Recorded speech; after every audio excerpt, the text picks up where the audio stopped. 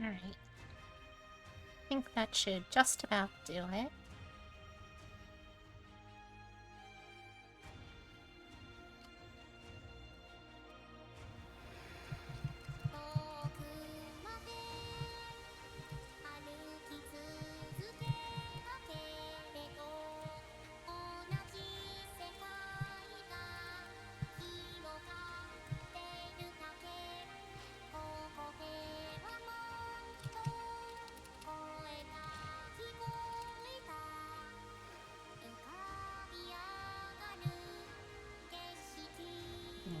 Okay, about that. Alright, let's jump over. Let's actually get this started, huh?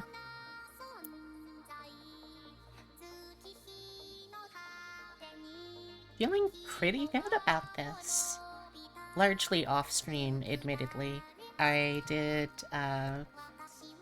basically all of the line art in color for the feet, for the legs, for the shoes, and the stockings. The shoes, I think, are going to be something kind of fun for me, actually.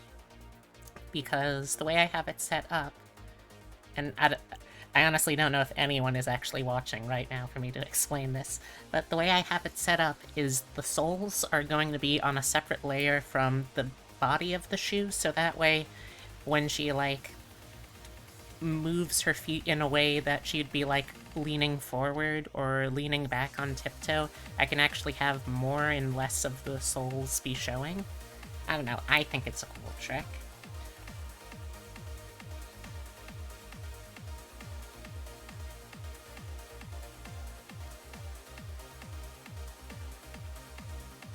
Also, it's just hard in general not to feel optimistic listening to music like this.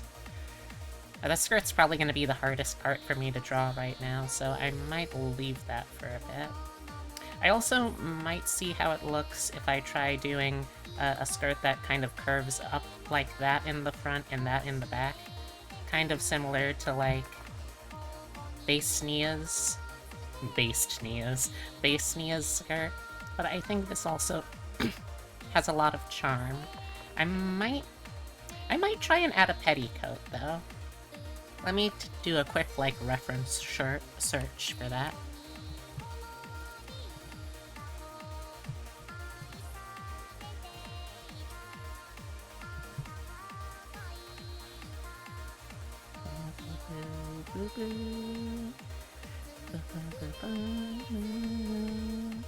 Yeah, that would basically just be more lace underneath. It would probably come out, like, roughly around here and have slightly different physics than the main body of the skirt.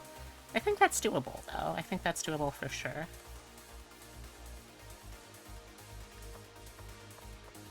I want to make sure that's not on that layer, though.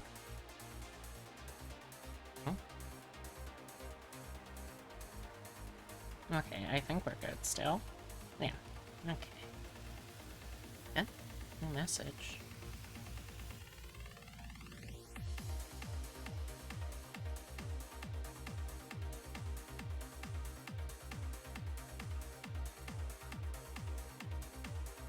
Uh-oh. Sorry, got a phone call all of a sudden. Let me take this real quick, sorry.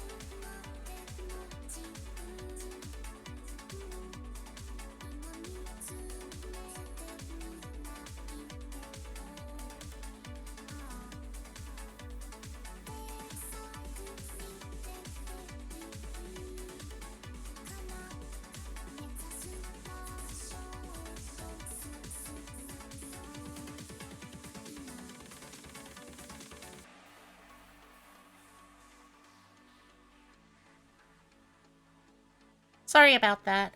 I had to... Oh. Huh?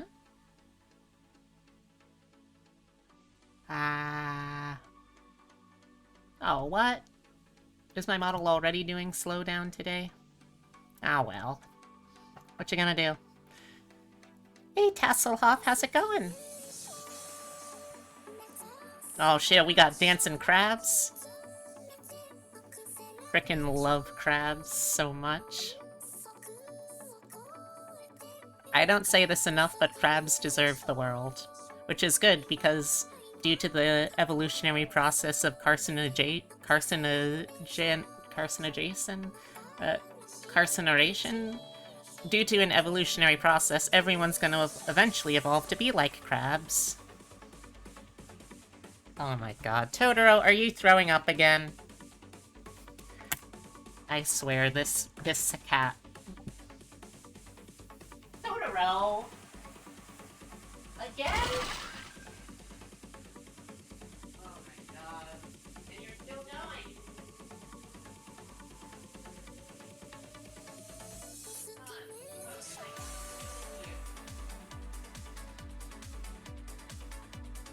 You learned nothing.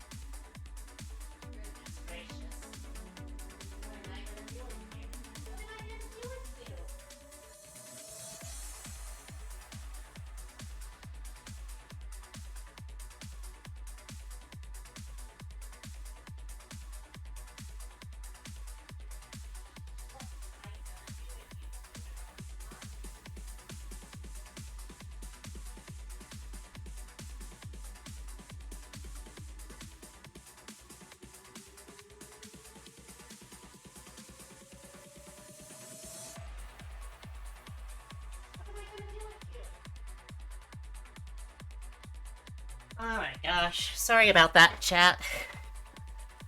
Totoro made a mess, and I had to go clean it up.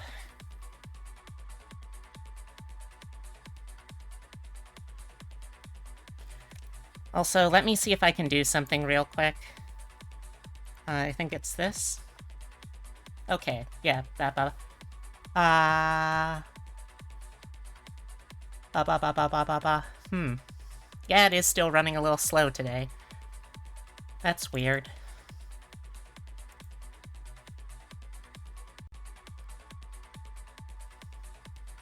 Yeah, it shouldn't be having this low of an FPS.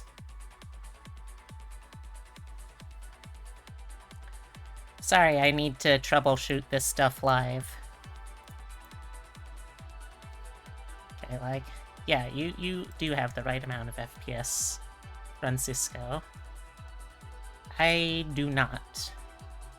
Hopefully I'll be able to fix this later on, but...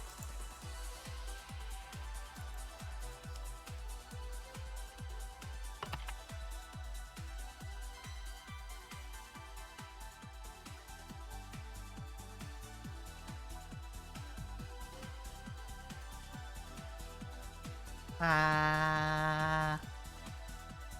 Ba ba ba ba ba ba ba ba ba. Alright, there's a little bit of a delay, but there's not much I can do. Oh my gosh, chat really blew up while I was gone, though. Yeah, Totoro. I think Totoro tried to eat some cardboard little bits that came from a board game that we unpacked recently, so he made himself sick. The boy is fine, though. Yeah. He is a strong, sturdy boy.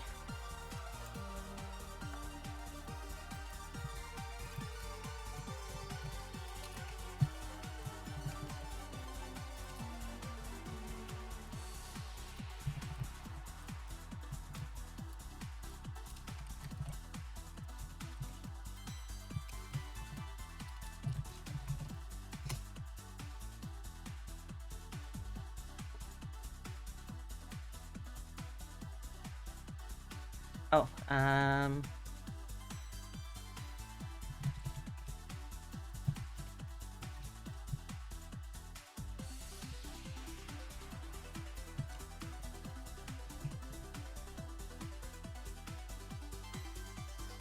what is it with cats and dogs and eating stuff they absolutely should not? I don't know.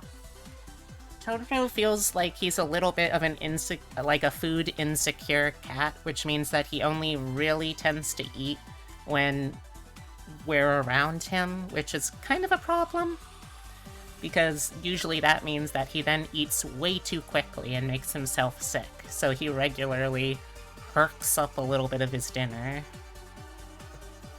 He doesn't seem particularly bothered by it, though, but the problem is also that cats are, like, very, very prone to trying to hide any kind of discomfort or pain they have.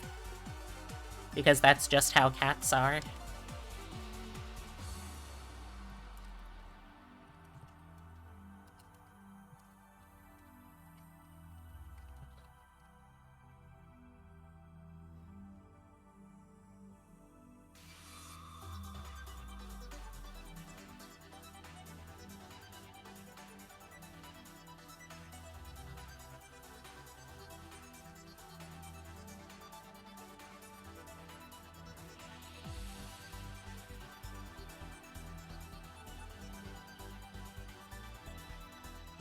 Right now, speaking of, right now he's on the bed directly behind me, clawing at a big cardboard box that I think he just wants to slither on inside.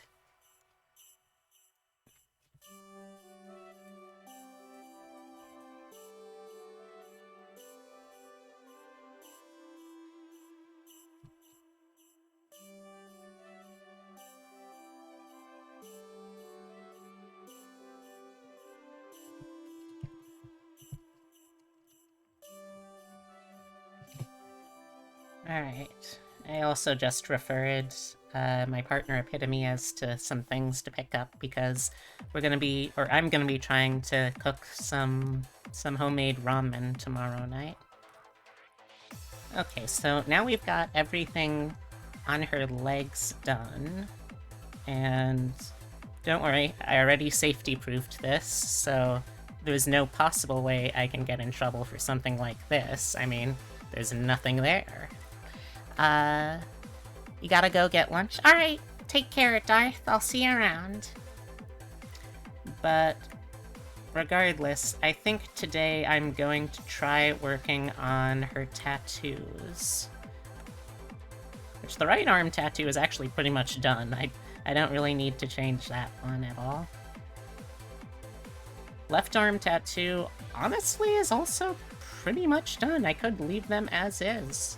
But there was something else that she wanted me to add on to it, so I'm gonna get the reference for that.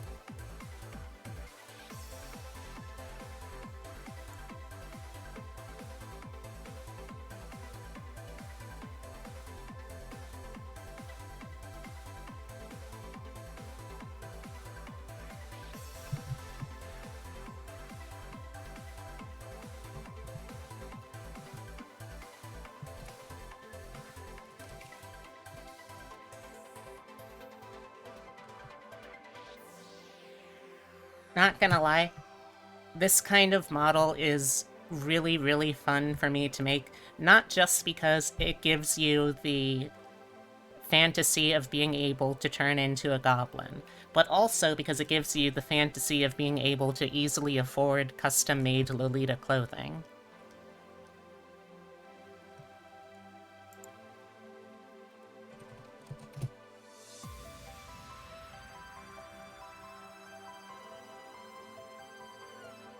Okay, so they're kind of... Well, they sort of actually like a birch bark pattern now that I look at them. That could actually be kind of nice. Anyway. So this is a very personal aspect that Neo wanted me to add to the model. And one that she's also thinking about adding to other, like, representations of her in, like, fan art and that kind of stuff. Oh,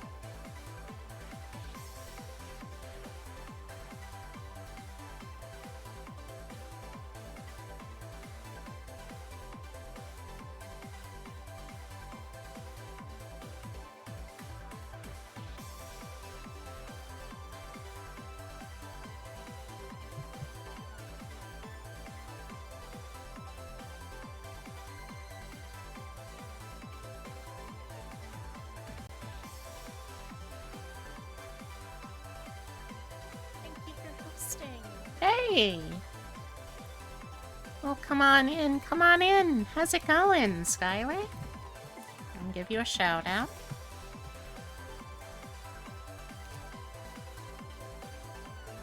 Ooh, doing VR chat today? Where do I need to shoot my sticky stuff? No, you don't do it here.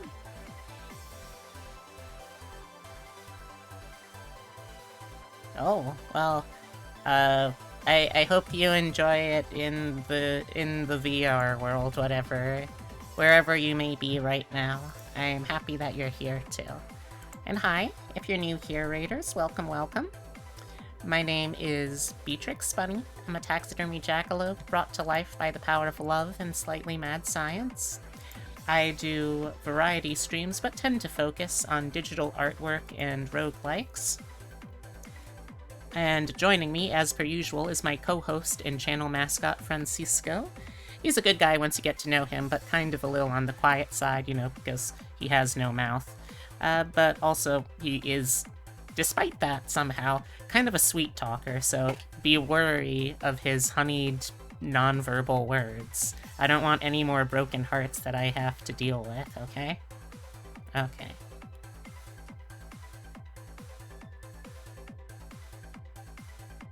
So what were you up to in VR? Okay, so let's see, this... Well, we're gonna have to do this on a couple of layers, but the first one is obviously gonna be the arms here. Now, is her tattoo... Yes, so it does kind of go up towards her tattoo. Yeah, it doesn't quite overlap with it, but...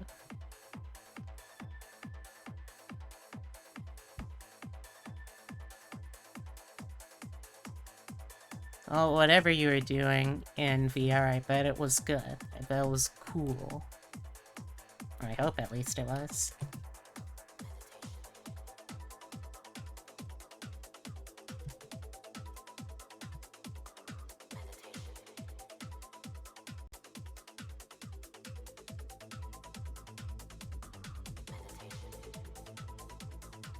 I might be able to use something like that. It's a little discolored compared to the rest, though.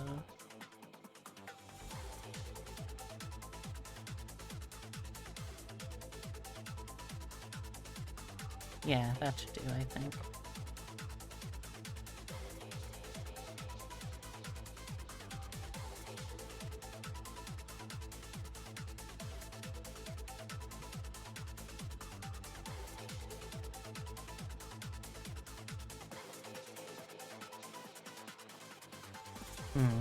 I feel like I should add some kind of trigger warning to this, since I'm gonna be illustrating scars like this, but I don't know how to add a trigger warning. Does anyone in chat by any chance know how to set one of those? I feel like I should potentially warn people, but don't know how.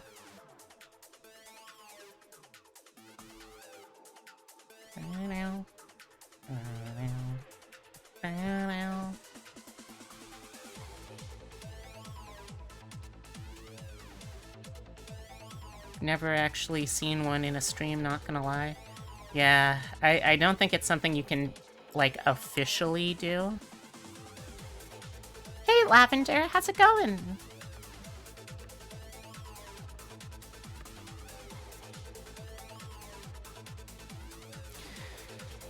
But, yeah, this is a addition to the model as requested by Nia.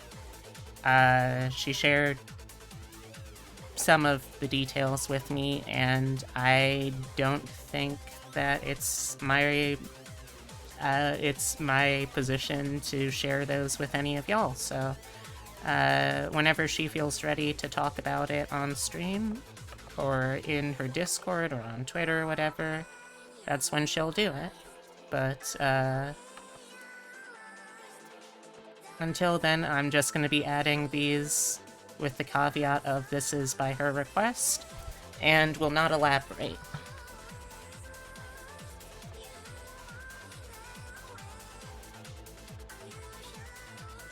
It's been ages since I've drawn scar tissue. I only have like one very small sample on my own body to go by, and it's not really that helpful since it's mostly healed. That's a weird thing to complain about, isn't it? I do have scars, but unfortunately they've mostly healed. I feel like that's a little weird of me to say.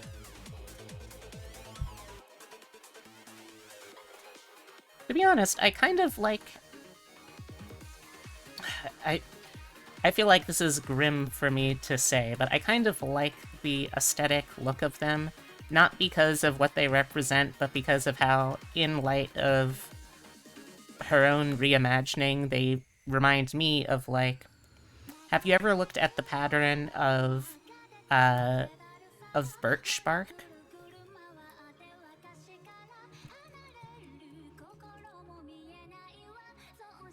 Because birch bark has this really, I think, kind of lovely natural pattern that shows up on the bark. And I don't know, I feel like that in light of her own kind of self-reinvention, that, like, it's a nice way to reimagine something like that. I don't know. That's just me. Hey, Sad. How's it going? I hope today you are feeling more bunny than you're feeling sad.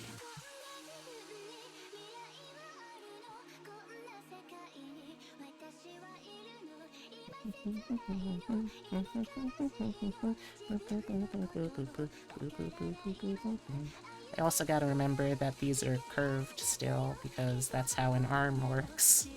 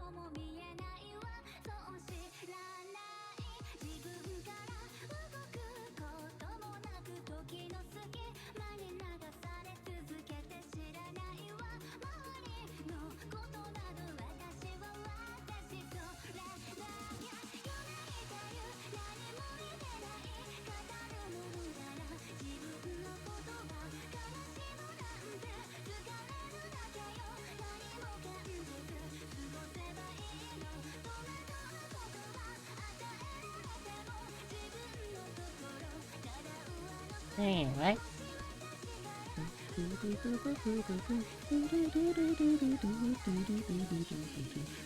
I'm going to be going back in and cleaning these up once I'm done. But first I gotta just add in the very, well, broad strokes.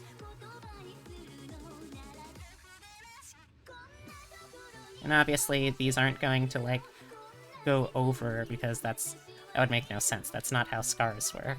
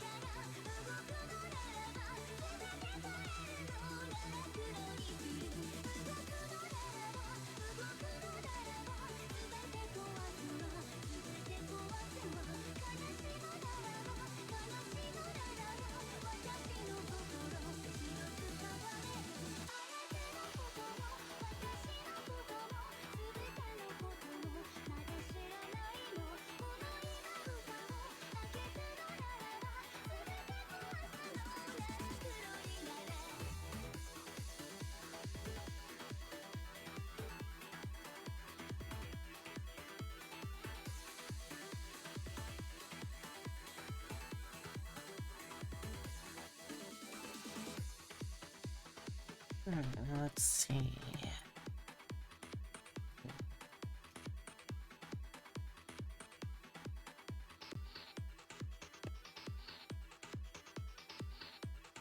How far up do they go? They go fairly far up. Kind of like roughly up to here-ish, I want to say.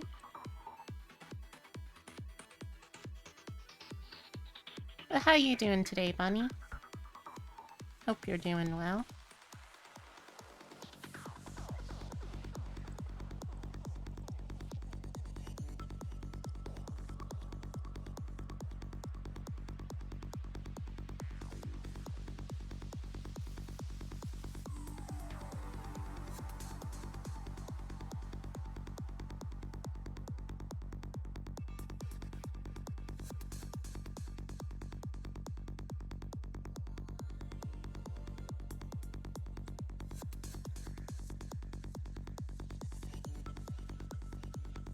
You're doing okay today? I'm glad to hear that.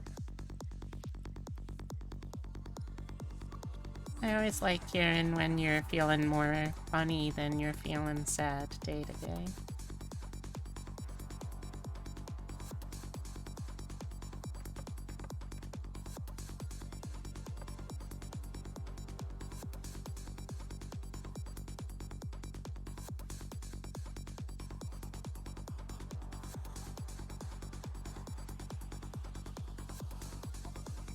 I've sort of forgot, because it's been a while since I've drawn them, but there's something kind of pretty about scars.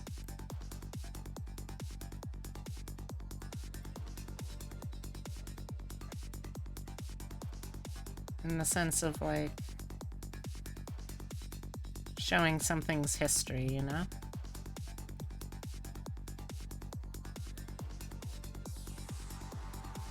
Where someone's been,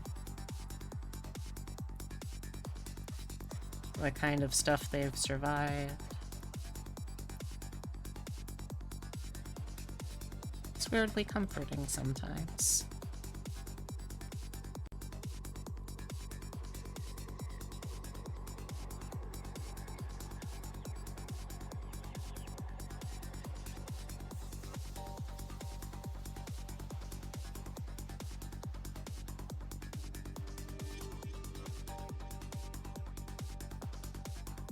Anyway, though, how are y'all doing today? You're doing today? Awesome! I love to hear it. It's much better than not doing today. Oh, scroll back up, please.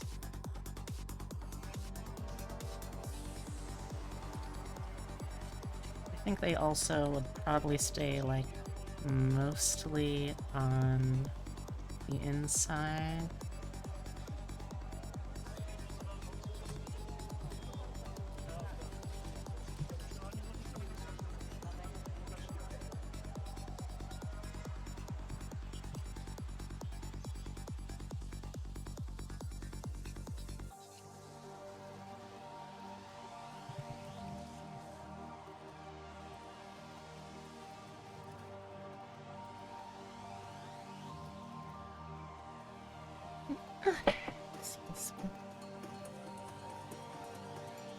Had an early start, may switch to not doing rest of the day.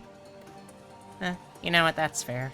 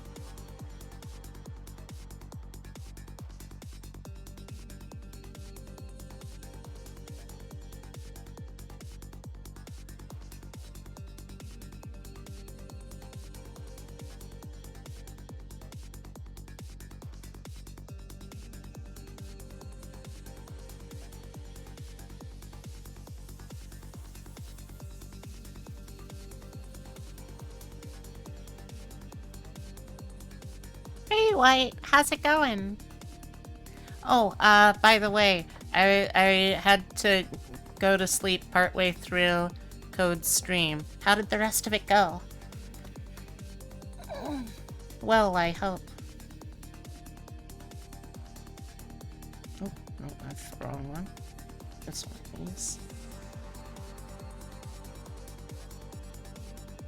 It went well. She threatened to refund everyone. Ugh. Canadians, am I right?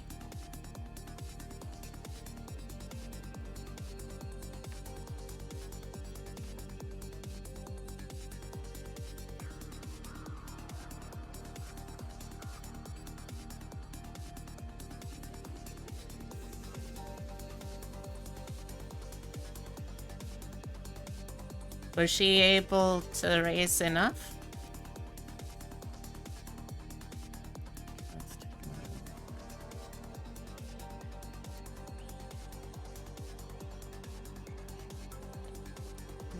She's fine, though. She did cry a little bit. Aw. Was it a cute cry?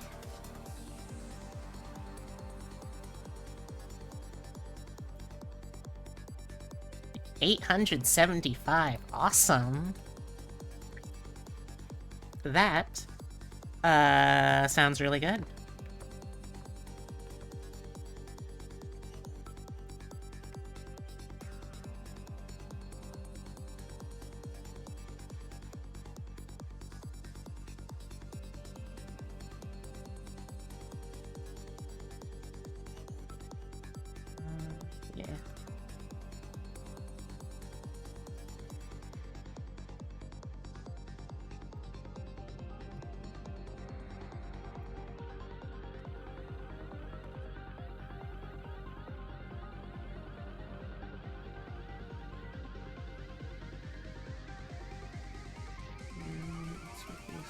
curiosity on this a little bit.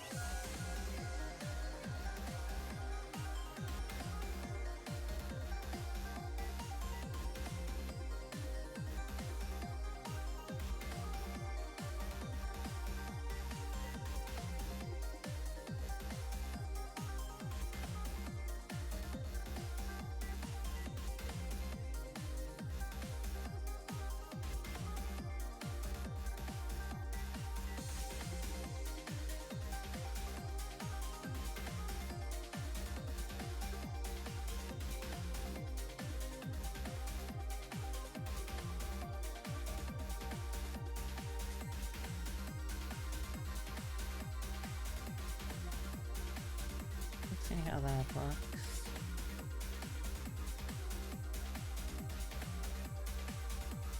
Maybe with a soft burn effect.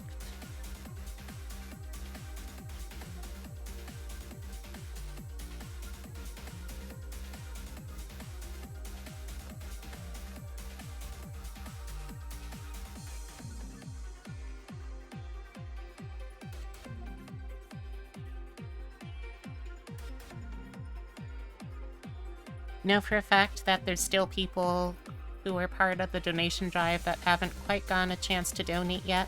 So we're doing a soft end of the week. Nice.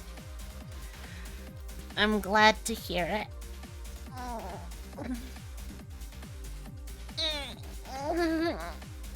Stretch.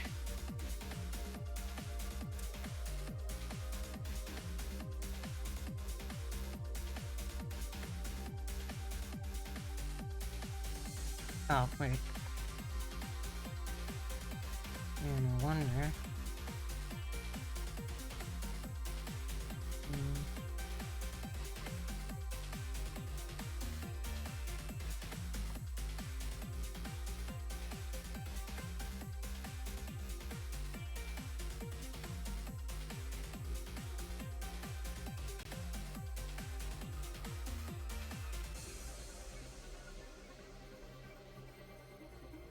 I believe, though, the early guesstimate you got was we would make the goal of $1,000 roughly, so we knew we had roughly that much going into it.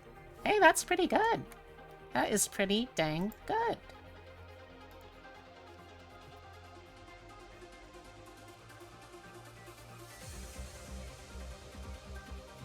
Let's get this. You know what, let's try and get a little brown in here, maybe.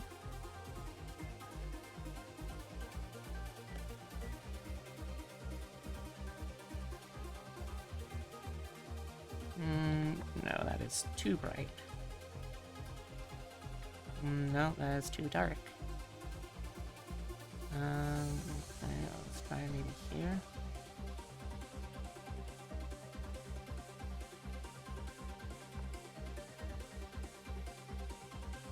Nah, honestly, I think that's kind of probably just good without the added layer. Even turn it down a little bit.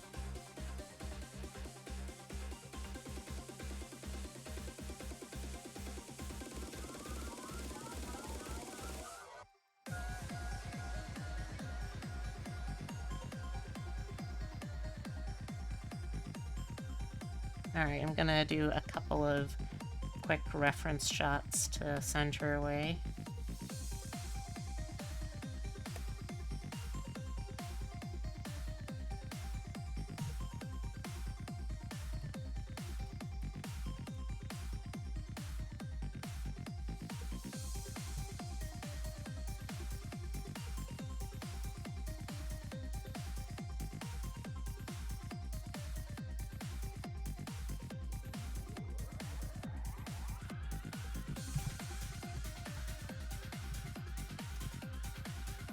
Okay.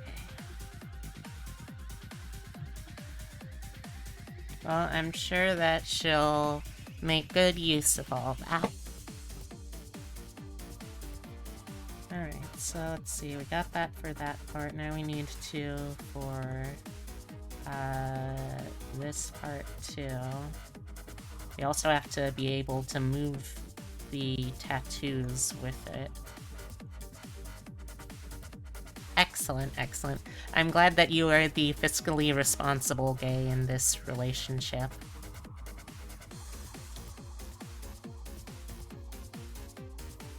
Every relationship needs to have at least one fiscally responsible gay in it, if you ask me. Excuse me. So this is like roughly here. Eh? Sorry, what? What else is in this selection box? I don't see anything. So why is that layer so big?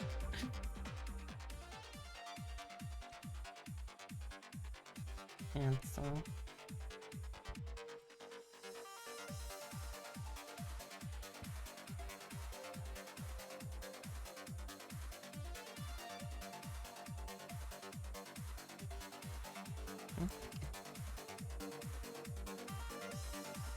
Yes, Code did have a fundraiser. Well, Code didn't know that she was having a fundraiser, but there was a fundraiser for Code.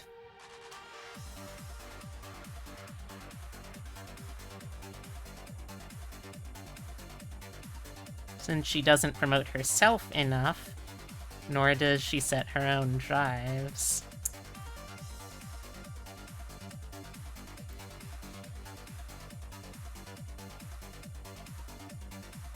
It's a good thing that she's got you, huh?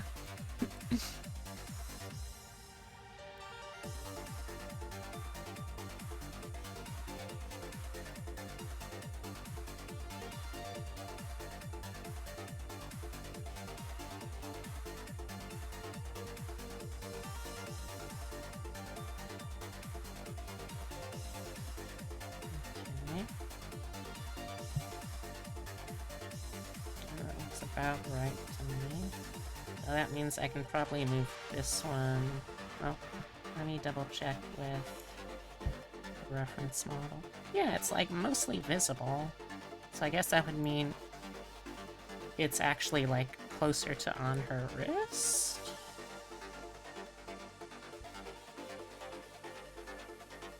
But no, it's pretty like squarely in the middle on her actual reference picture, so I'll stick with that.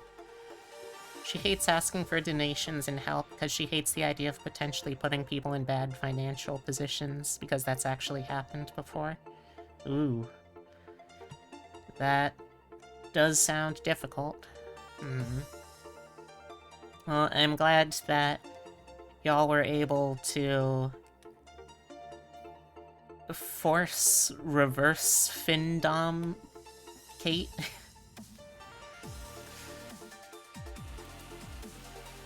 Oh, I totally forgot to have the hairpins in. Oh, here they are. They are now.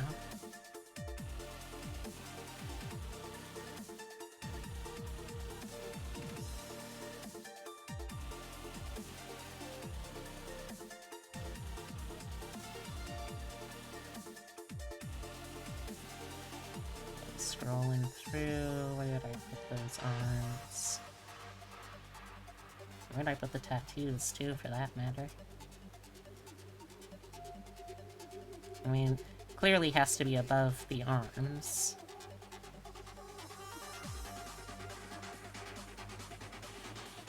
Where in the heck? Oh, there I put the arm, tattoos. Let's move those down a little closer to the arms.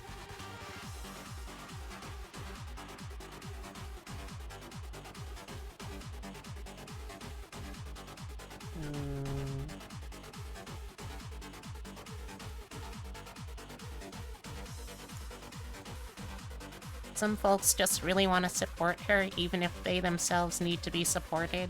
So we worked out a donation drive well over a month ago for everyone, so everyone had plenty of time to set money aside for it. Plus, we were waiting for tax season to finish up. Smart.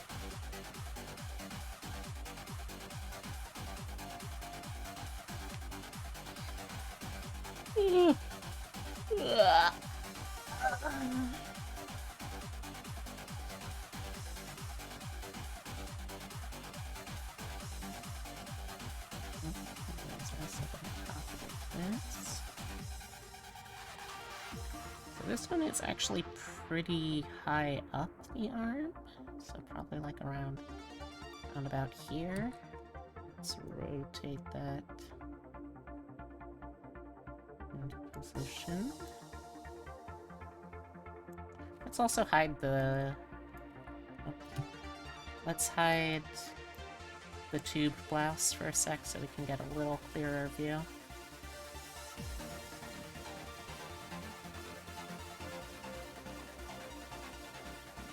I feel that though, like, I would not call myself as much of a, like, financially successful, I guess, streamer. But I definitely have people that I worry about if they're spending way too much on me. Something like that.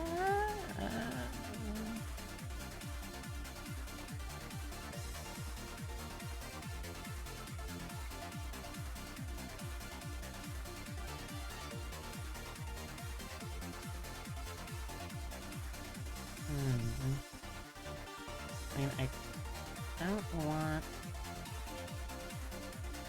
don't want it to go too far over the side though, do I? Pretty sure I don't.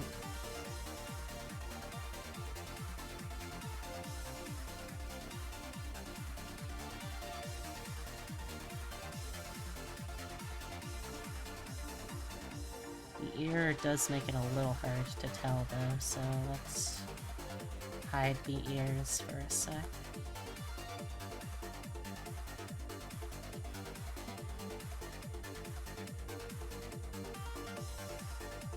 Oh, gone over a little bit here.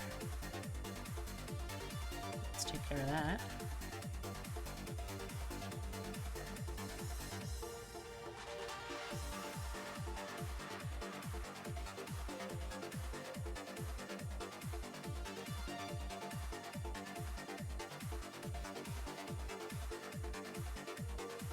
Also, Tarot Cat, for what it's worth, this negotiation didn't take place on her Discord. We actually have a secret channel for it. Oh, sneaky, sneaky.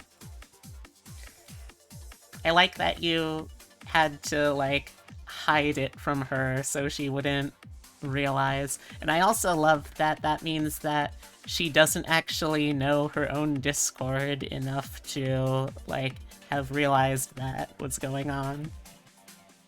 Which, you know what? Fair. I bet there are things going on in my Discord that I wouldn't know about either, unless people wanted me to know.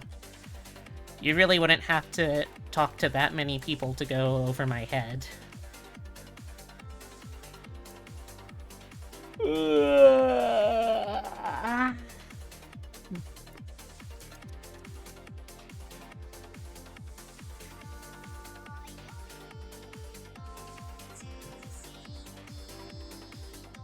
And this goes... probably put this like here.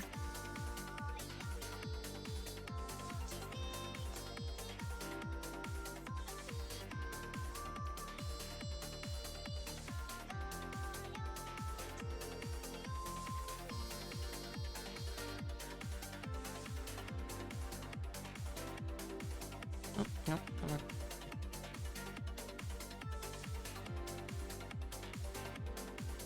Secret.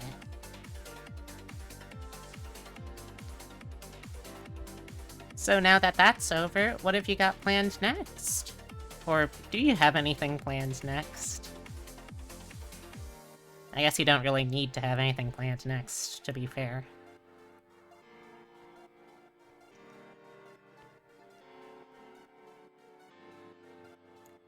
I think that looks roughly right.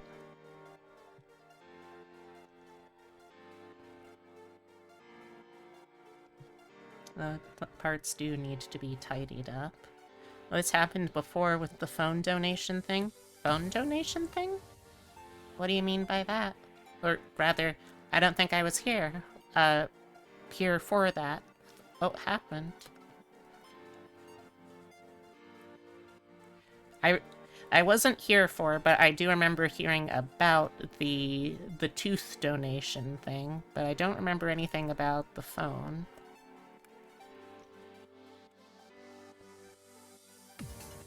Well, I suppose I could probably put 2 and 2 together.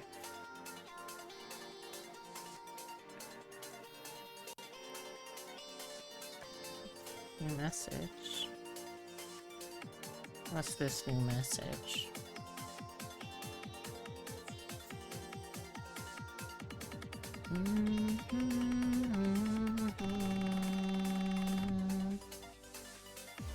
Probably need to add a couple more of these stars,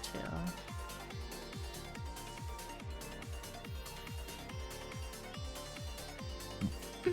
Excuse me.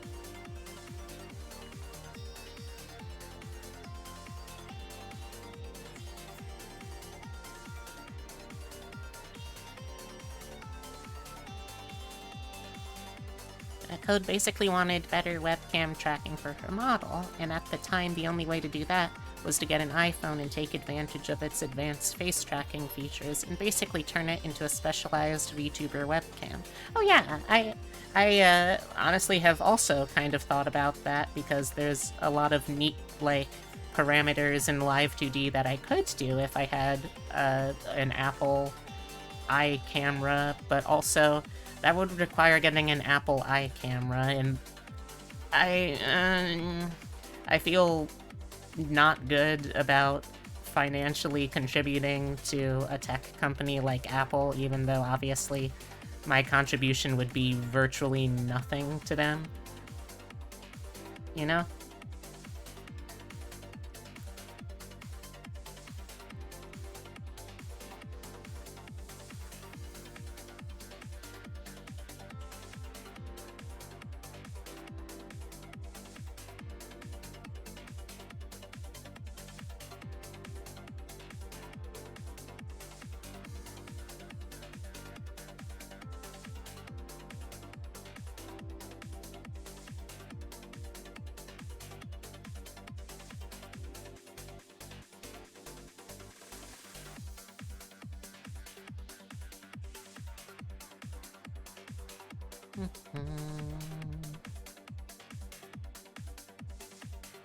You found a used phone online. In fact, having an iPhone with a cracked screen or wasn't working properly as a phone isn't really that big a deal as long as the camera works and you can install the apps to it.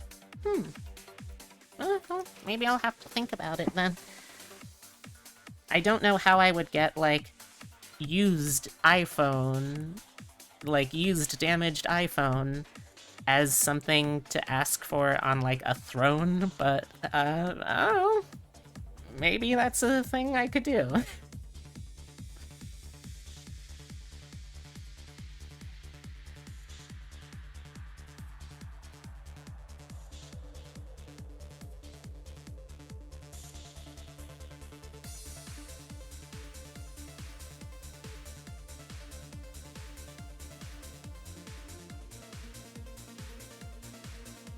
I think that works.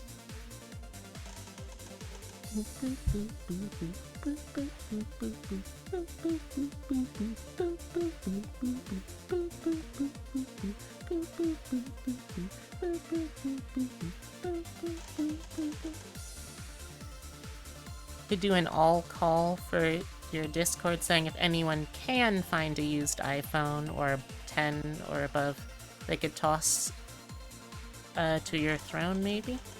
Oh yeah, I mean more like...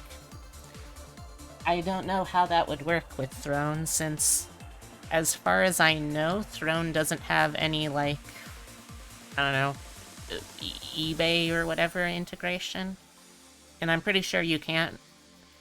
I don't think you can sell, like, I don't think you can sell damaged used goods on Amazon. 130 for an iPhone XR to use as a camera is the most you've ever spent on a phone. Yeah, it would probably be about the same for me. Oh boy. Okay, so these go here.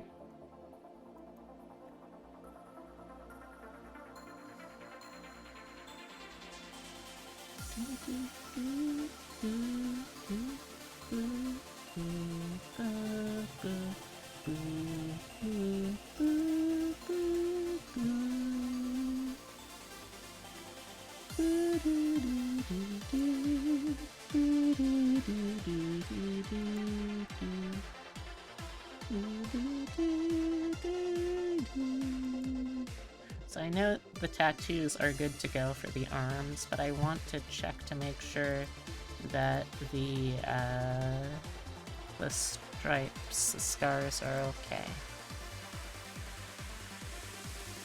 So let me get another shot of this for reference. And let's hide the arms for a sec. Oh, and tattoos for a sec.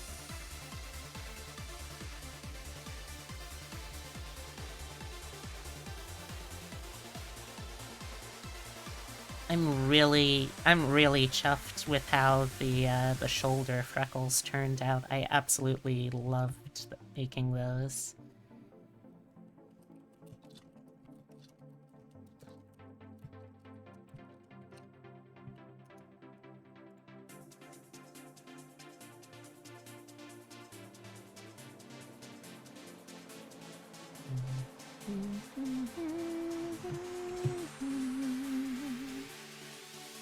Okay, so I can't merge those parts of the layers yet, but we'll see. From social media, Elf Rogue got a ring of anti-magic as a reward. Projected an anti-magic field so small it was only useful for lockpicking. With remaining gold, purchased 5 tons of cannonballs, then asked Mage to shrink them to the size of shots. Poured the shots into flintlock. Place ring at end of the barrel. Poof, portal cannon. Huh.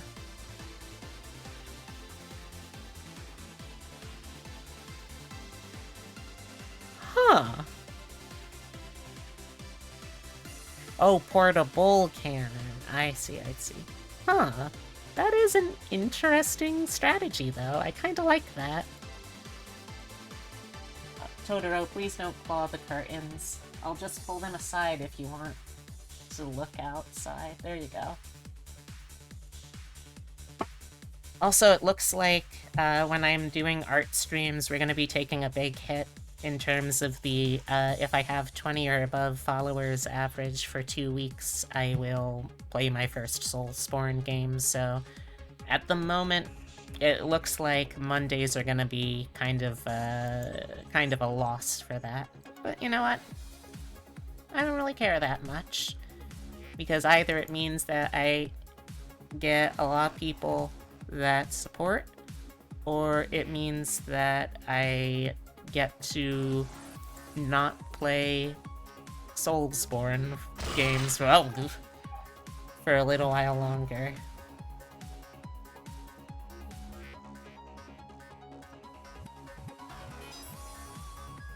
Alright, so since I can't really do too much more with the arms for now, I guess what I'll do is... well, too much more with the arms now, at least until things get approved. So I guess what I can do is try and focus more on clothing again. Huh? What are you... What are you... ing about, White? This was the original link for Code's phone. Of course, it's the Canadian site. Hmm?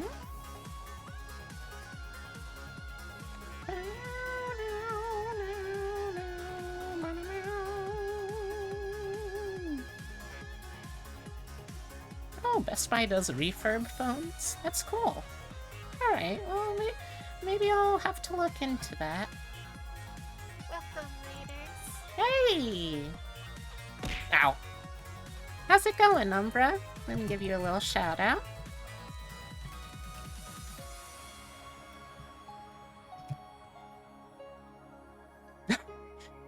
Hey, there's no nipples, we're fine. There's no underboob either, we're fine.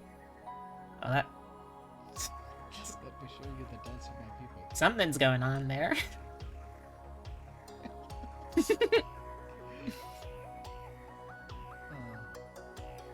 Well, welcome, Raiders. Hi, my name's Beatrix Funny. I am a taxidermy jackalope brought to life by the power of love and slightly mad science. I'm a variety streamer, though I tend to focus on roguelikes and digital artwork. Today I am working on the Lolita Goblin model for my client Elf Gal Goes. And joining me, as per usual, is my co-host and channel mascot, Francisco. He's a good guy once you get to know him, but he's kind of quiet since, you know, he doesn't have a mouth. And also, he's a little bit of a Romeo, so just as a heads up, if he tries to put the moves on you, please be careful. I don't want any more broken hearts. How is Psychonauts going for you, Umbra? How far have you gotten? And I think this means that we'll be able to start working on the clothing, finally. Let's see. Oh, by the way, I can totally combine some more of these layers, huh? Like, I can combine this, the shoe base, the shoe strap, this shoe strap I might want to keep separate for now, but the rest of stuff. Don't need that visible right now. We just completed... Oh, those are third-party refurbs, so... Oh. Oh. I guess that might be a bit of an issue then, because I don't know fucking shit about how phones work, and if I needed to have it fixed, well, it fucks to be sucks. You just completed levitation class, probably would be further, but you focused too hard on getting collectibles. You sent a link? Oh, thank you. Thank you.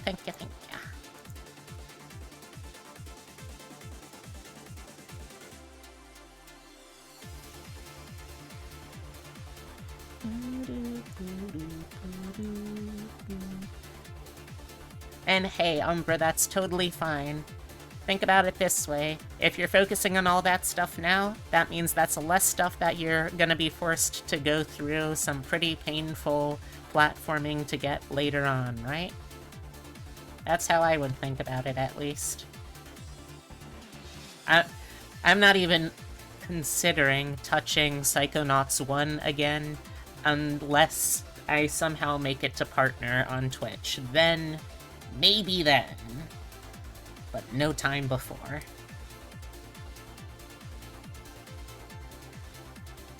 Let's see. How do I want to do this?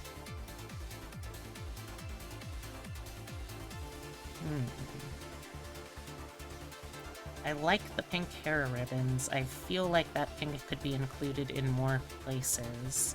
But I don't know if that pink is good for, like, the whole top. I think that would be a little much, maybe.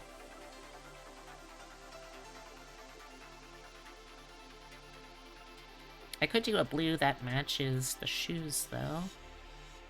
Honestly, it's not even the platforming, just trying to locate all the figments and catch the moving ones.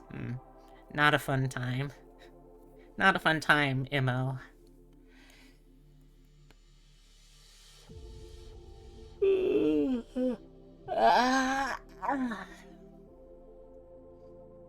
Okay, let's see.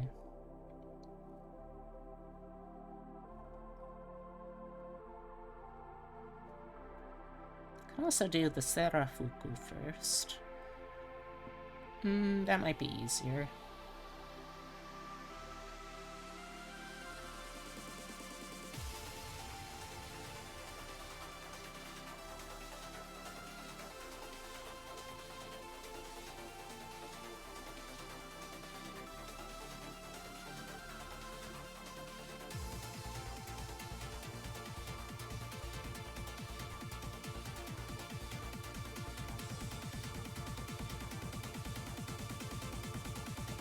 Put it over the itty bitties.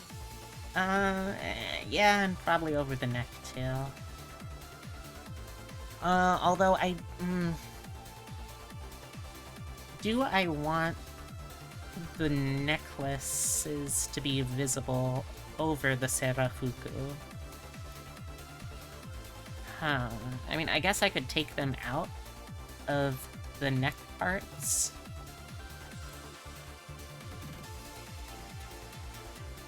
Make these into a new layer.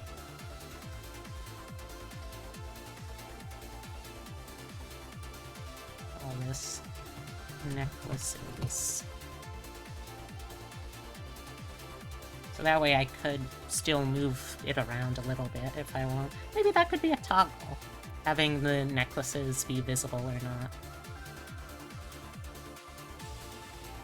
Serafuku. Nice.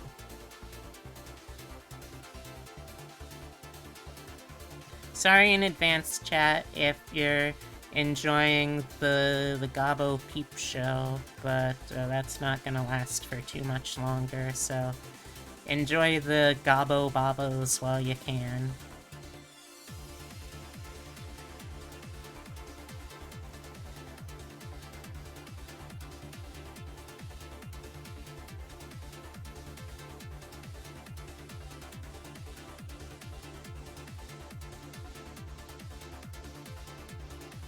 Of course, I'm also gonna need separate ones for the sleeves when they're in, like, an upwardly position.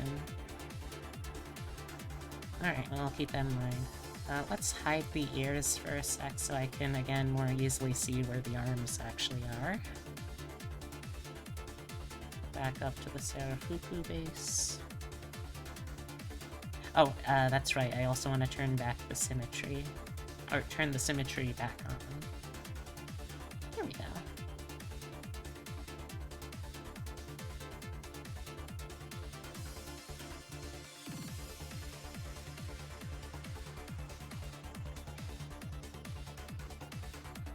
It feels weird to say, but, like, Psychonauts was one of those games for me that every time I wasn't in control of the game, and it was like, oh, this is the plot, or, oh, these are cutscenes, or anything like that, I really, really enjoyed Psychonauts.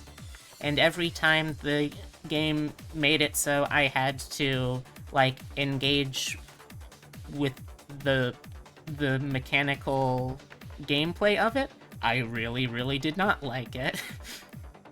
Which is weird, because, like, Psychonauts 2 fixed pretty much all of the problems I had with the original, and actually was a really just overall enjoyable experience, both for story and for gameplay. So, I don't know what to think of that, but... Although, I guess, Serafuku, since it's made of, like, kind of a broadclothier material, I might try to make it a little less form-fitting to her arms. That would probably look better.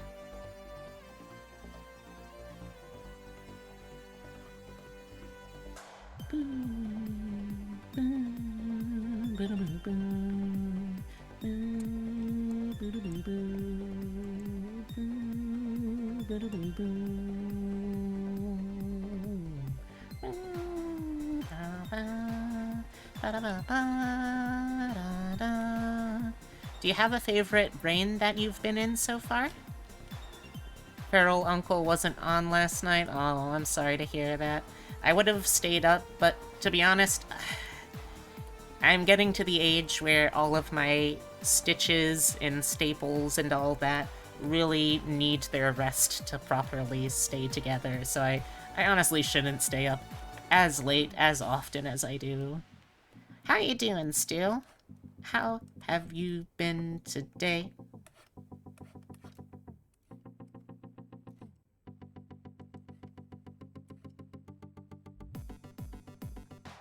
It's okay, we started really, really late last night anyway.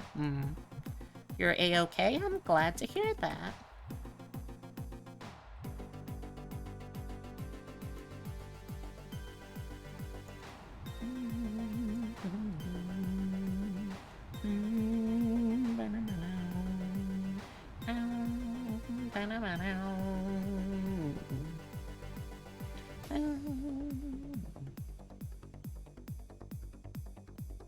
where did I put the Sarafuku base again?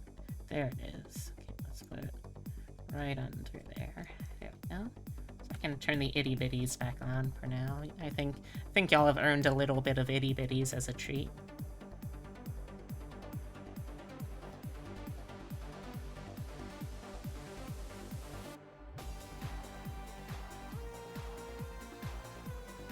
Let's also move the skirt layer down.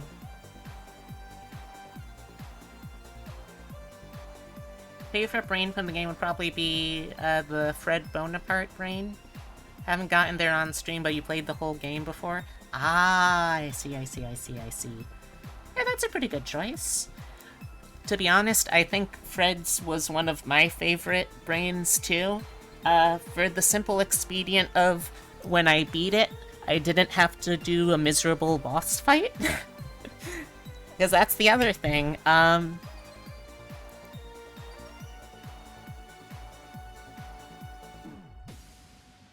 Let's see. From this, are the scars that were...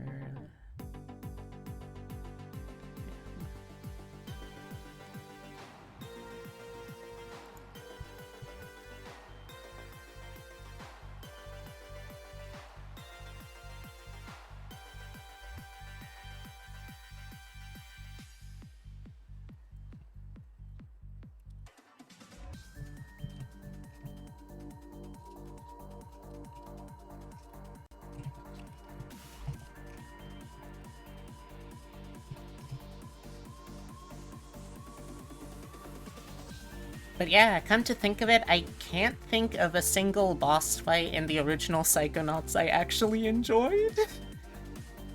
Which again, I feel sad saying, but it just really wasn't fun for me. I played the game because I enjoyed the game in spite of also hating the game.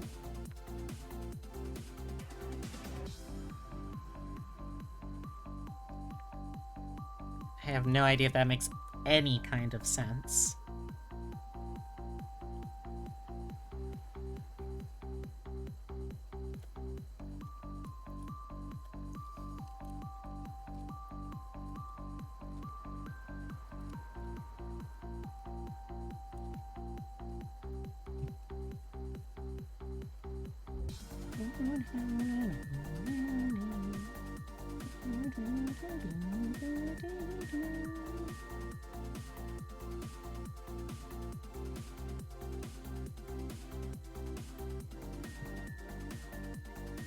Which again is something that they massively improved on for Psychonauts 2, where there are boss fights that are both, for me, super memorable and actually enjoyable. It's such a wild concept.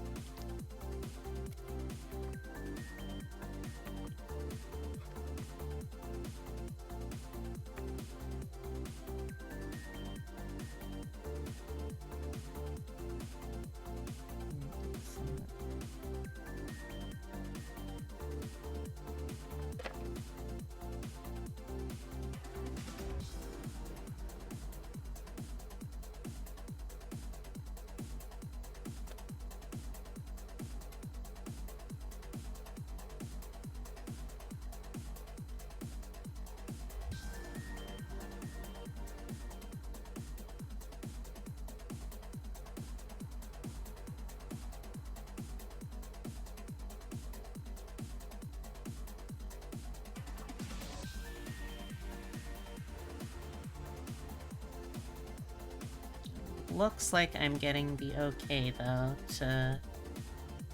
to make...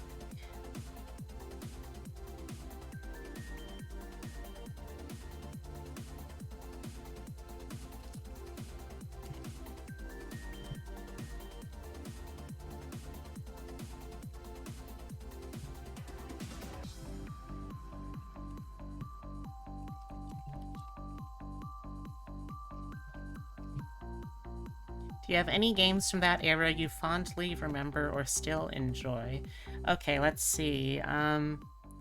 When we say that era, what are we talking about in general terms?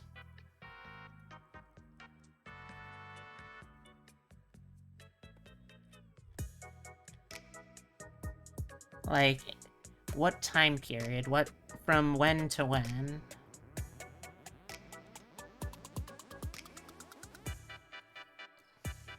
PS2, GameCube, original Xbox. Ooh, let me think.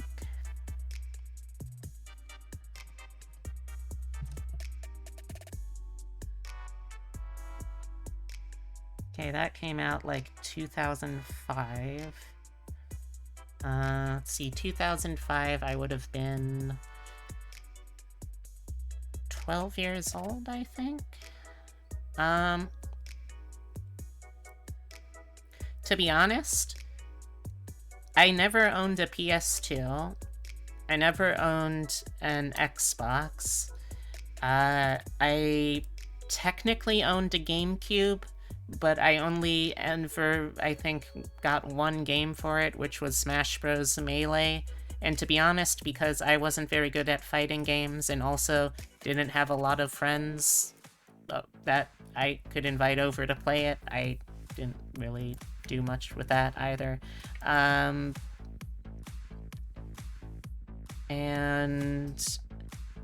I mean, 2005, the DS would have still been a few years off, I think. But, I really liked the port of Yoshi's Island for the GBA, I guess? That's the closest I can think of, because, like, for most of my childhood, I did not actually own any kind of a gaming device.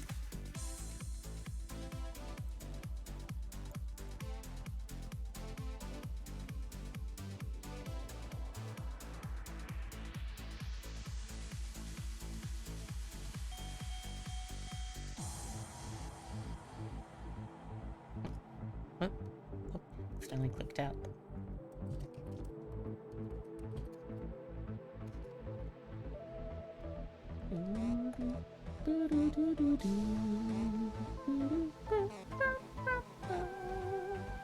If you discovered the game after the time period, you'd still count it?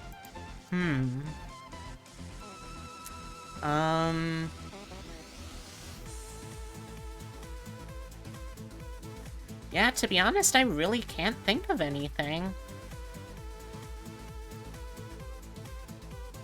Because, like, I just don't really think I played many things from that. Most of the games that I did end up playing from that generation were from when I went over to the houses of other friends. Dark Cloud 2? I played very little of that, but I remember that was kind of fun.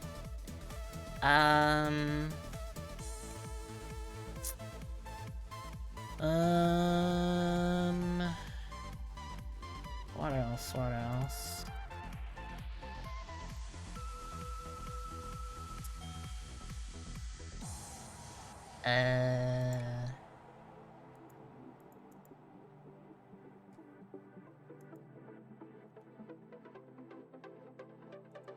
Yeah, I'm sorry that y'all had to find out like this, chat, but I'm a fake gamer, girl. I know this must come as a huge shock for all of you.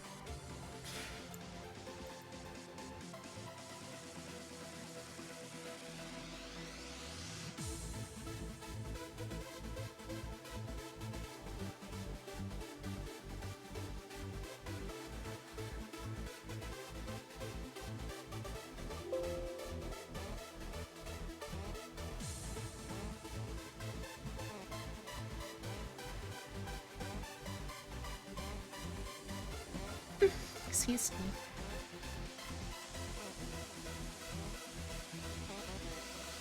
Oh, wait. I called this the base layer, though. That means that it should honestly... These should be the sleeves.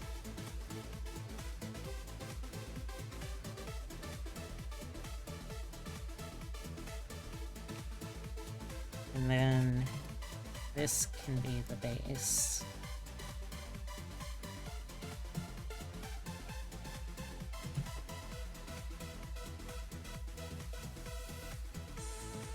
Okay, let's hide the itty-bitties for a sec.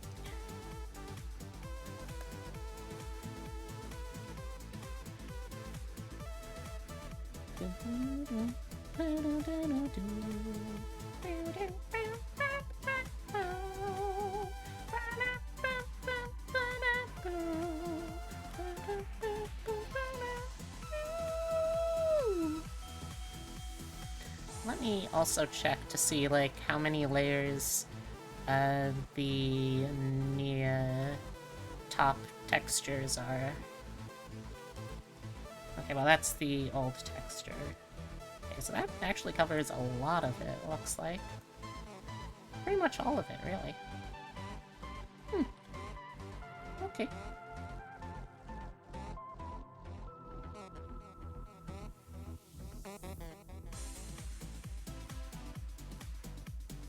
Boo. Boo boo. Boo boo boo boo. Okay, so then I can safely kind of go like boo boo boo boo boo boo boo boo. Oh no, you get back there.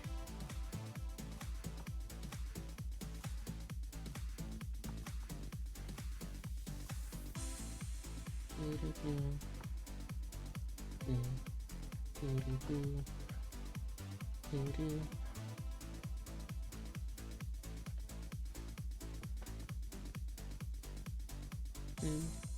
Boo doo doo.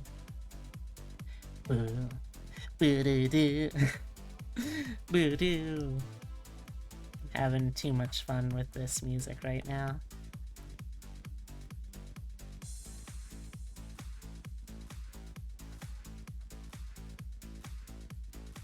At the moment, it seems like we're still fairly far off from hitting the 20 or more viewer goal for today, so I feel relatively safe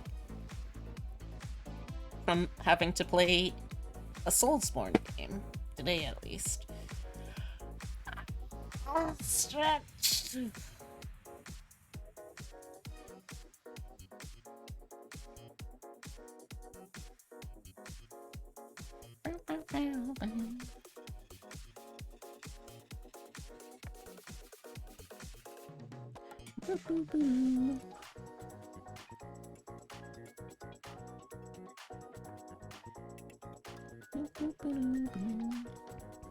Hey Ninji, how's it going?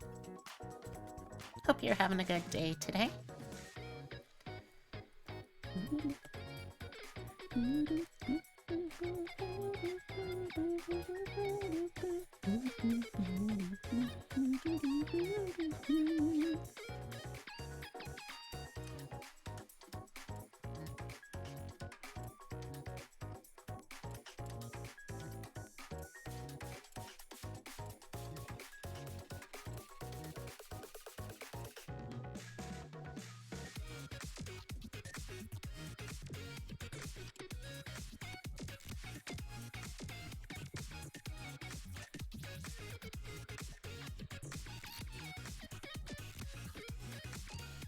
Wait, you should get food. Yes, please get food. Just woke up, got some leftover pizza. Nice. What kind of pizza? That's the important question. That's the hard-hitting question you come to my stream to have answered, I'm sure.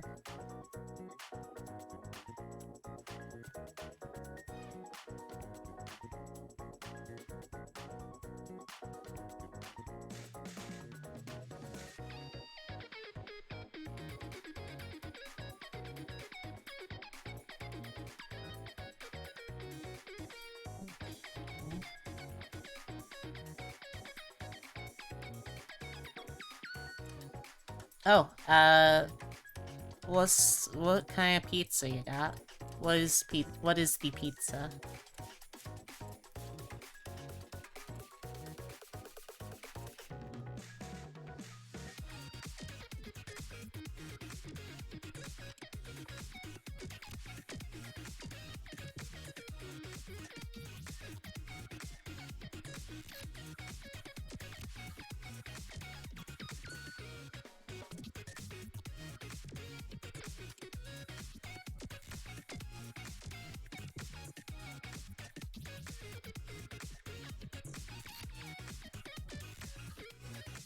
Papa John's epic stuffed crust, pepperoni pizza, and some cheese sticks. I see. What makes that epic? Just that they put some cheese in it? Come on, Jonathan, you can... Well, actually, no, you got ousted from the company for being a racist. Come on, Mr. Shaquille O'Neal. You can do better than that.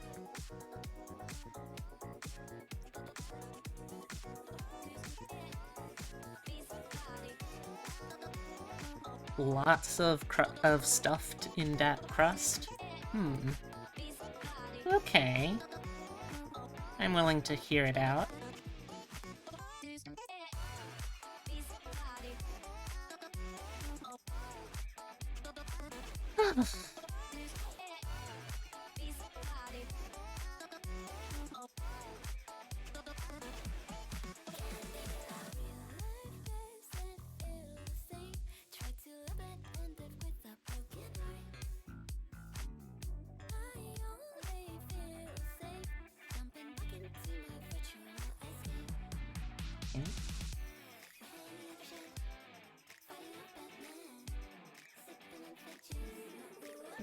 Actually, it probably shouldn't be that pronounced. A big part of this model's appeal is gonna be that it is flat justice. So let's do the less pronounced outer curve here for this. We can show slightly more booba when we get to the tube blouse.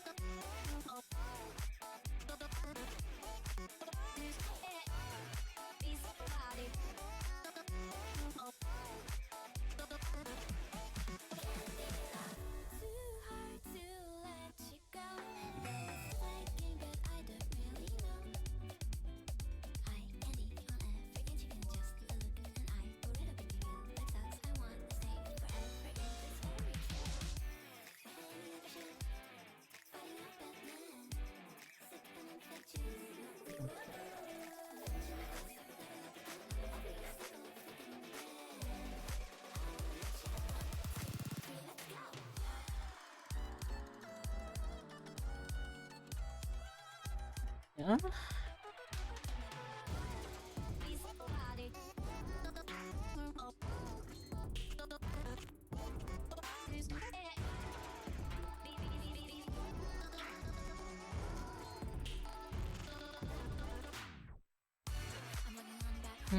Let's see. I mean, I definitely want the bow on the front of the Serafuku to have physics, so obviously that's gonna all need to be separate parts.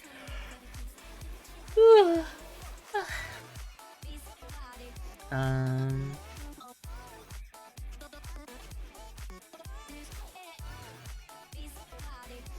probably do, like, up above here, too.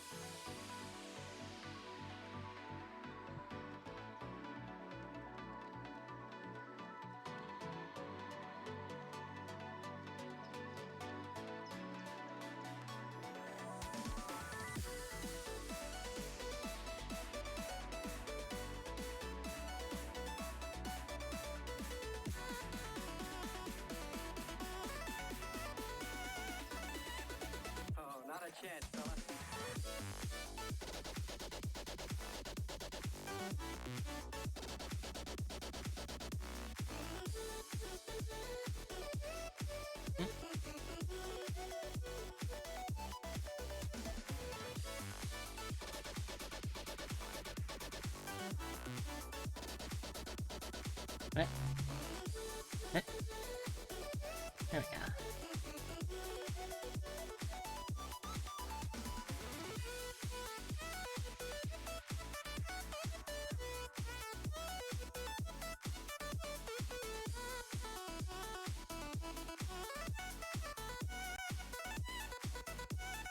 Okay.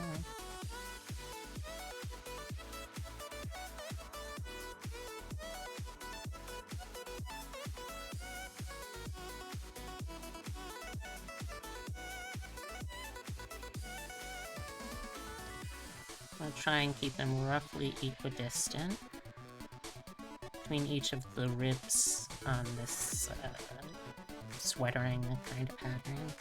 Pattern? Fabric, yeah.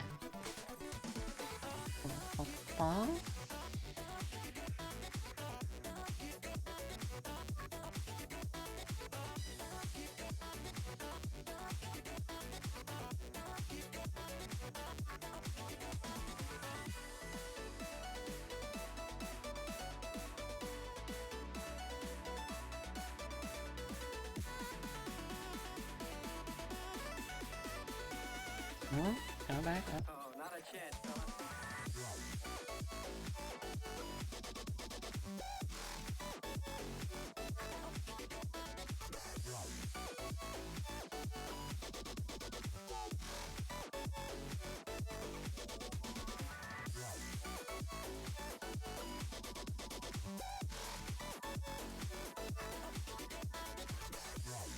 I haven't had a stuffed crust in so long. You love them? Oh man, I would be able to have a stuffed crust at our place if it weren't for the fact that my partner knowingly made it so the only stuffed crust in the house is of the type of pizza I prefer not to eat. Because he is a cruel pizza baron sometimes.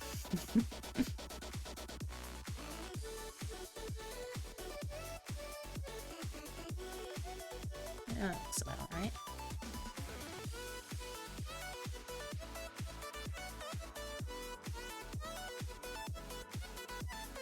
I'll probably thin those up a little bit too.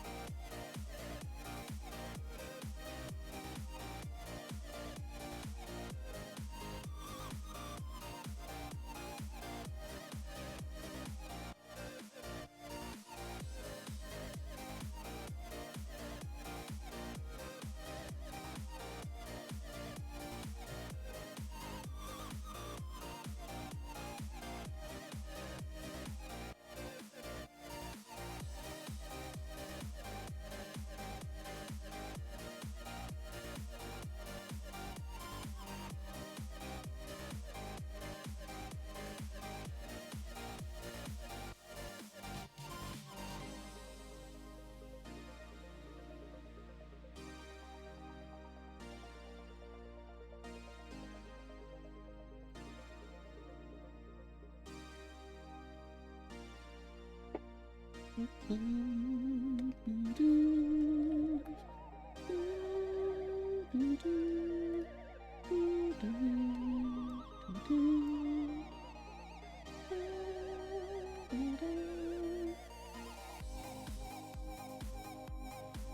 hide the necklaces for a sec.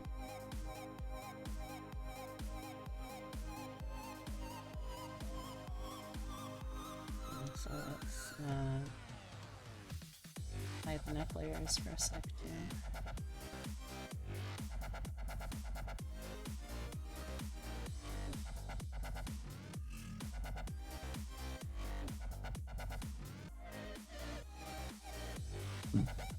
Excuse me.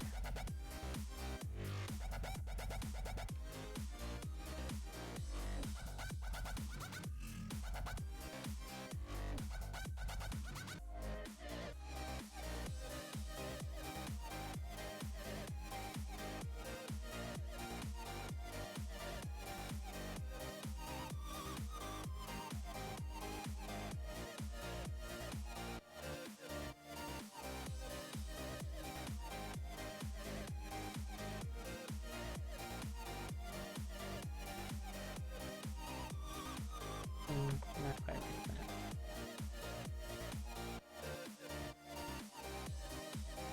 Maybe something more like that.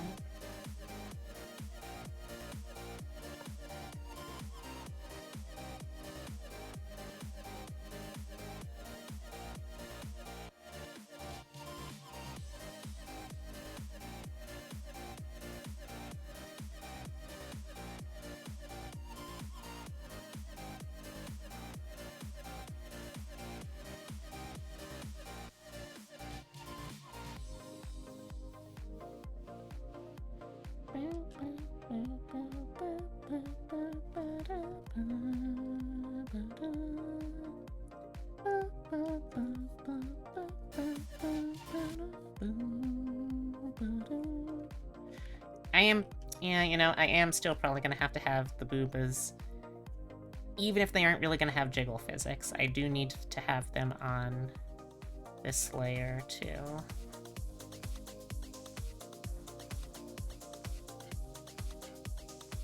So if you're like me and prefer your gobos to have a little bit of curve, then you may rejoice, my friends. We will have a little bit of curve. If you like your gobos with a lot of bit of curve, then I'm sorry, you are gonna have to wait until I finish my self-indulgent model after this one. Eventually, I will finish one of those self-indulgent models, too, I swear to gosh. And it is almost certainly going to be the Goblin one. Alright, I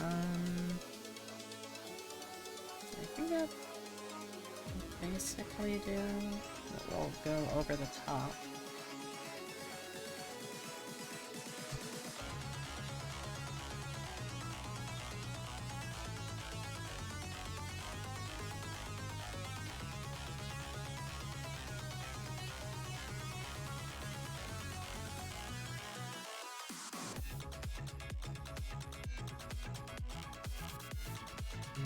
No, I think that does still need...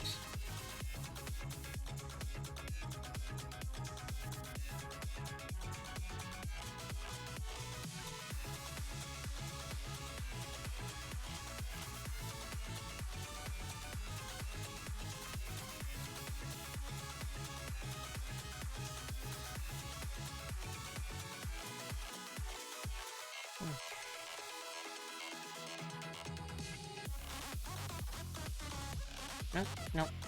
Whoops. I want to rename this one, please. Serafuku Biddies. Have a fun stream. Gonna message you now for later so you don't forget. Ignore it till after stream. Gotcha. See you around, Seratamon. Thanks for swinging by.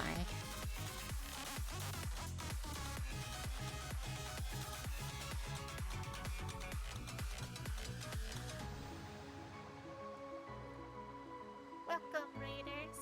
Hey! Hey, Ellie! Oh my gosh, how's it going, Allie? I don't think I've talked with you in ages. I hope you're doing well. Let me give you a shout out. Shadowverse. Oh no! Yeah, the mother is there. Wait, no, not like that. What? No! Eh? No, not like this.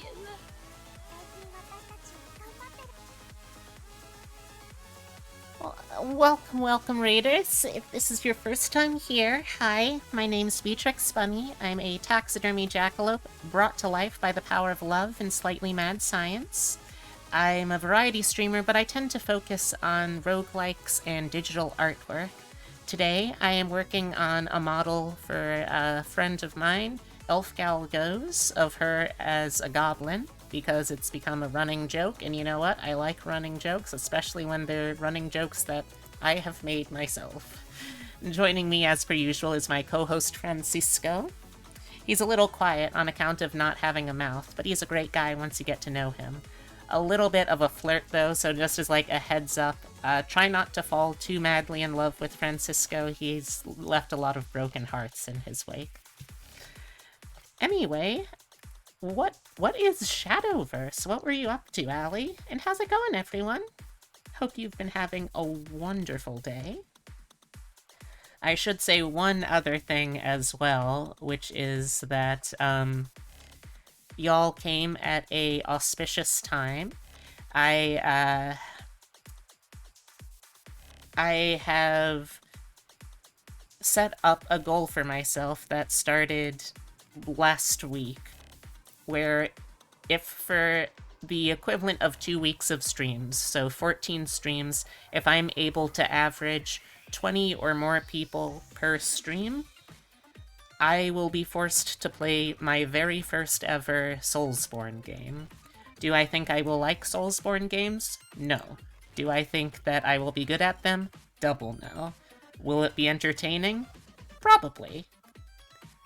And, you, thank you very much, have helped me, well, thank you from the perspective of making good content. I guess not thank you for my perspective? I don't know, but regardless, thank you so much for hanging around and being a part of it.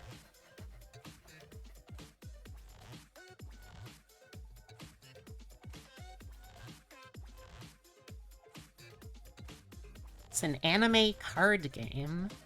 Doing Mistress rank? Pretty high up there in skills. Ooh. Ah, I didn't know we had a regular Queen of Games in chat. Nice, nice, though. Nice, nice, nice.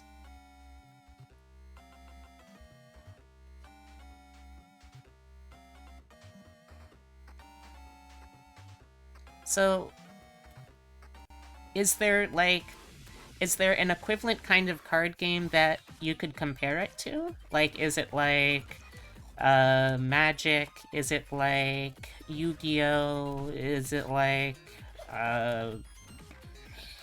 some other third game that if I knew... Hearthstone, okay.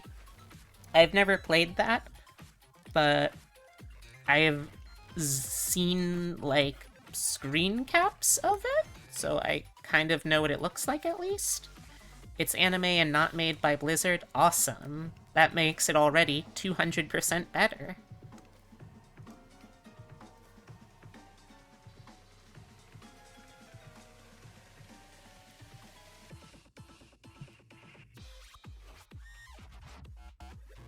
Let's blur this a little bit. Only like 2 blur though.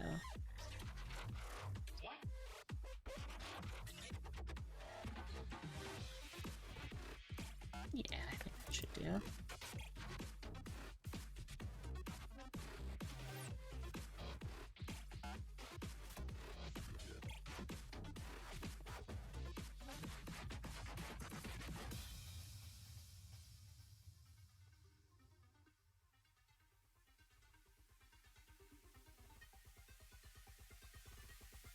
Another game from the same company has a few well-written trans characters. Really?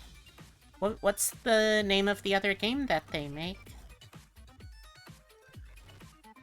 I might have to check it out. Oh, Grand Blue Fantasy. Okay, okay. I have several friends who play Grand Blue, so I now know what you're talking about.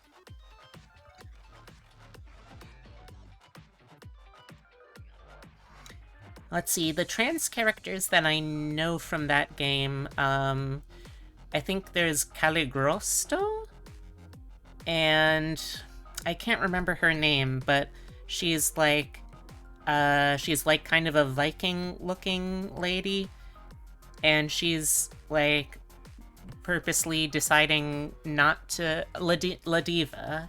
Yeah, she's purposely deciding, like, not to pursue transitioning, because, you know, honestly, that's also a character you really don't see much.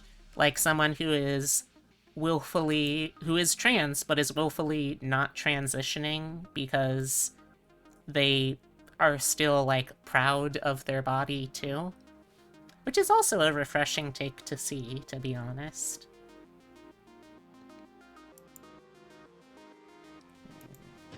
Ah.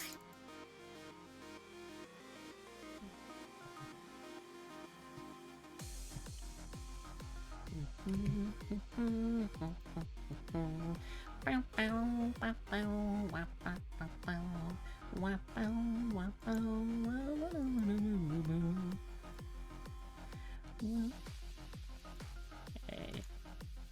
There we go. We can put this up here now. That's gonna be our starter base for this. Although honestly, I can probably erase these bits around the sleeve. So what kind of deck do you want run in Shadowverse? And is that a free game? Because I might have to check it out. And I grew up playing... No, not even playing. I grew up collecting Yu-Gi-Oh! So I am intimately familiar with games that are just kinda milking you for all you're worth, and constantly victims of power creep.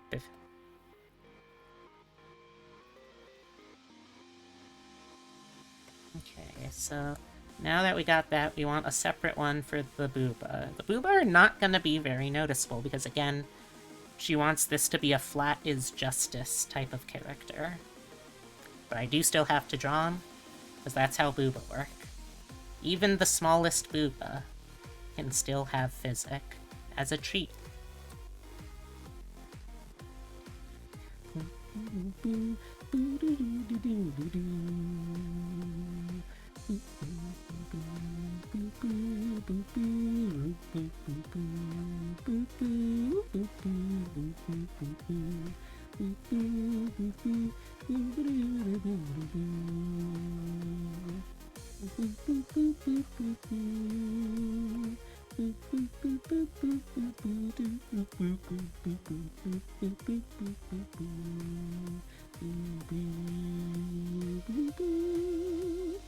It's free to play and very generous. You get 50 packs for finishing the tutorial. The story mode gives you tons of stuff and the story's good. It's possible to participate in high-level competitive tournaments without spending a cent. Huh. You know what? I think you've sold me. I'll give this a shot sometime. Sounds interesting.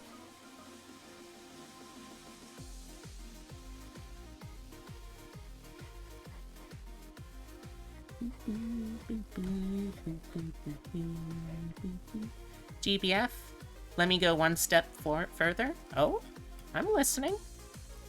What you got, White?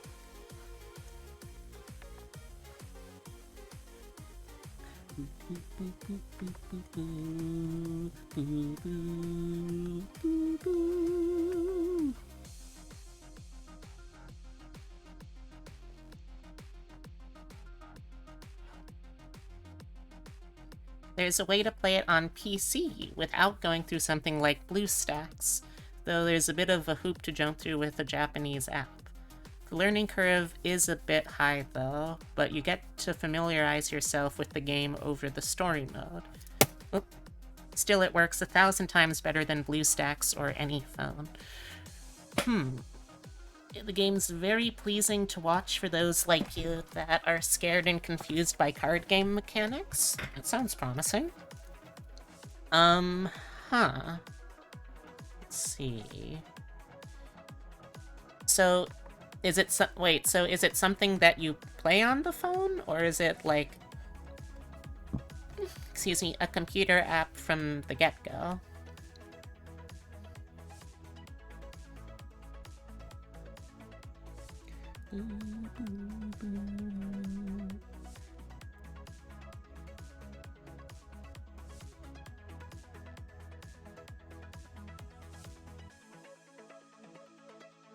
There's a Steam client? Ah, I see. You don't play regularly yourself? That's understandable. But it's also on phone. Yeah, I'll have to check that out. Thank you for the recommendation. What kind of deck do you run in the game yourself? I imagine, like, from what I know about Grand Blue Fantasy, if there's one thing I know about it, is it has a lot of characters from a lot of franchises that perhaps don't really make that much sense to be together. Like, for instance, the cast of Persona 5. Do we know why they're there? Not really. Are they there still? Yep, they're there still.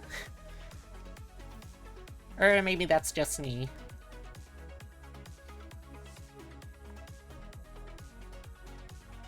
Alright,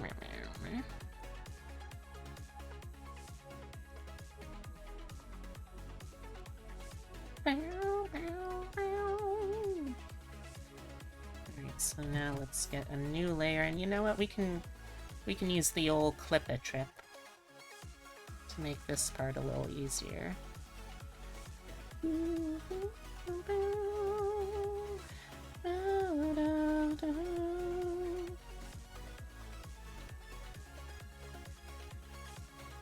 Actually, you do know something about Grand Blue Fantasy that isn't quite as known to a lot? It's a softish spiritual sequel to Final Fantasy IX? With a huge amount of the devs of the game having worked on it. Huh. That's pretty cool. I wouldn't have guessed.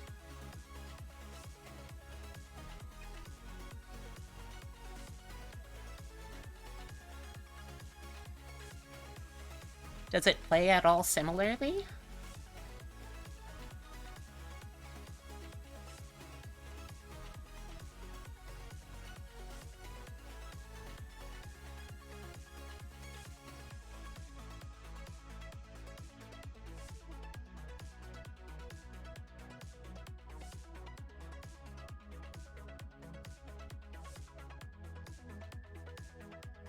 Like a firm line for the most part. And honestly, I could probably go darker with the Sarafuku base lines, so I probably will.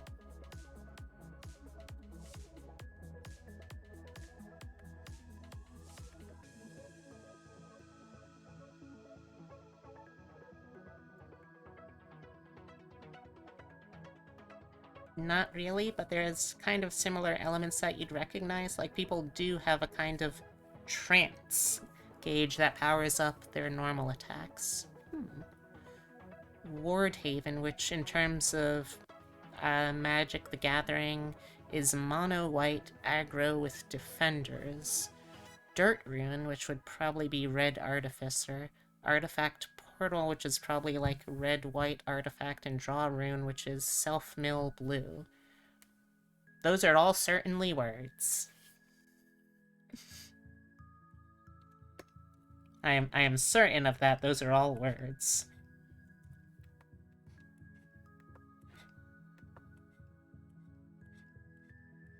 At least I hope those are all words. Otherwise, I don't know where I am. Oh, no, go back up, please.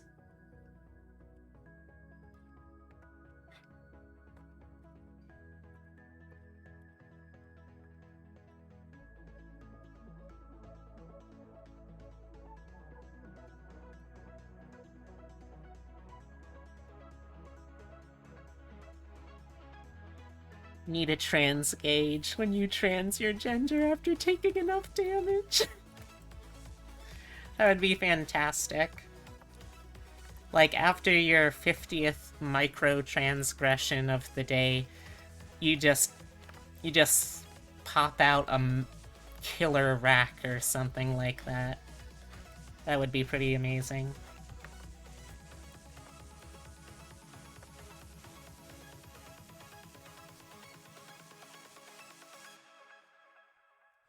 Yeah, I think I like the darker better, so let me just realign this.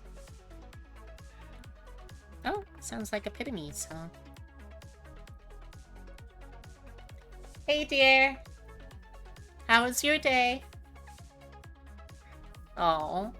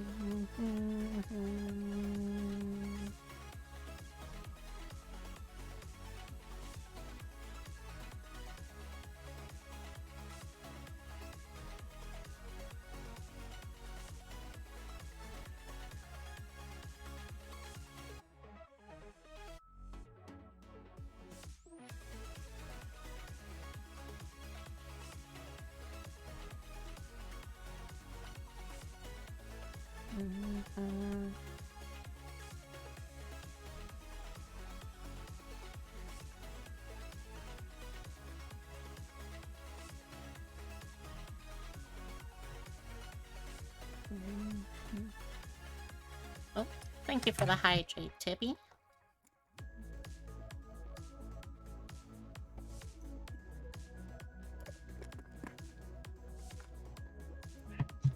And the posture check, too.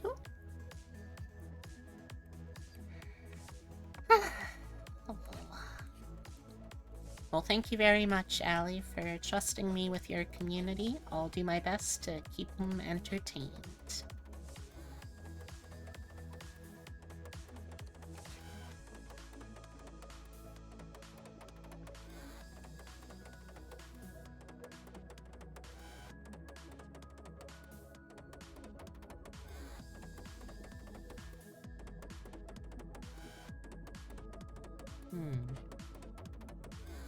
Somehow that's reminded me that I don't know what we're doing for dinner tonight. I'll have to figure that out. Gonna lurk for a bit, hanging out with the GF before her job interview. Ooh. Alright, have fun, take care, and tell the GF I said good luck. Good luck on the job interview. I'm rooting for her.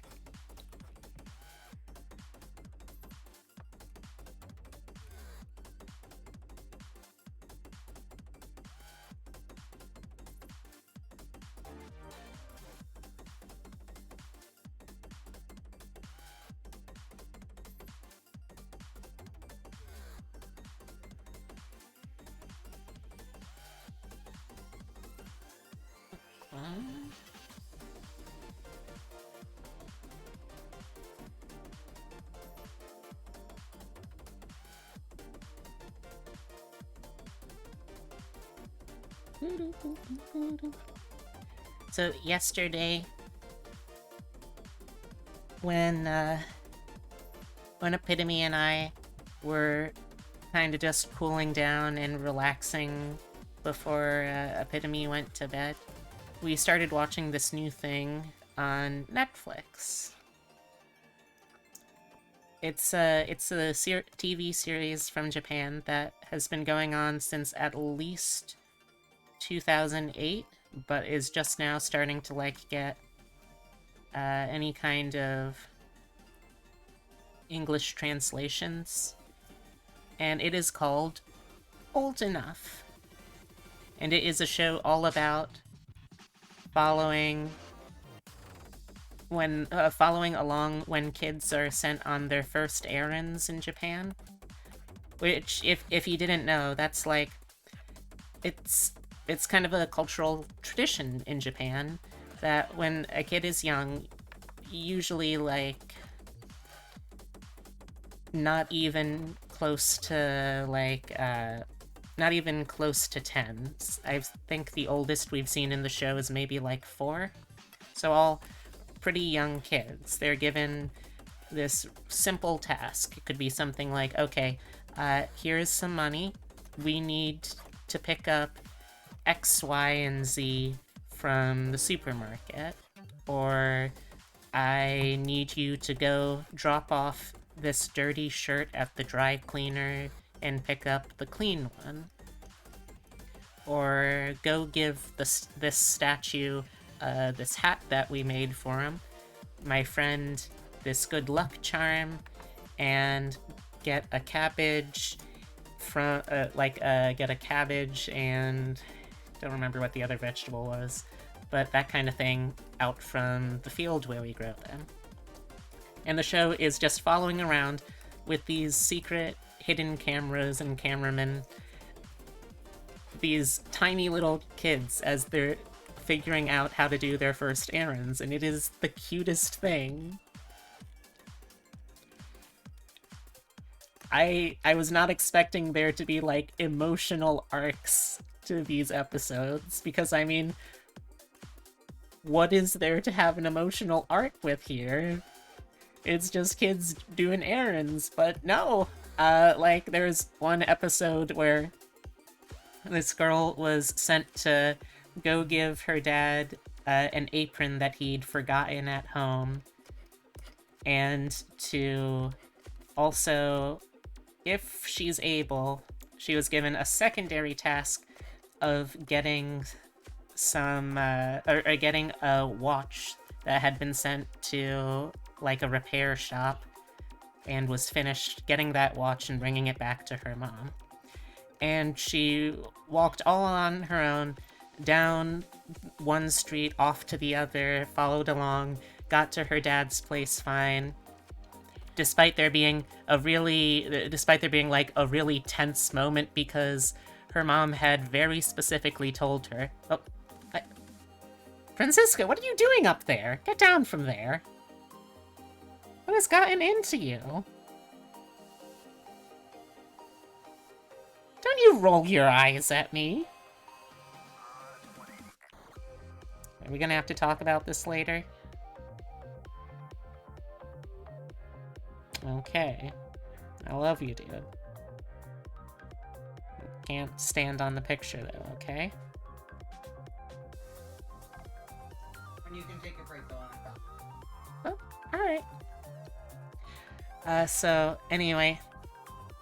She gets there, and it's really tense because she didn't remember that her dad's shop is, like, across the street, and she'd been told very specifically, always stay to this side of, like, the white lane markers that mark where pedestrians are safe. Always stay over to that side. Then give it the head pat. But fortunately, there was someone who came along and was like, "Oh, are you okay? Do you need help crossing the street?" And he helped her across. And she gave her dad the apron. She came back, and the problem was she was so caught up in the euphoria of having successfully done this job and was so proud of herself that she completely walked past without realizing that she had walked past the watch shop. So she ended up continuing to go on this street, and she's getting more and more distraught because she's looking in all of these storefronts along the way, and none of them are the watch shop. Where's the watch shop? It should have been here.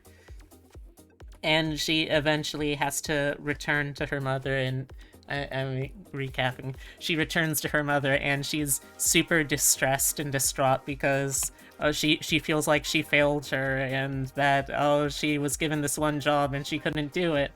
And her mom consoles her and offers her ice cream, but she insists, no, I've got to make this right, and asks to be sent out again.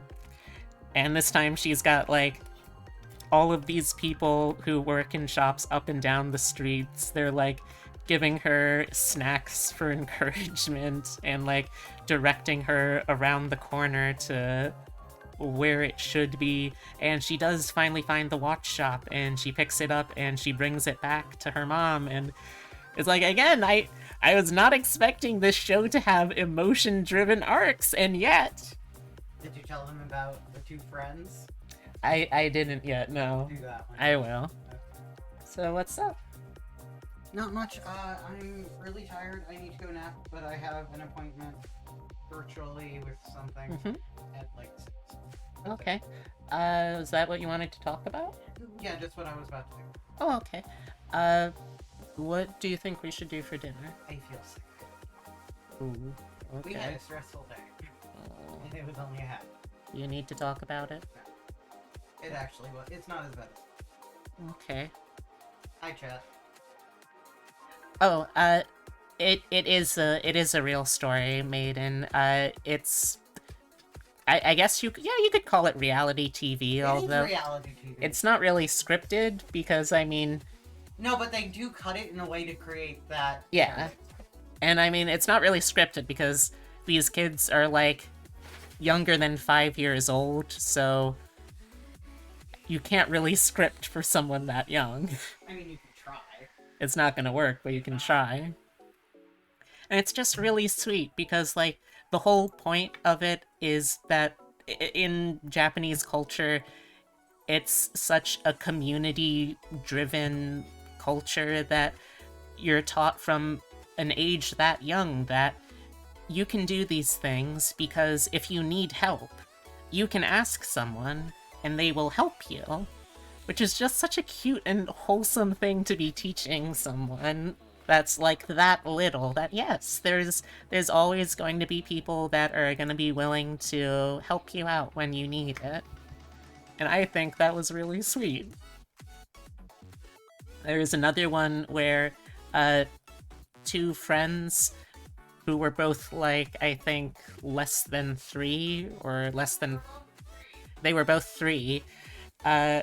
And they were tasked with going to the shrine on a holiday, which meant the shrine was up this historic, huge flight of stairs, 220 steps. And they had to get up there. Well, first they had to go buy some dango.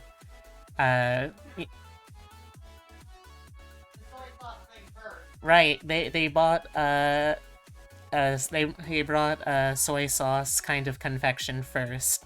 Then they... Don't forget they had to go back. Because it was closed at first. Right, it was closed, and they thought, oh, okay, well, I mean, this kind of throws out the order of everything we were supposed to do, so I guess we'll just go back home instead, but fortunately, by the time they got back to the storefront, it had opened, so... So that happened. Then after that, their task was they then had to get up the 220 steps of the stairs to get to the shrine. At the shrine, they had to buy a special good luck charm that would only have been sold there at that particular holiday. Then they had to pick up dango on the way back. And it was great because they were like really struggling with the steps because that's a lot of steps. That'd be a lot of steps for me, much less someone who's not even 4 years old. And the solution they came to is there is these viewing platforms because the festival procession brings the portable shrine down all of the steps, so people can like stand on these big blocks off to the side. And what they came up with was, well, if instead of just walking up these steps, we like full body climbed over the viewing platforms, it would technically be less steps that they had to go up. It was absolutely adorable. And when they got to the top, it turns out that there was a wedding that was happening, which is, of course, like a super auspicious occasion to see, and they are just completely ignoring it. They do not care at all. They are much more focused on getting these balloons from a cow, like a cow mascot. I'm listening. But they do finally get the good luck charm, and then they head to the dongo shop, and they realize, oh wait, we have to bring back 5 servings of dongo, but we are very small and have very small arms. That feels like a lot that we would have to carry. And the dongo ho shop owner, she says, okay, well, how about this? You can just have your dongo here, and then you only have 3 you need to bring. They came up with the idea. They did, yeah. Yeah, and it was like a really smart idea for a 3-year-old to come up with. Yeah. And then they also stopped to like. It was funny because one of the kids, he lived and his family owned like a toy and candy store, like one of those little novelty shops, and he was still stopping at like stands selling that kind of stuff at the festival. Like, sir, you can get those at home. We have McDonald's at home. Mm-hmm. And then they finally start heading back down, and it is... we need to preface this. This entire time they've been running, and they were like, oh wait, we shouldn't be running.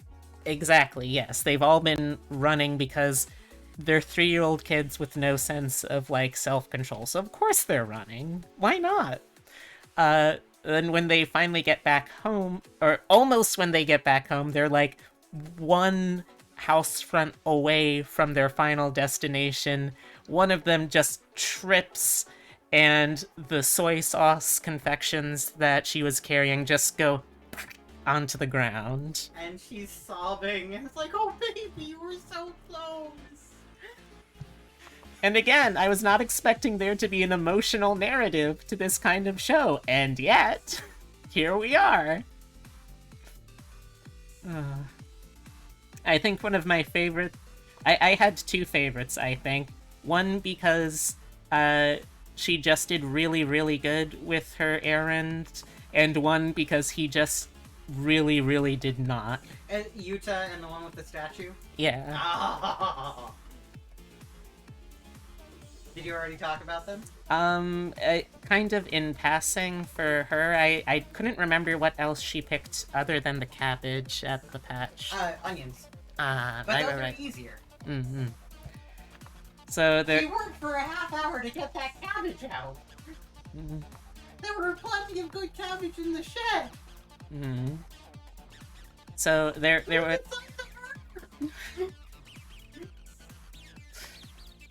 So, for another... Oh, your small child brain would not have come up with that. Yeah, I probably wouldn't have either.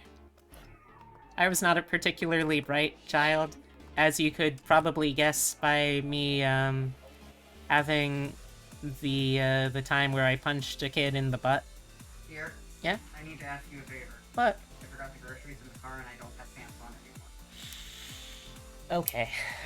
Alright, I'll be right back, chat. I need to go rescue the groceries from the car because Epitome has already gone into pantsless mode and he cannot go down to get them anymore. So I will BRB.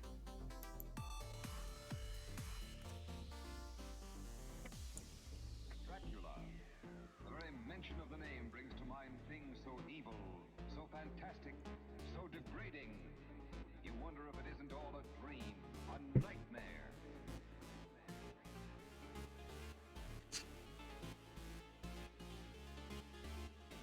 And a man who lived after death, lived on human blood, took the form of a vampire.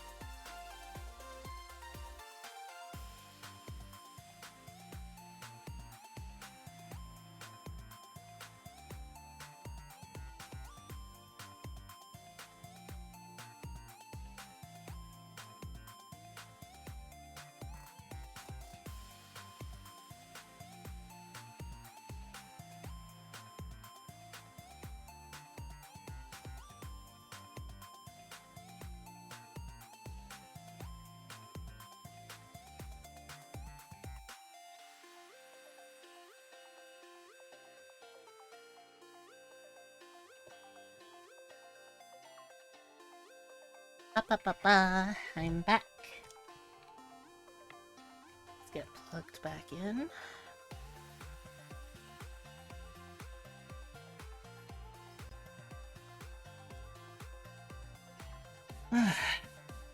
Hello, what did I miss? You're gonna nap, but you would like to fall asleep to B's rendition of Yuta? Alright, I'll talk about Yuta, but, Epitome, I need you to do something for me first. Epitome. I need you to have the underwear fairy visit our bathroom. Can you do that for me first?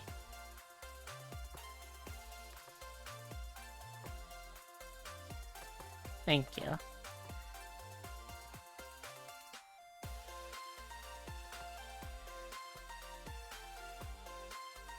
Epitome has a bit of a habit. Okay. Epitome has a bit of a habit of when he undresses for like a shower of just kinda forgetting about the underwear and leaving them in there. So I've been trying to train him to not. Anyway, so Epitome specifically requested I talk to you about... Yeah, he can be a very naughty boy sometimes. He can be a naughty little man. What was I gonna say? I don't remember. But...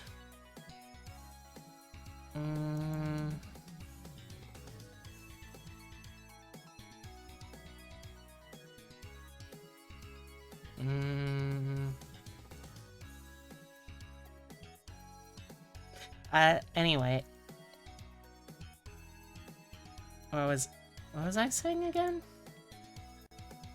Well, it doesn't matter that much. I was about to tell you all about Yuta. So, Yuta is, I think it was like... I'm just gonna copy this over for reference. I think he was like, I wanna say like maybe 3 when this was filmed originally. And 4, okay. And he was helping, he helps out his mom, his grandpa, and his grandma in running this mandarin farm. Like they raise mandarin oranges. And he will help with like picking and stuff. But today he had his first assignment all on his own. What his mom wanted him to do was to take a bunch of the oranges that they had picked that day back to their house. Oh, did I draw that on the Nia texture? I did. Okay, well.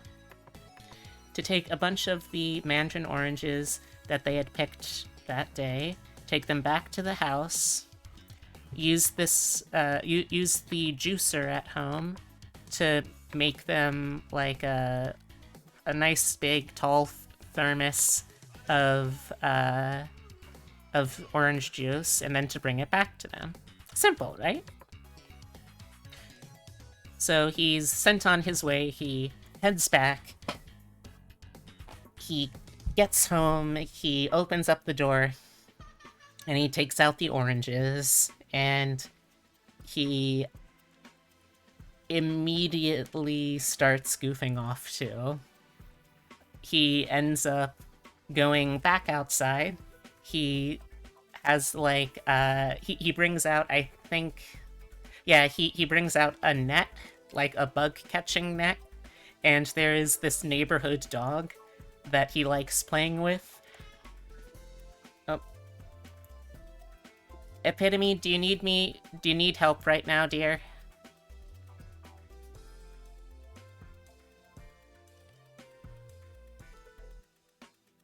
Do you need help?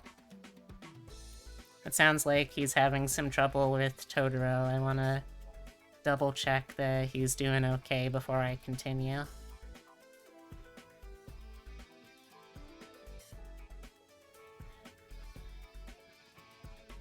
Alright, it said he's fine.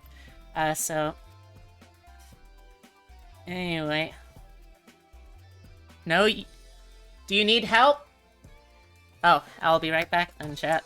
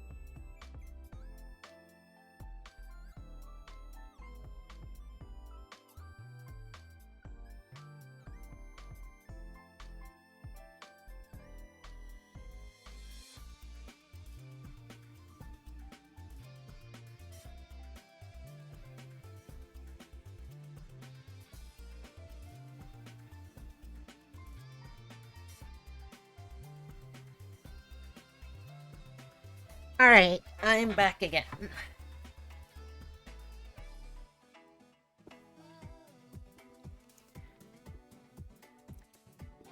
So, while he's at home goofing off with the neighborhood dog, his mom is, at first she's like, oh, I am so proud of him.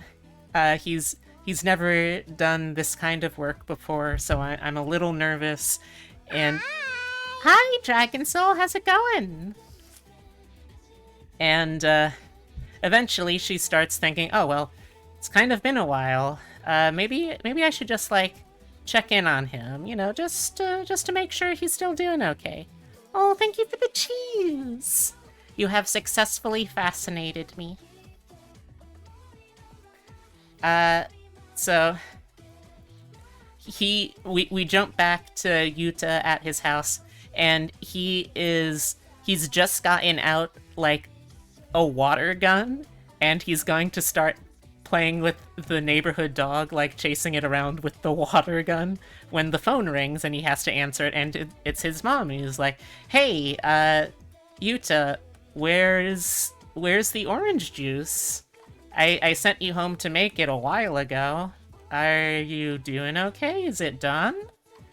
And he says, yep, I'm gonna bring it over soon. You know, like a liar. And, he hangs up, which is another great thing, like, he just outright hangs up on his mom. And she's like, what? Oh, huh? The line went dead. And he gets out, like, the ingredients for the juice. He gets out the juicer. I think he starts to do, like, no, he doesn't start to do it yet, actually. He gets all of the, like, tools and stuff out, and then he stops, and he has a snack by, like, he pushes over, like, he slides along the ground a table so he can climb up and get to these rice balls that his mom had made them for a snack later. And he just sits there kind of snacking for a while, and then he gets a little spooked because he realizes, oh man, I've never been home alone before, and he gets kind of nervous about that. Then his mom has to call a second time, asking, hey, Yuta, please bring us the juice, Yuta. Come on. And he finally starts making it, and he adds in, like, a bunch of ice and some syrup to help make it look like there's more in the bottle than there actually is, because he only ends up making, like, this tiny little bit of juice at the bottom. And then he finally brings it back, like, at this point, it was supposed to be something that they could enjoy at a 10 a.m. break, and instead he brings it back finally at after the afternoon. But they all get to enjoy like a mouthful of juice thanks to Yuta.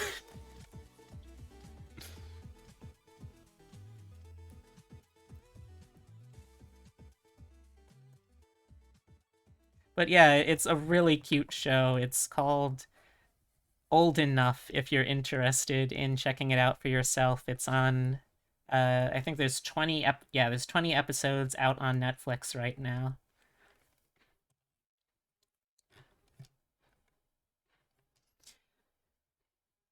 Alright, let's see. So these are not going to be particularly big booba. Oh, I need to switch over to the next music track. Let me do that real quick.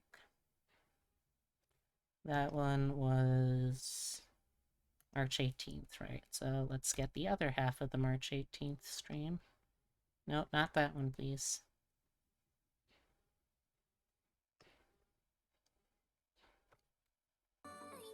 No, not that one, please. Nope, not that far back either.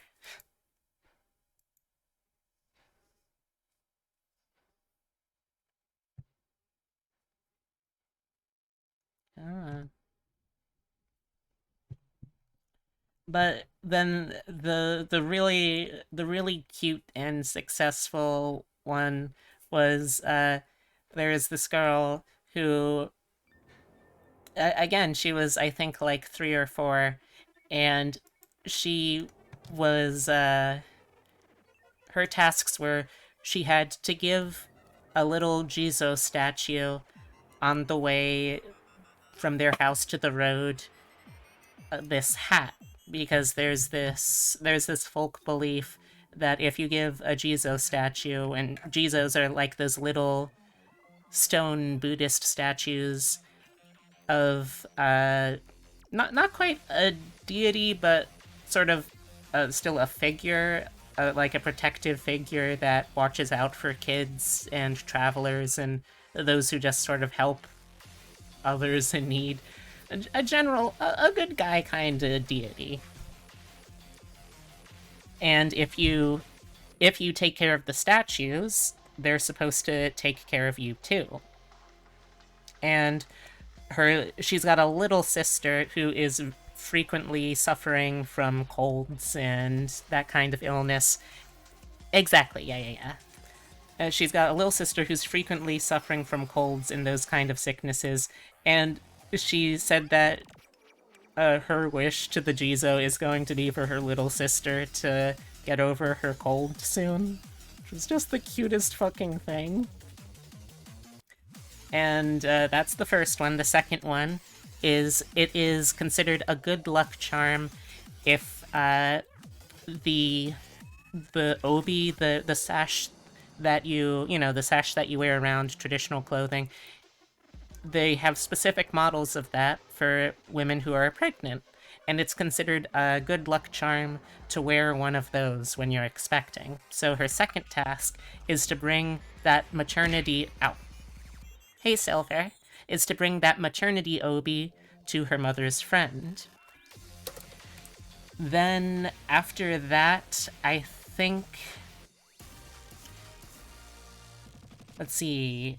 Right, then after that, she has to go to the gardens that her family tends to and get an onion and a cabbage for the dinner that they'll make. How you doing, by the way, Silver? What's up? How's it going? And once she has all... Oh, right. She also has to pick up, I think it's... Is it Soba for that one, too? Oh yeah, that's the other one, yeah.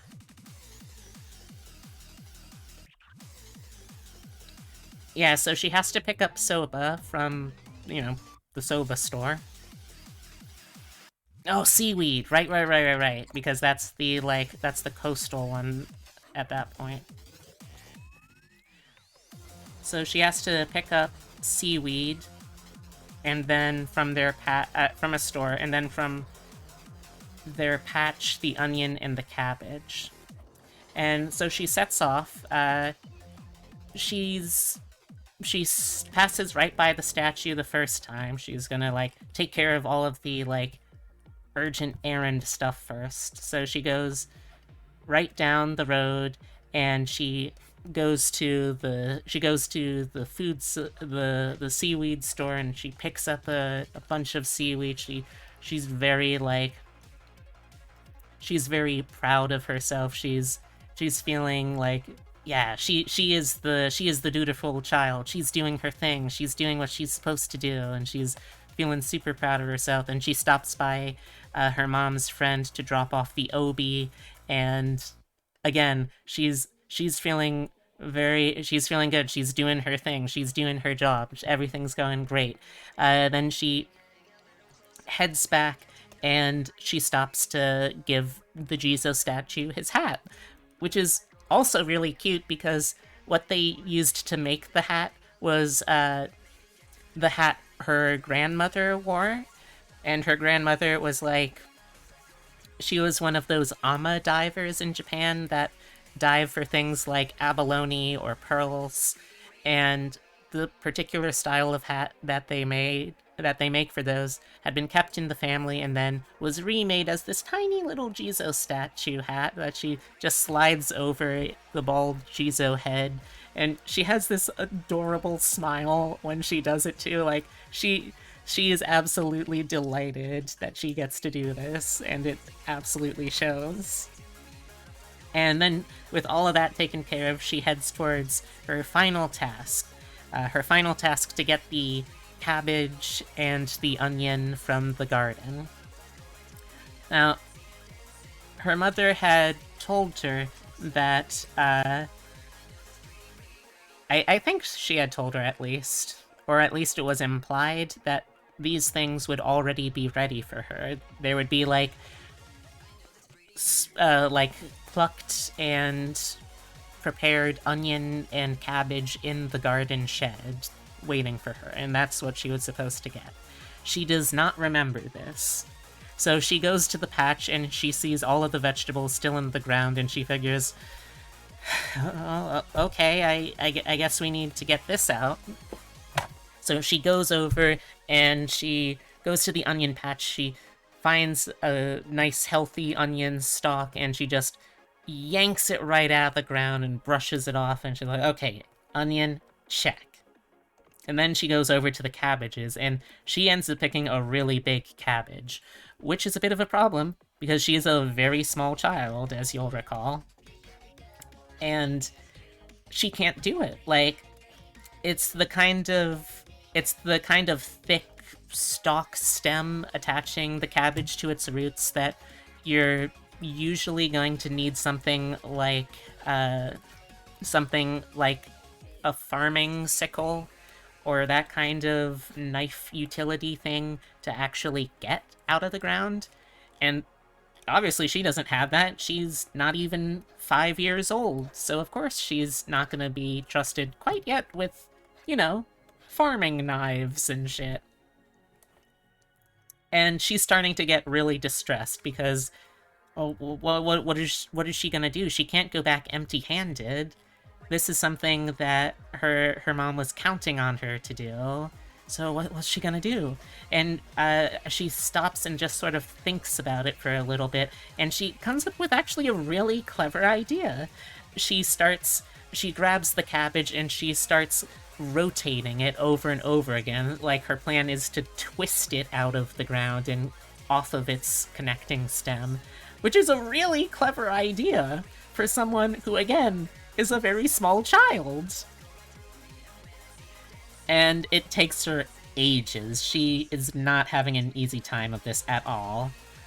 And there's several times throughout all this where she ends up kind of stopping, and she has these moments where she's sniffling and she's starting to tear up again, and you're not sure, is she going to be able to do it?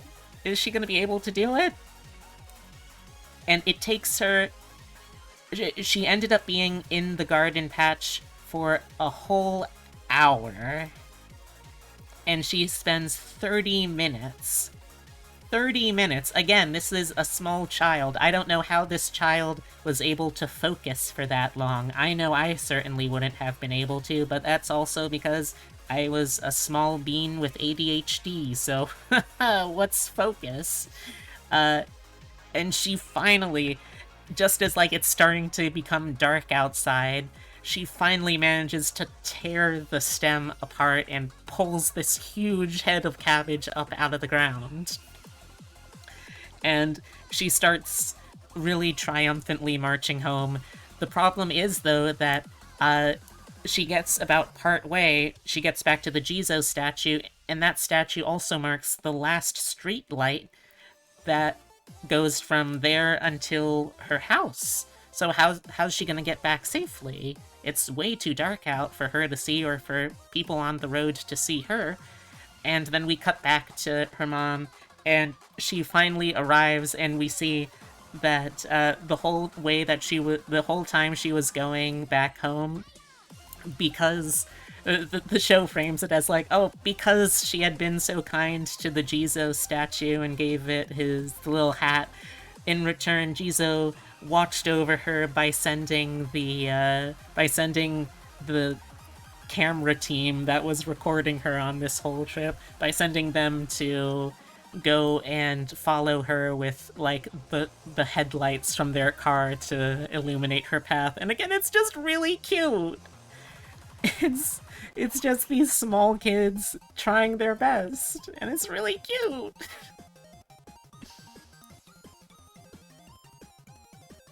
I don't know if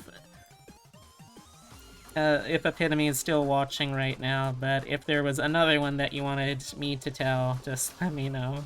I'll try my best. This might, it's the kind of thing also that doesn't really have any continuity. Like, it's not like we follow the same kid for more than one episode. So this might be something I try to do as, like, a channel, let's watch something in Discord kind of deal. Yeah, I think that could be nice.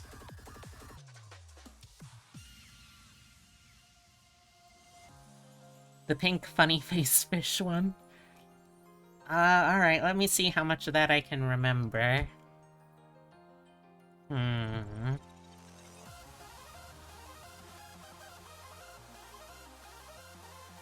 Hold on, I heard the dishes moving, and I don't think Epitome got out of bed, so I need to go make sure Totoro isn't in the sink.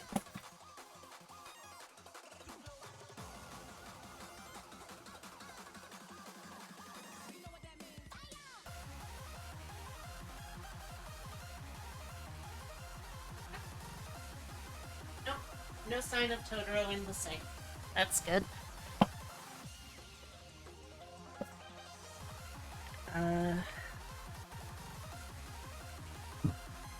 Excuse me.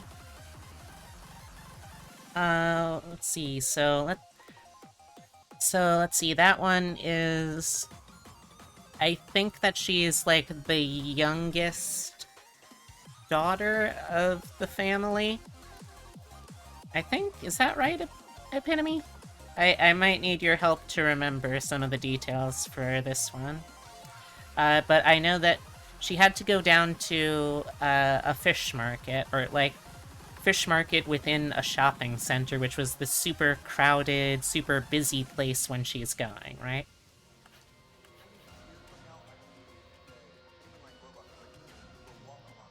It's mostly that exactly. So she was sent to pick up small shrimp, a bunch of like fried fish foods like takoyaki, fried sweet potato, which I guess isn't a fish food, but she's getting all of these things together, and then she finally gets to the point where she's supposed to buy the shrimp, and she sort of looks at the shrimp and she kind of regards them a little bit, and then she decides instead to get this sea bream. Now, I don't know what a sea bream is, because I am a disappointment in the eyes of my fisherman Papa Dear. Although I'm pretty sure he wouldn't say it in so many words. But she instead gets that, which is like, I think it's notably more expensive than the shrimp she was supposed to get. And when her mother asked her, "Hey, you got sea bream instead?" her answer was that yes, she chose it because the sea bream was a nice pink color, and it had a funny or cute looking face on it.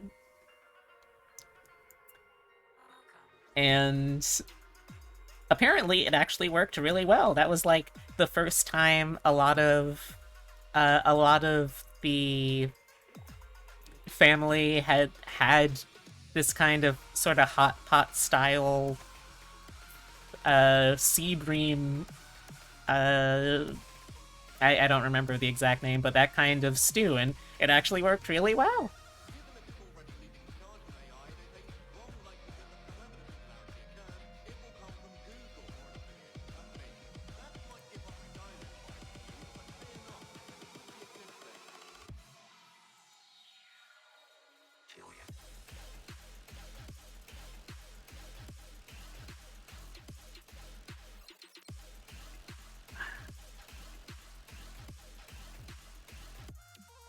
Oh damn.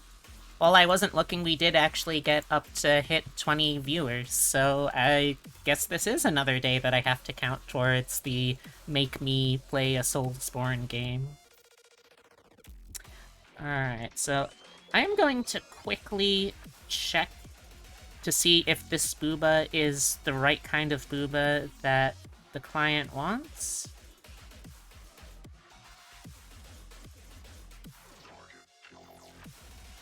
I gotta make sure that this is flat enough for her tastes.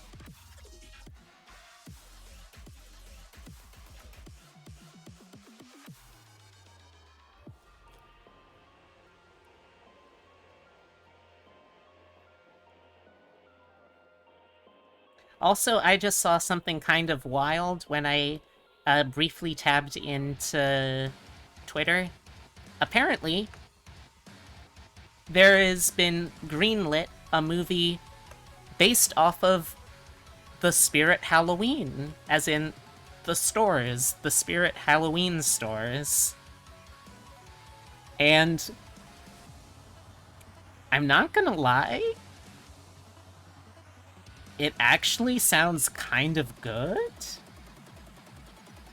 Like, apparently one of the lead actors that have signed on to do it is Christopher Lloyd. So I'm like, excuse me? Is this going to actually be good? Well, let me read the synopsis to you.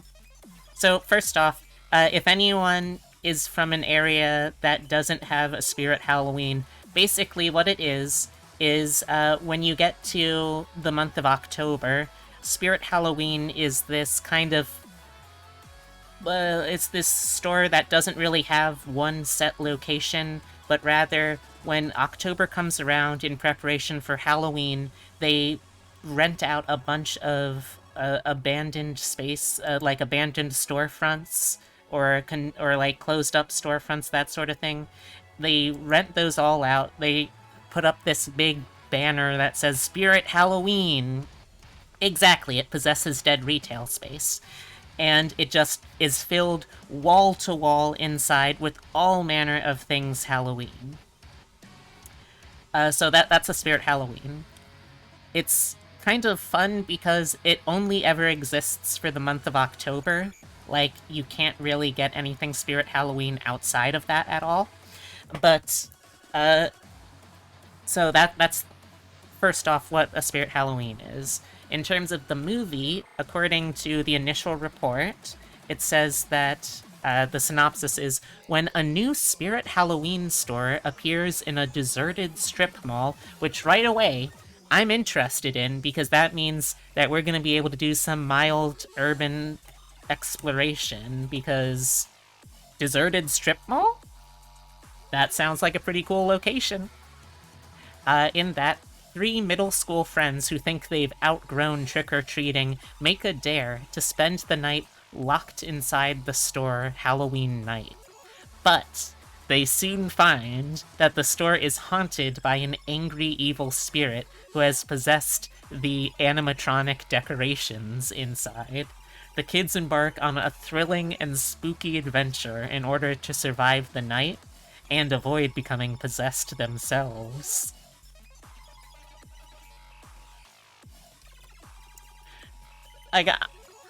I'm not under the illusion that this is necessarily going to be a good movie. However, it does have Christopher Lloyd in it, who is an actor that I really admire his work. He has a lot more range than people might give him credit for. A very good actor, very good in comedies, and also very good at very scary characters. Like, I could see this going in one of two ways. Is he going to be like this eccentric, kooky grandpa type of character as you see in like Back to the Future? Or maybe he's going to be more some kind of nightmarish, vaguely human-shaped monster like he was in Who Framed Roger Rabbit? I don't know. Would I like to find out? Honestly, yeah! This vaguely reminds you of Halloween Town 2? I never really had Disney Channel growing up in the age of, like, prime years for when they did a ton of Disney Channel movies like that. But which one is that one again?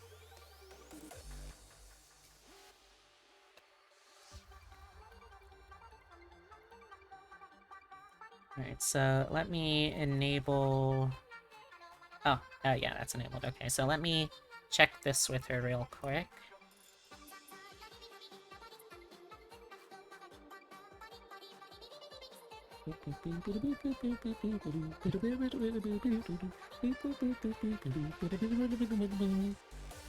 You can assure me they're generally terrible.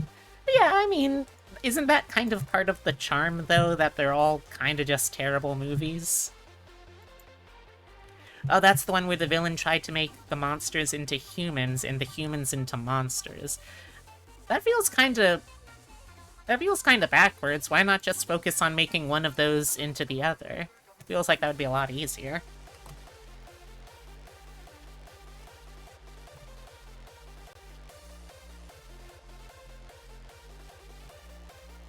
You enjoyed Quince a little? And the one that had Tooth Fairy shit? Oh, of course you enjoyed a Tooth Fairy shit. Obviously you need the representation.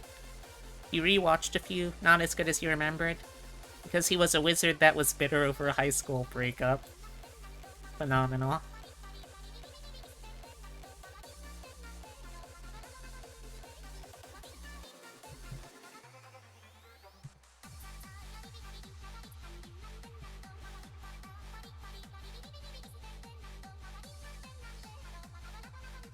Halloween Town was like the best of them.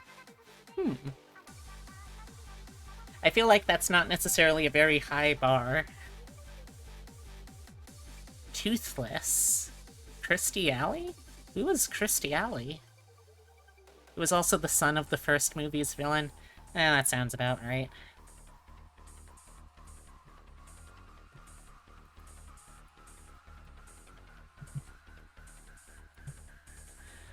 Alright, so I'm just running the boob sides past Mia right now.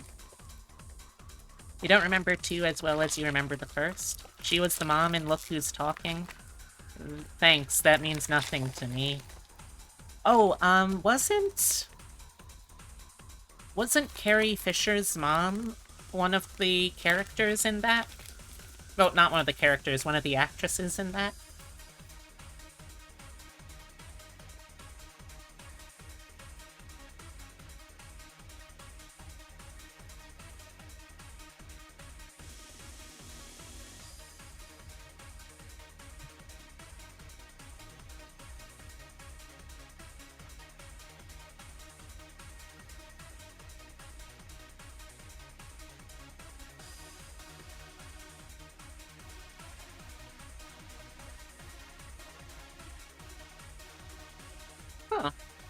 I mean, Kirstie Alley looks familiar.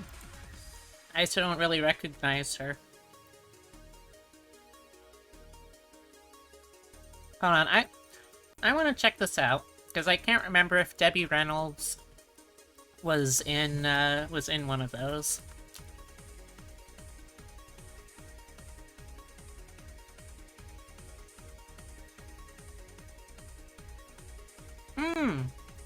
Yes.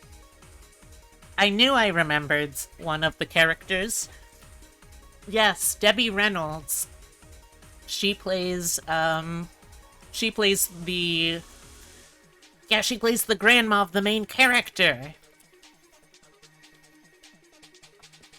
Oh, I do enjoy Debbie Reynolds. Bless her heart.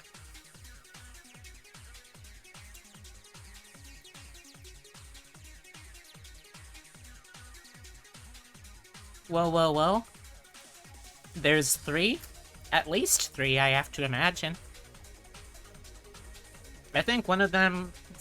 I was briefly skimming through her filmography. I think it said some... Oh, there's 4? Oh, shit. I figure at that point, though, like... Wouldn't the main character be an adult?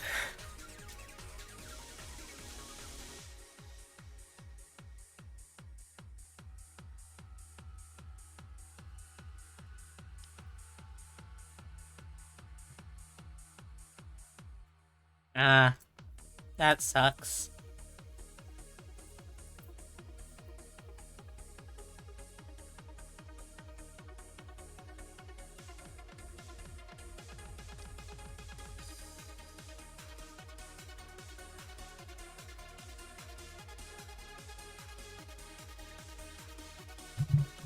Alright, so let's see. While I'm waiting for Nia's feedback on the booba size, I might as well go on to do the sleeves.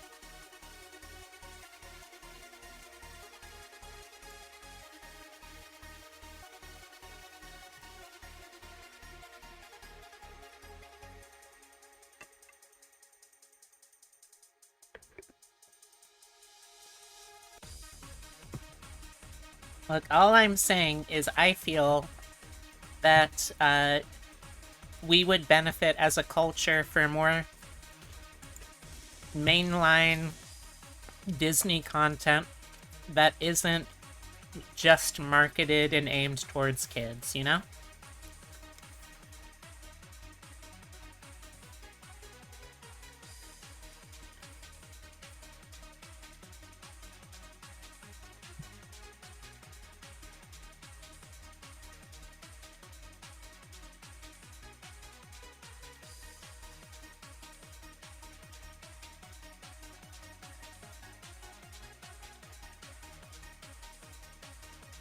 Because, like, a lot of the more recent Disney movies have kind of been leaning towards more of, like, the angle of fostering a sense of understanding between parents and kids, right? So I feel like, well, why not also have it be where, like, sometimes the adults are, like, the main perspective character, too? That would be another good way that you could do it. Because people do learn to empathize and sympathize with the characters in fiction. It's one of the nice things about humanoid psychology and how we learn to understand other people. One of the Disney movies that around that time you have a guilty pleasure of, it was The 13th Year. Huh. Never heard of it. What was The 13th Year?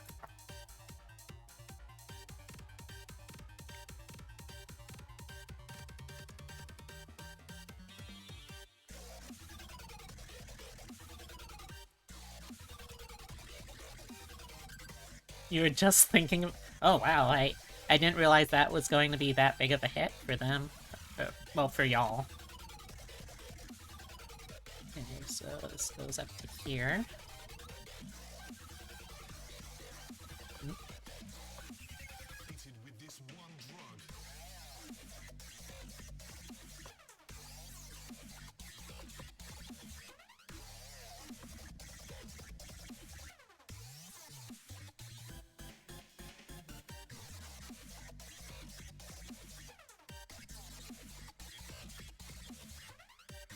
Finds out, oh, boy is adopted into a family. When he turns 13, he goes through mermaid puberty? I'm sorry, you're going to have to explain how that works. Like, does... Oh, I don't think fish actually have, like, visible junk, so, like, does his junk go inside him? Does he start growing scales in weird places? Does he get acne, except instead of acne, it's little barnacles? Actually, that one would be kinda sick as, like, a body horror thing. But I should hope that he had legs at least at... Oh, leg fins, okay.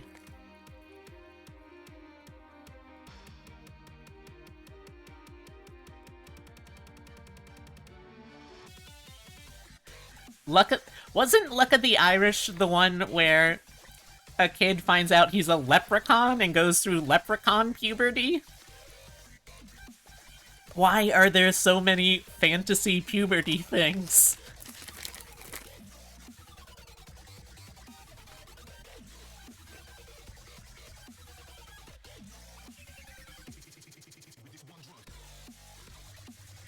Through leprechaun puberty, they become very menacing and Cass.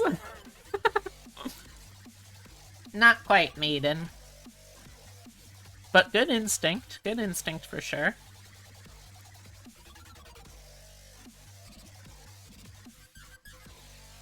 Huh.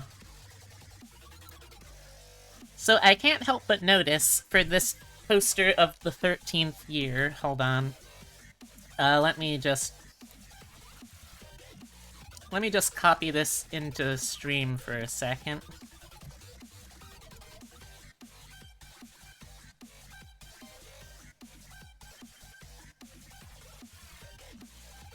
Okay, so... let's talk about this for a second. Epitome has just sent me the poster for the Disney Channel original film, The 13th Year.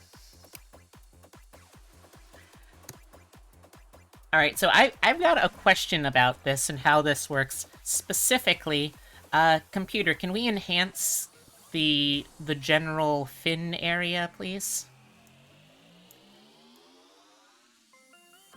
Okay, so this part here, this part right here, how does this work? He's got two distinct scaly legs, right? But then, those go into the water, right? But then coming out of the water, there's only a single mermaid tail. Is this, like, implied that his legs are merged together? Like, are they actively merging together right now? Are we seeing some sort of hideous bone flesh fusing incident going on?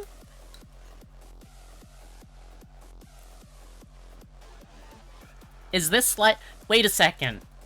This is like an anime when they want, like, a male protagonist to be able to fuck a mermaid character, and they're too cowardly to stick with how fish reproduction actually works, so they just give, like, only the parts of the body up till the cooch is fish, and then there's this weird part where the cooch is somehow still human, and, like, it kind of starts to split into like, the two things, but... oh yeah, you were actually subbed last week, Epitome.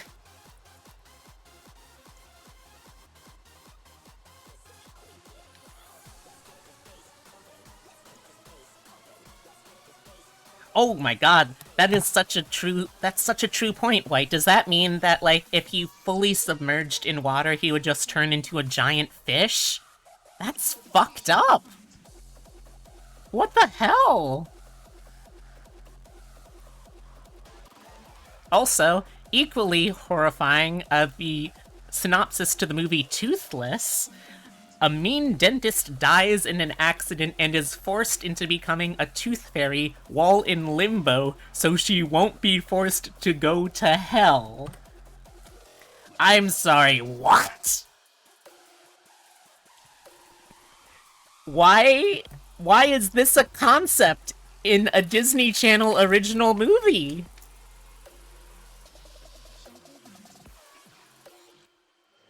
Also, I have gotten word back.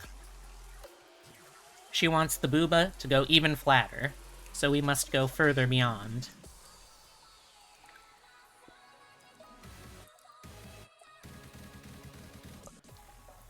Oh no. Okay.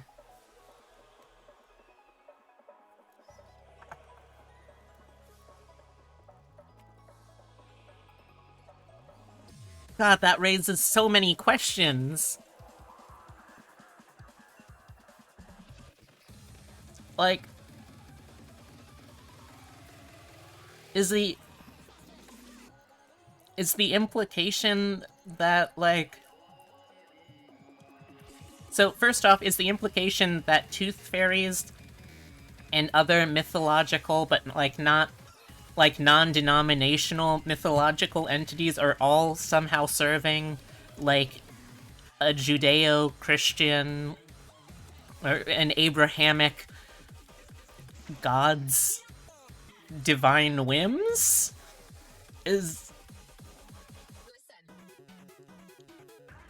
And she keeps coming back to this one child. Why does this child keep losing so many teeth? There's nothing about this movie that makes sense or that I want to make sense. You think 13th year is older? I'm not going to read it, Epitome. You will have to use the proper channels and redeems if you want me to read it.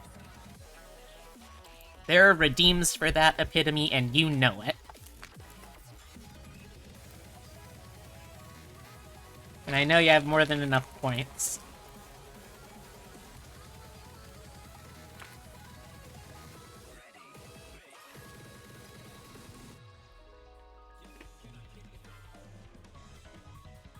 Fuck. I was hoping you wouldn't actually remember. Okay, hold on. Let me pause the stream. Toothless. Toothless is a 1997 American made-for-TV fantasy film that first aired as part of The Wonderful World of Disney on ABC and produced by Disney Telefilms and Mandeville Films. Plot. Catherine Lewis, having been a dentist since her late father and grandfather had each also been one, is killed after being struck by a bike messenger. Okay, let's pause for a second. That is probably one of the worst ways to die, not because it would be particularly painful and agonizing. No, just because that's the most humiliating way to die. Like, I've been hit by bike messengers before. I've been hit by bicyclists. You know what happened? The bike fell over and the rider got upset with me because I was in their way, I guess, and they were trying to bike on a crowded bridge. Like, not even crowded with cars, just pedestrian crowded, and they were still upset with me. So, how frail do your bones have to be that a bicycle hits you, and you're the one who dies? That's pathetic. Apparently her teeth were the only strong part about Catherine Lewis. Holy shit. She awakens to find herself in limbo, a place between heaven and hell. In limbo, Catherine is told she must perform community service as a mythological being before going to heaven. Again, this is making a lot of... This is raising so many questions. Like, are we saying that all non-denominational mythological beings are somehow bureaucratic employees in the kingdom of the Abrahamic gods' heaven?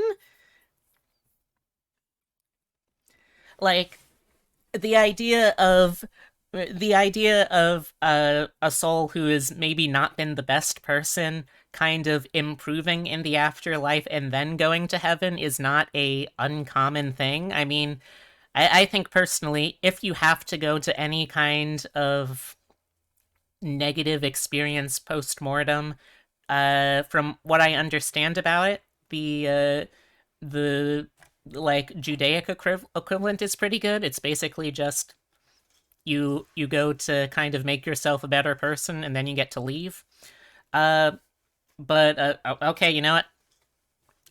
I think it is kind of that, although it in classical Christian, it's more just kind of like, okay, well, you weren't good enough, but you also weren't bad enough, so here, go to the land of complete averages.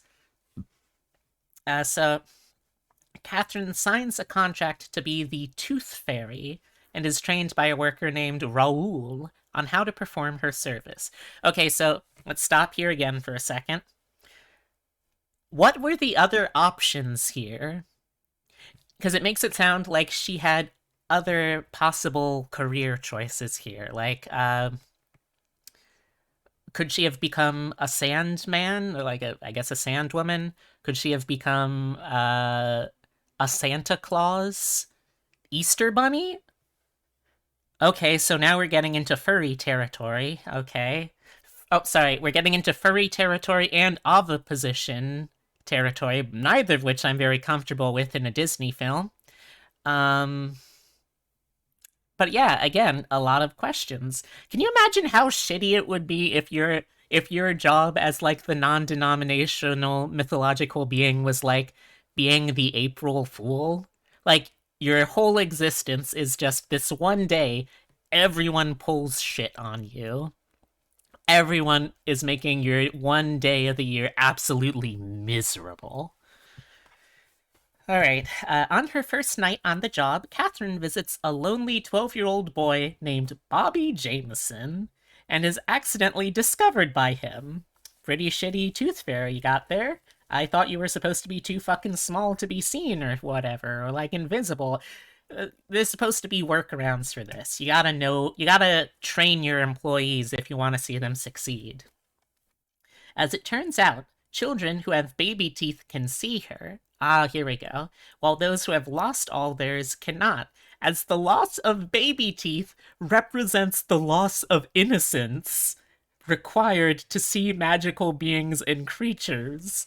Okay, so apparently, like, if you're just over a certain age, you have completely lost your innocence. And I guess that varies because you can lose, like, different numbers of teeth at different points in your childhood.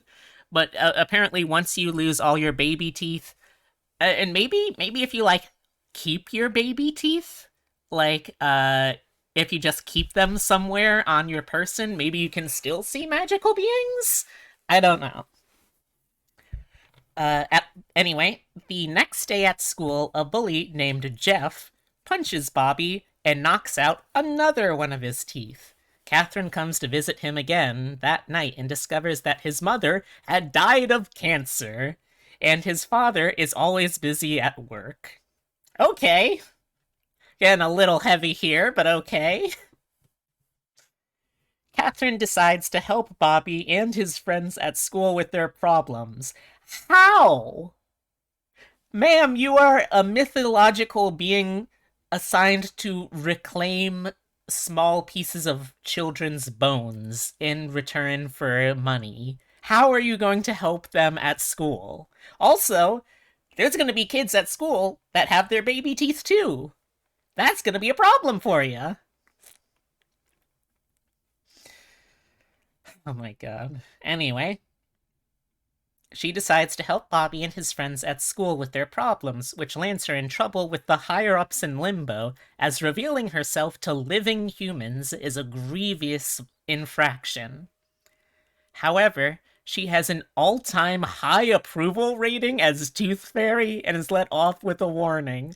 How shitty is every other Tooth Fairy that this one dentist who apparently wasn't a good enough person to actually go to heaven and has only served a single child, is still the most beloved tooth fairy to ever exist. What the fuck is that? Like, I don't even think that's you. It's like, how does every other tooth fairy have that low approval rating?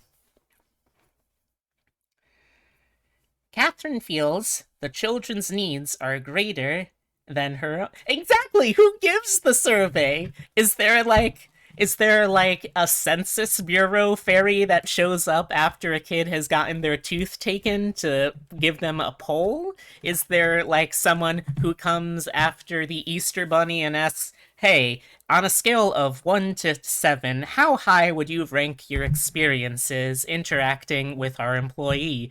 What is going on and how do they work? How do you figure that stuff out without then revealing the magic entities that are doing all of this shit?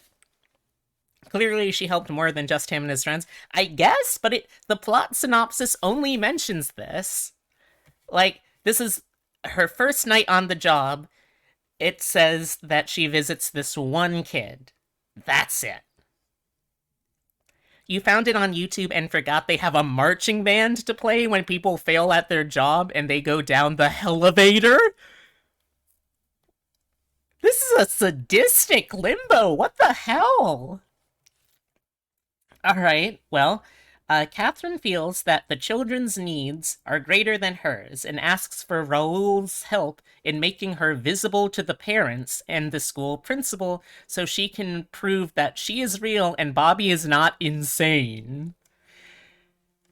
Okay, so now we've gotten to the point where here's another thing.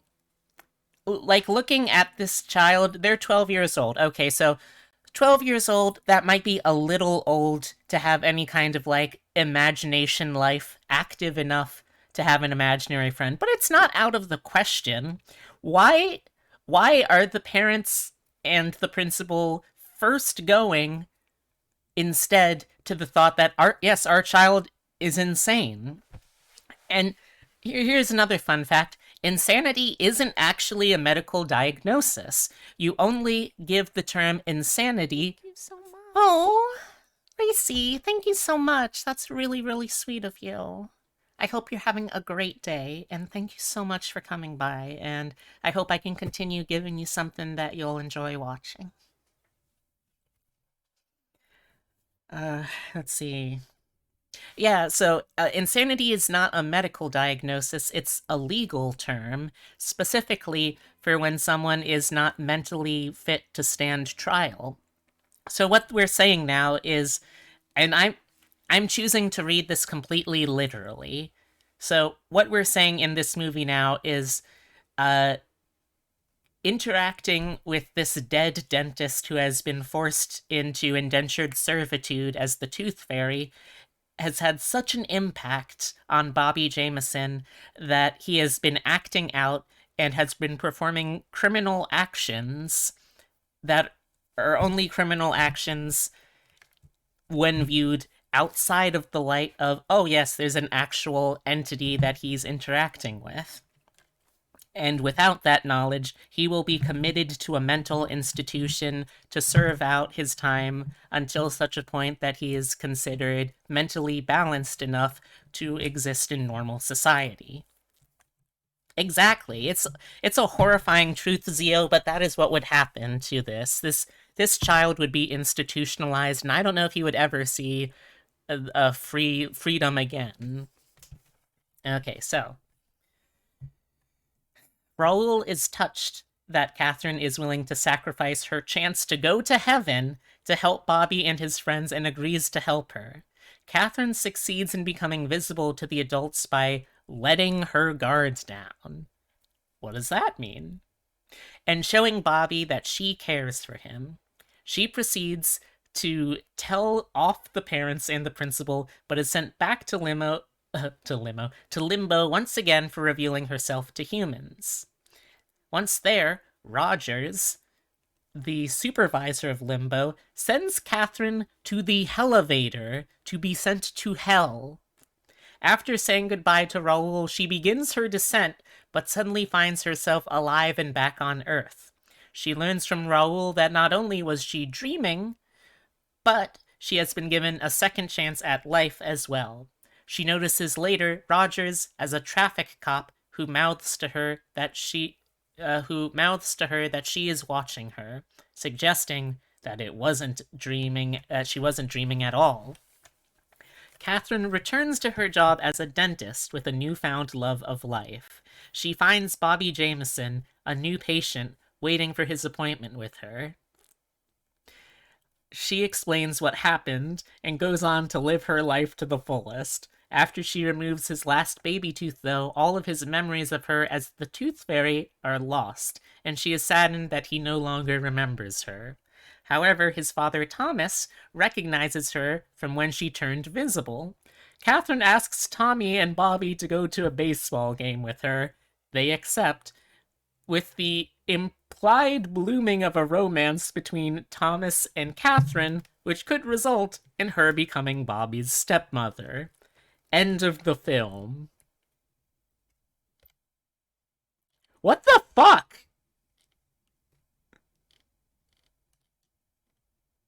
Yeah, what the fuck? I got nothing to say about that.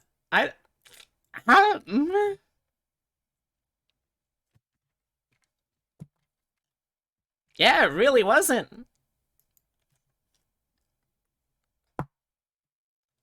The fuck?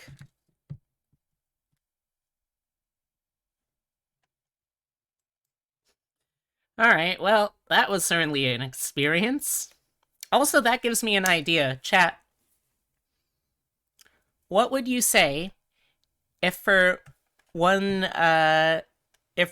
stream, maybe as like a special event stream, what would you say if I tried to go through as many Disney Channel original movies and rank them based off of, I guess, like, general quality? I'm not sure, but, what if I tried to do something like that? Would y'all... Thank you for the hat pat! Would y'all watch a ranking stream of me trying to go through all of the Disney Channel original films? Do it? Yes? Alright, well... Hey, I guess I gotta do that at some point now, too. I'm gonna take a quick sip.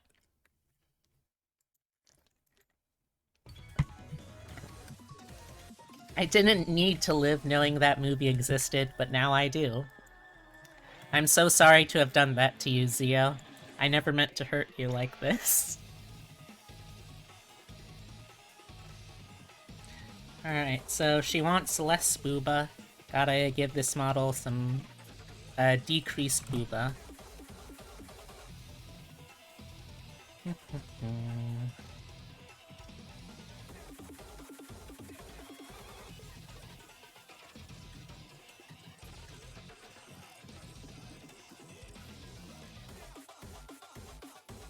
You're so confused? Oh, don't worry, I am too. Oh,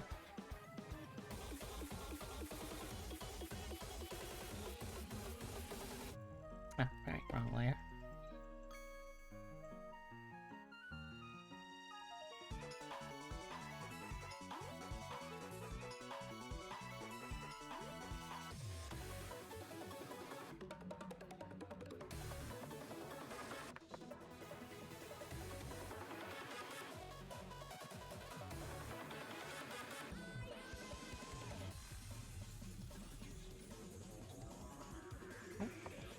Back.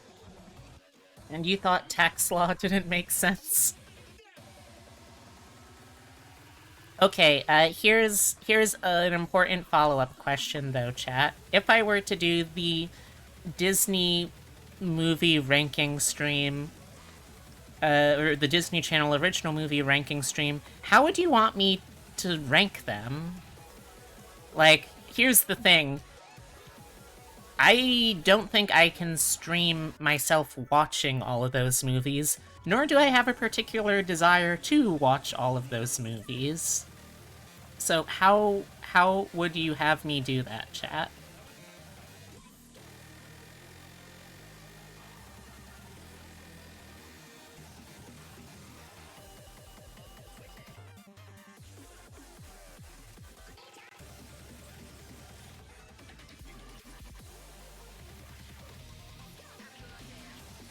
Read the summaries and base it on those? Oh yes, but like, am I trying to rank based off of what sound like good movies? Or am I trying to... Also, you know what, let me check something real quick, because I imagine they're still making a ton of Disney Channel original movies.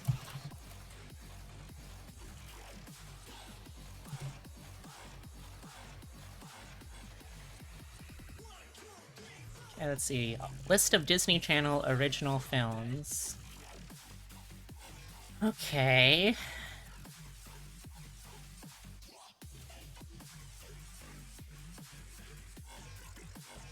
Okay. Let's see. How many different times have they made Freaky Friday? I've seen like 4 of these suckers.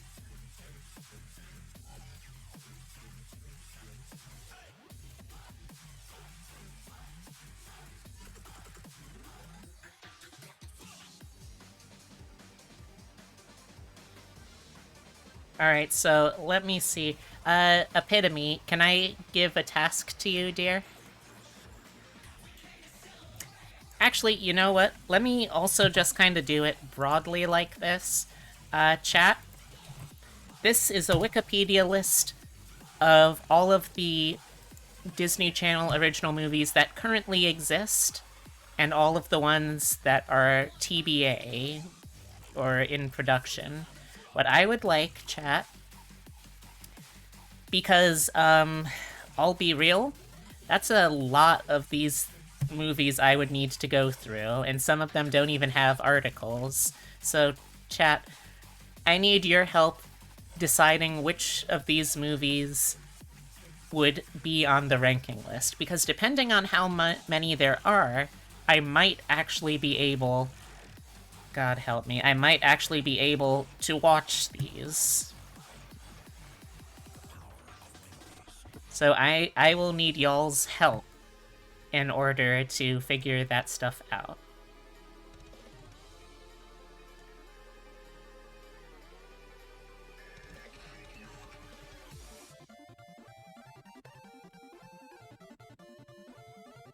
I fear for my sanity too, but you know what? That hasn't gotten me anywhere, so I might as well be a little unhinged as a treat.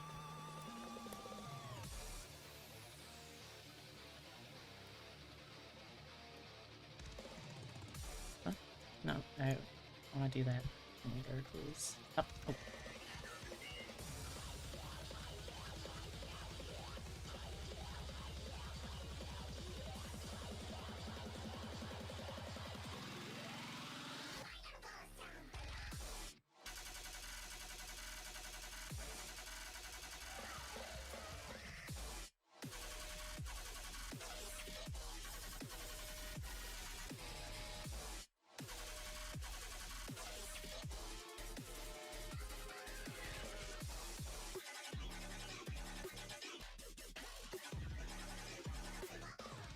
Phantom of the Multiplex used to like that one too.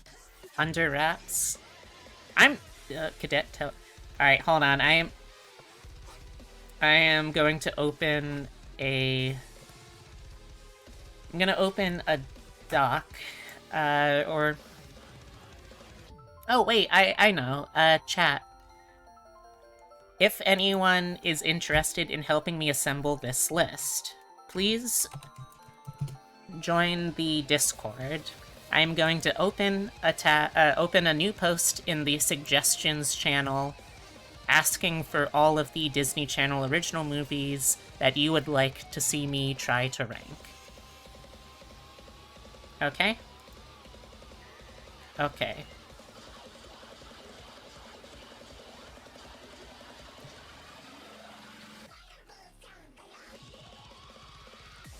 Not a document, but it's going to be in the Discord channel, the suggestions channel.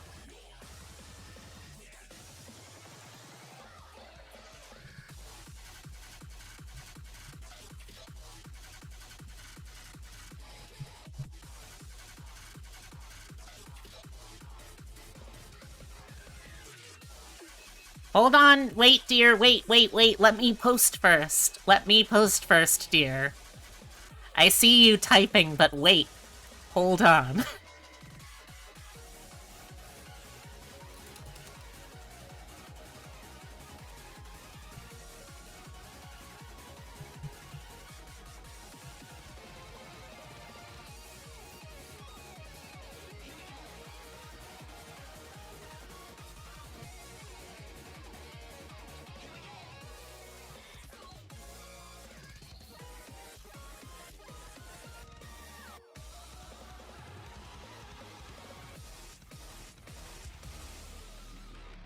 Thank you. Thank you.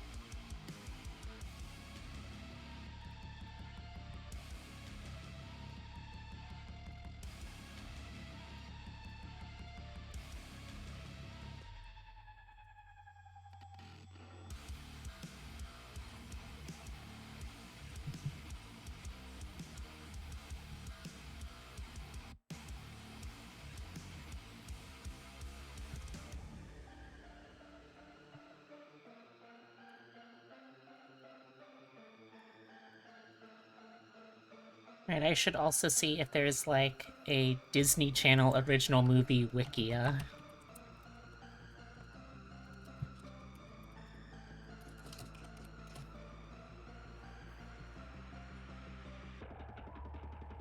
Kind of.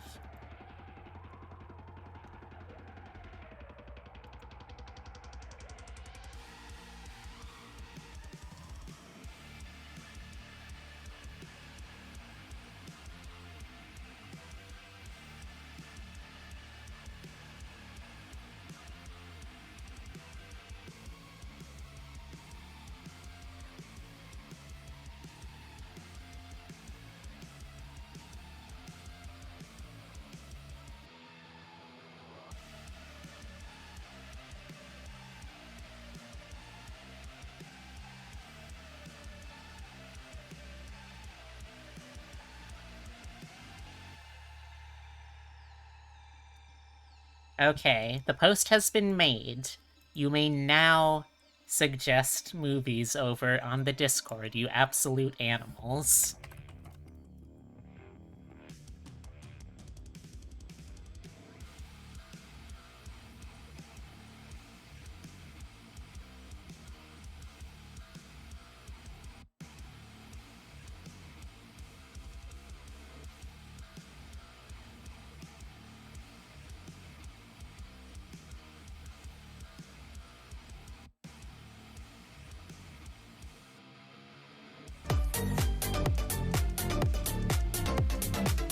Oh shit! It's been so long, I forgot that those were a thing. Hey Scarf, how's it going? You just missed us, or you just missed me going slightly unhinged over a absolutely wild Disney Channel original movie.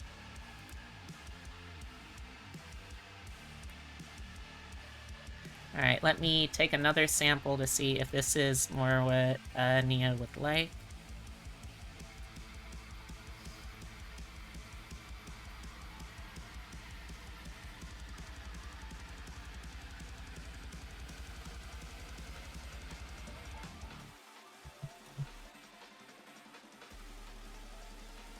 I might need to reduce in the booba layer that I've already drawn. We'll see. Oh my gosh. Careful with that, maiden.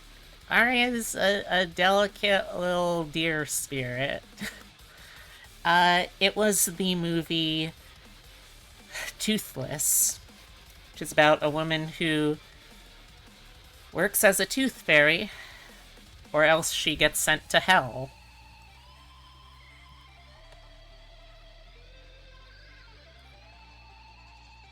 I wish I could say I was making that up.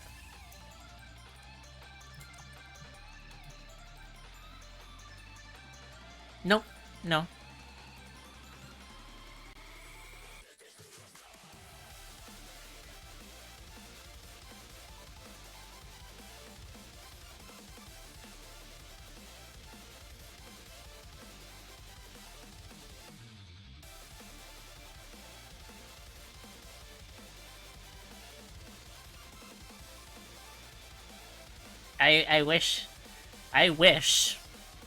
I wish, maiden.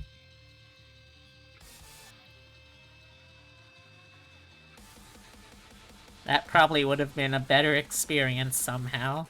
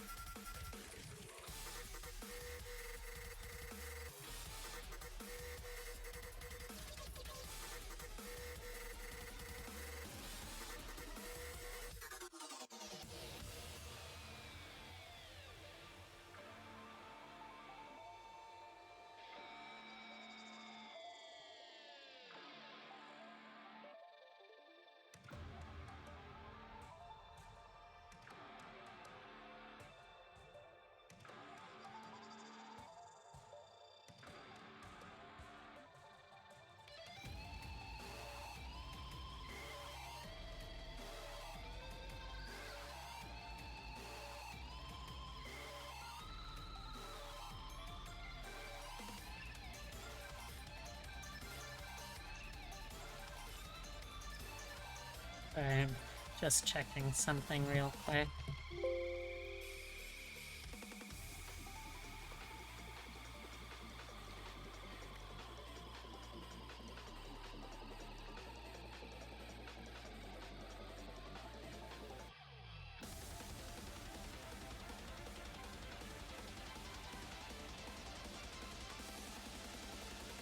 Okay. Oh, no, not that tab, please. I'd like this one. Alright, y'all, we gotta go flatter.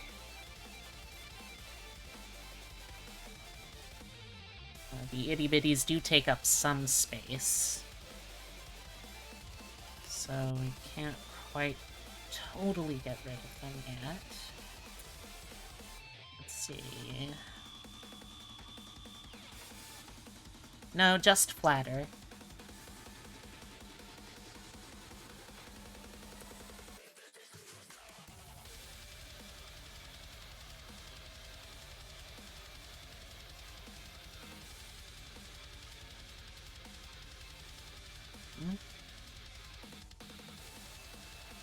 Which layer is this? There we go. So we gotta go flatter.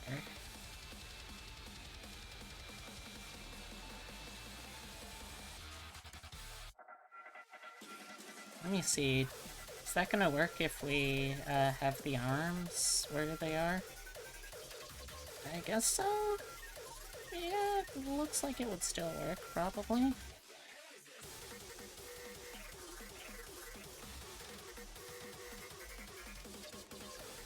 Ow, ow. I don't have any snack right now, so I'll just take a sip.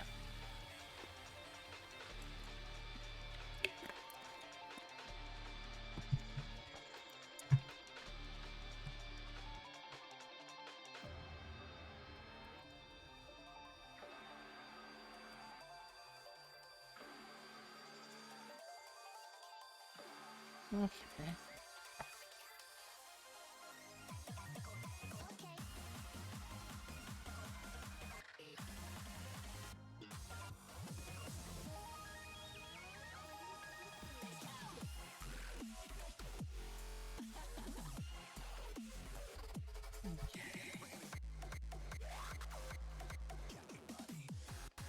That's a shame. I thought I was doing good on those booba, too. Oh well.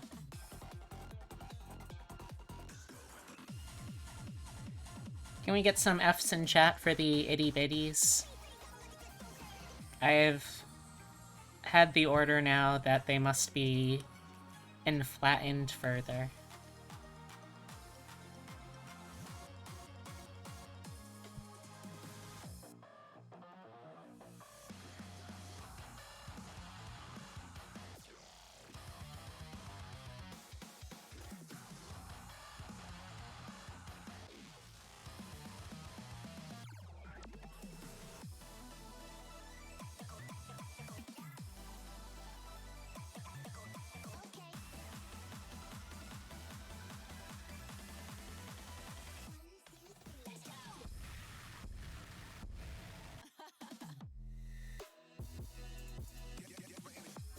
I'll call them these the idiest biddies.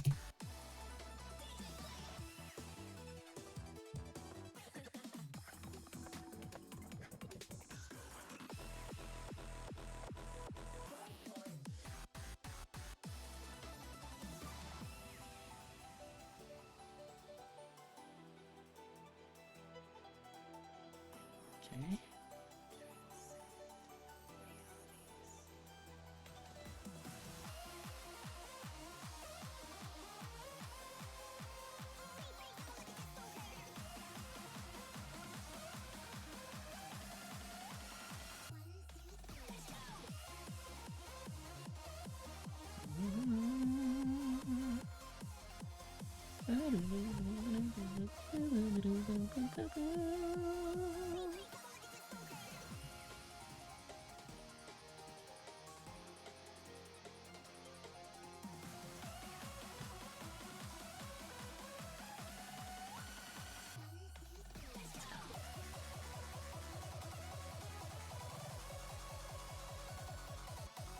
Okay, so far, on the list of suggestions, I have Quince, Xenon, presumably from the Zoocher, the first one, Halloween Town, 13th Year, Smart House, Stepsister from Planet Weird, Mom's Got a Date with a Vampire, Phantom of the Megaplex, Luck of the Irish, Toothless, The Other Me, Cadet Kelly, High School Musical, the first one, Cowbells, Cheetah Girls, and Dad Napped.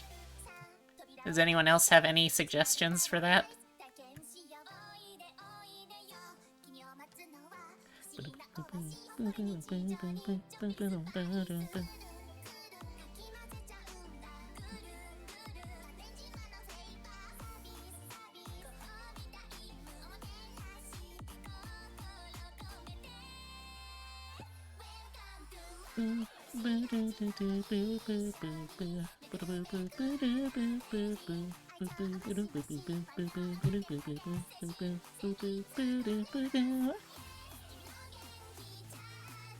I think I might also make a stipulation of no animated Disney Channel original movies, because I think that would have, like, too high a standard of quality, you know?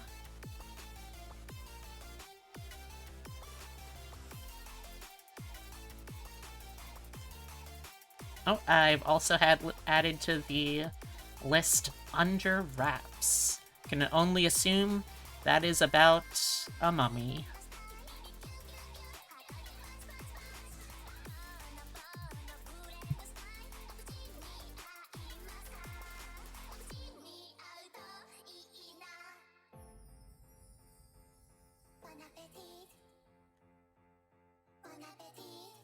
It is, okay. I had a feeling.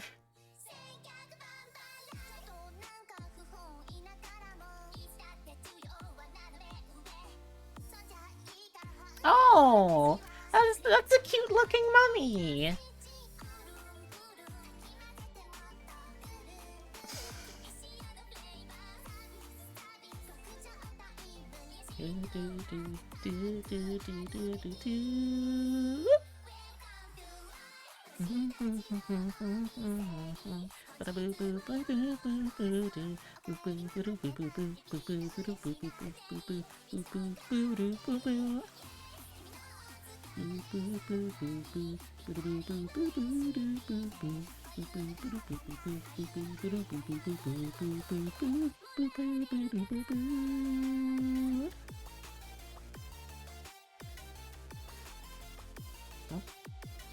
Oh, I had the wrong brush. That'll do it.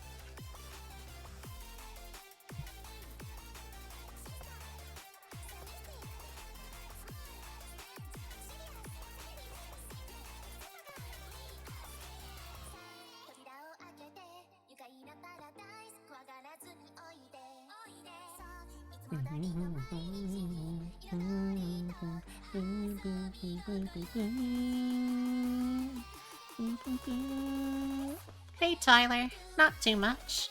Just hanging out, working on the art, working on the art for the Goblin model for Nia.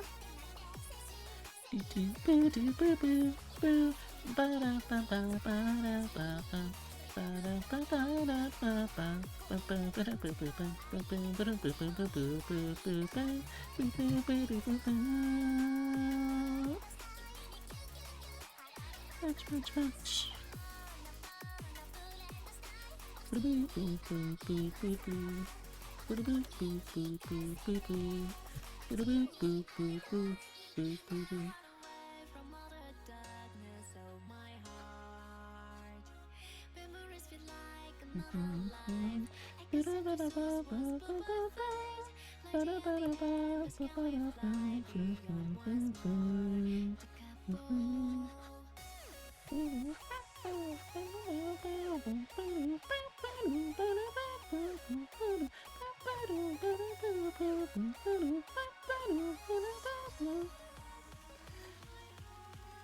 You see.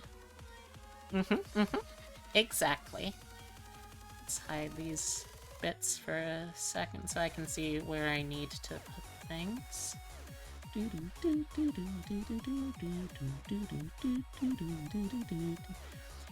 Oh, also another important question, chat.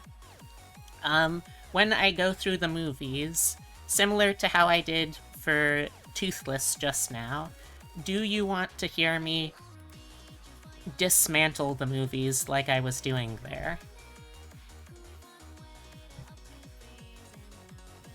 Like, do you want to hear me absolutely pick every single little bit of it apart?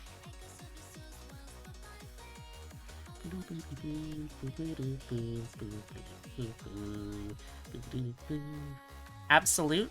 Okay.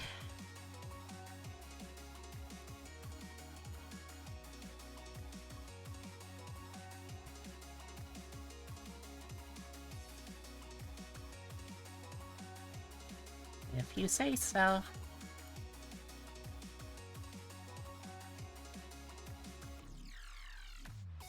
Think that'd be up to my digression. I guess it also depends on how many I end up having to do.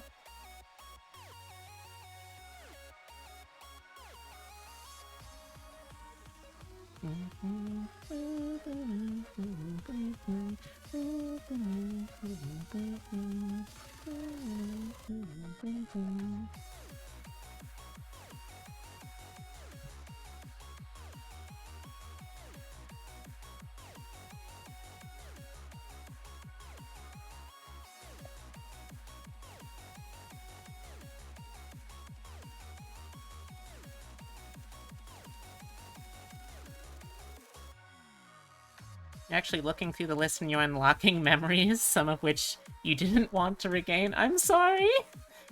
I didn't mean to open up traumatic, repressed memories.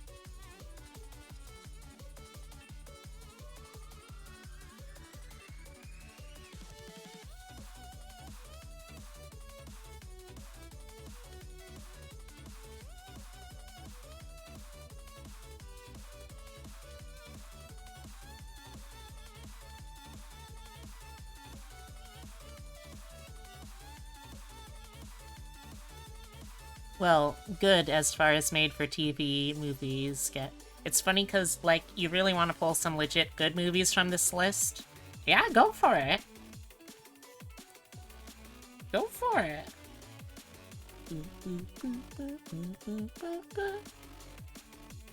Ah.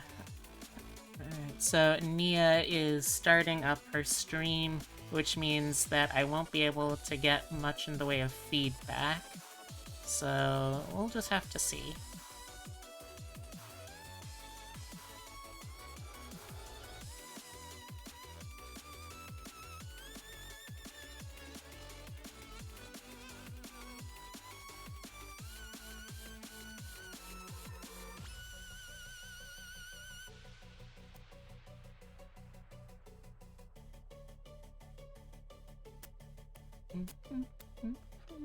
What? What?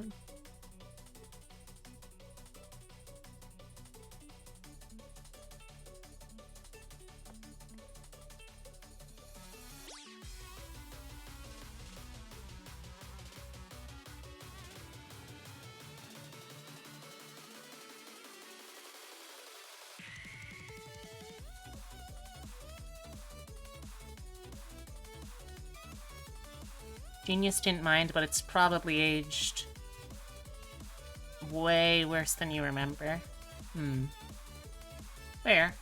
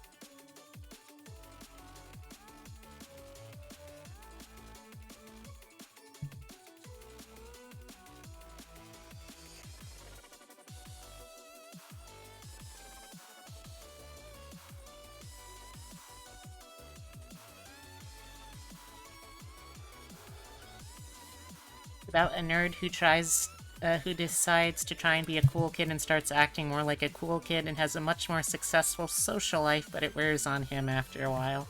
That doesn't even sound like a Disney Channel movie at that point. That just sounds like a high school experience.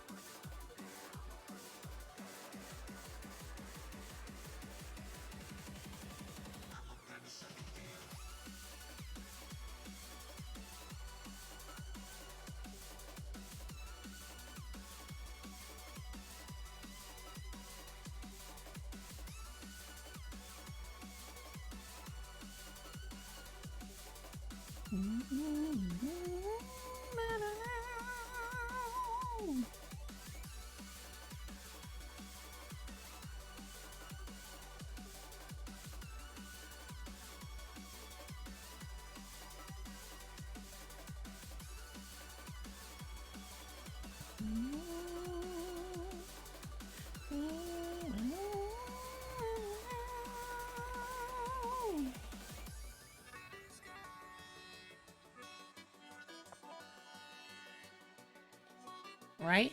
But it's a trope which works out for the nerd for once, but explores the complexities of it, I guess. Huh. I mean, sounds like it's not too bad, at least.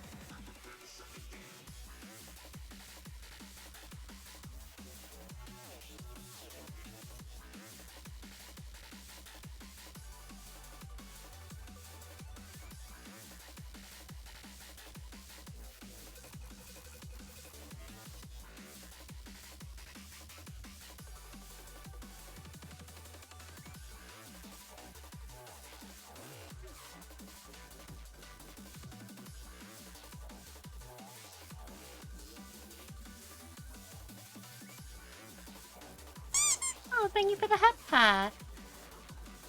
You also, you think the Epitome covered most of the really good ones? Alright, well, you're also allowed to suggest really bad ones.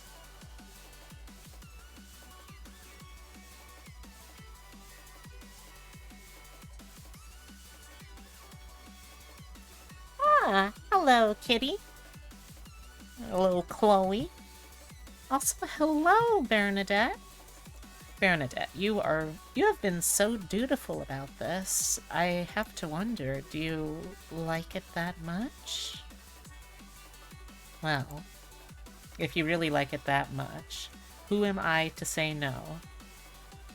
Bernadette, I think you, yes you, eager little bear as you are more than deserving enough to be today's little PogChamp.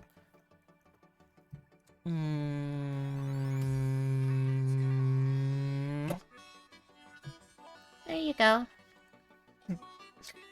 I'm sorry that I got you addicted to it. It was not my intention.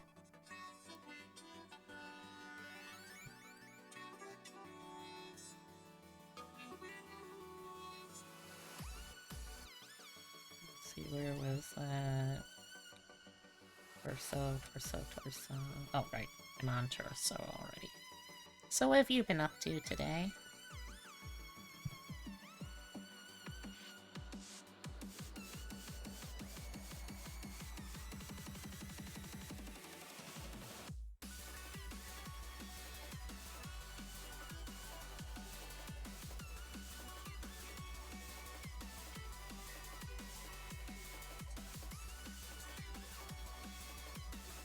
Get another capture of this to send over to Nia for approval.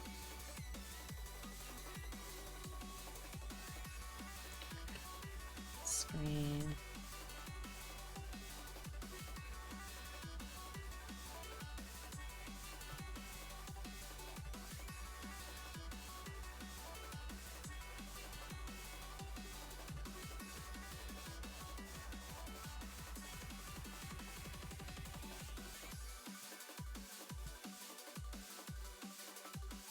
Let's also have one with the Serafuku guide layers to show that, yep, this is within the boundaries of the original Booba.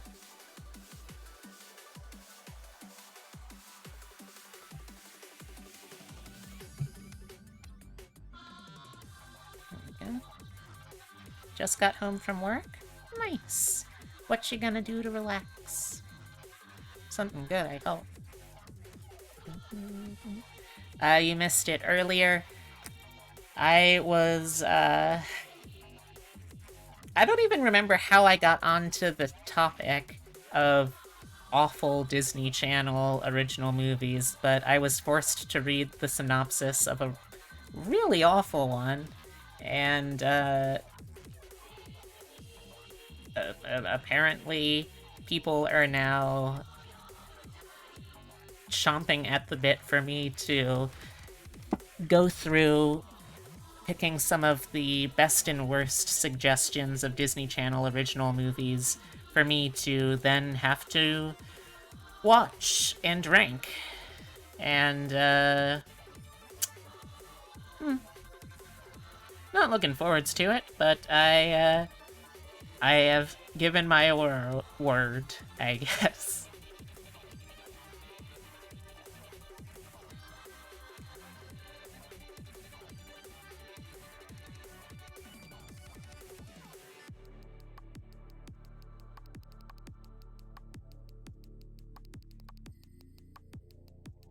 Remember? Oh, right. Spirit Halloween movie, which led to the movie, which led to Halloween Town 2. Thank you, White. I don't know where I would have been, here if not for you. So thank you. Gosh, I'm looking through some of these suggestions.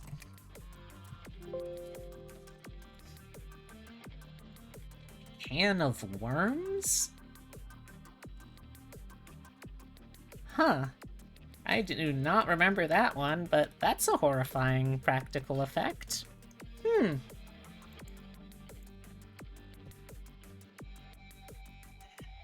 Also, dang, I think we've hit the stream high of, I want to say, like 25, 26 people? That's pretty cool. Thank you all. Alright, so she has asked that there be no booba. So I'm afraid I will tragically have to take out the booba.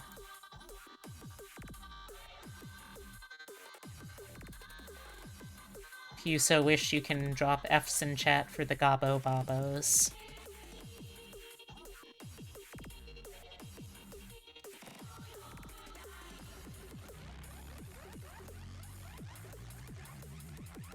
Thank you for paying your respects, right? It means a lot to me in these trying times.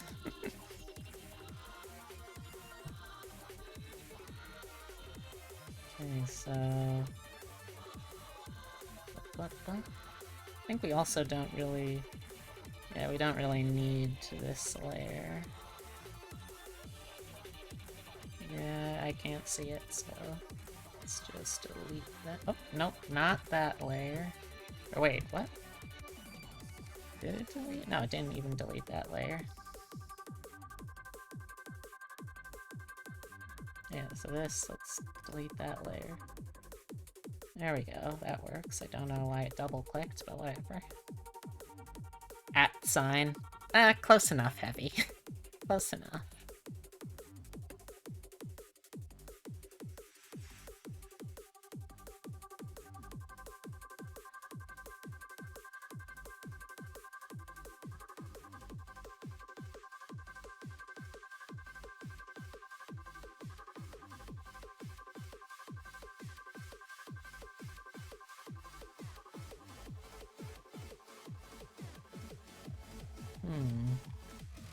This might look better as an airbrushed section.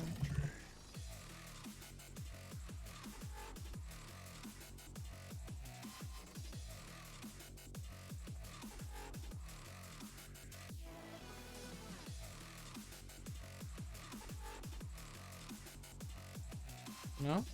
Put those back up there.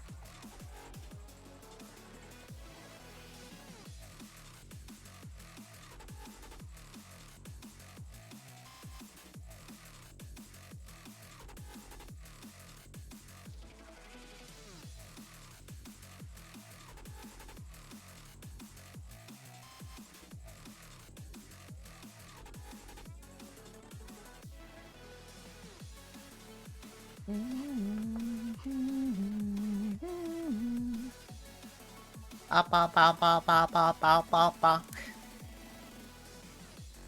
Popping off there, Heavy? Glad to see it. You'll love to see it, in fact.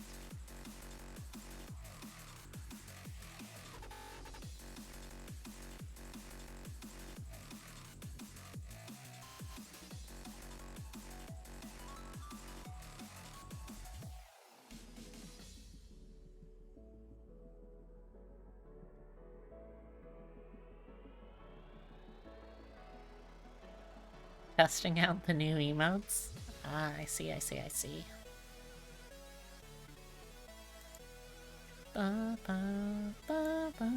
Got a lot of those recently?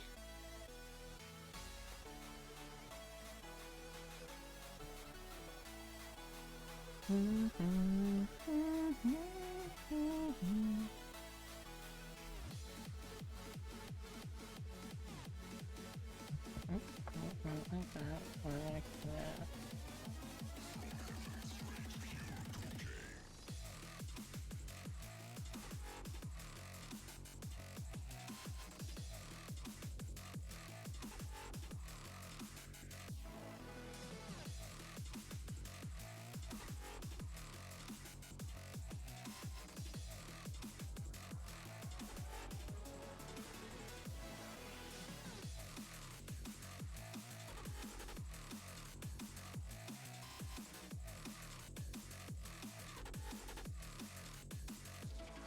This doesn't really do anything anymore. Phone has a lot, Xbox doesn't. Fair.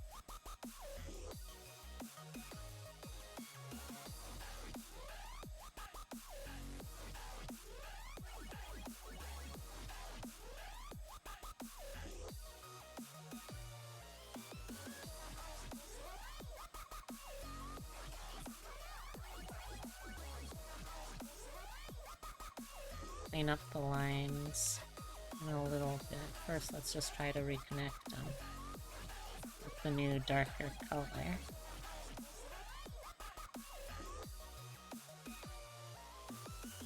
Huh?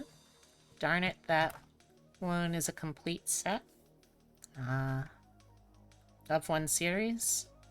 Eh? What are you talking about? Complete set of one series of what?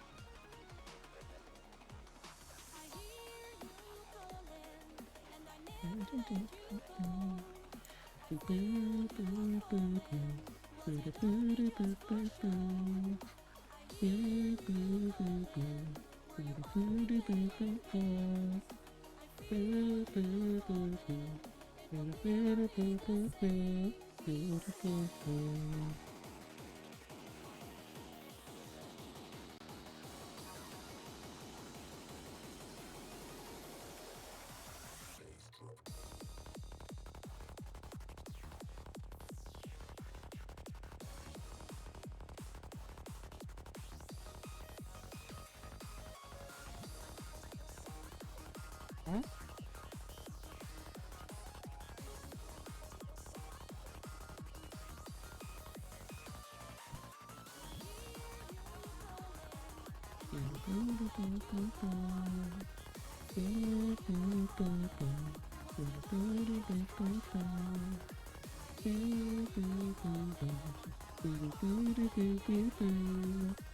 A couple more got added.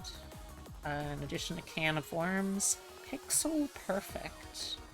Don't think I've heard of that one either.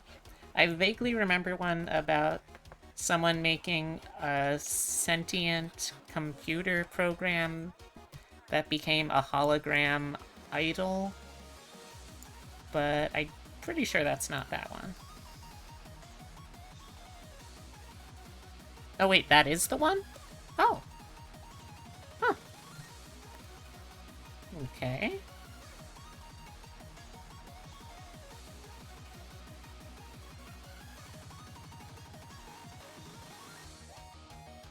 Huh. That's a weird way to pitch it, but I understand what you're getting at, I think.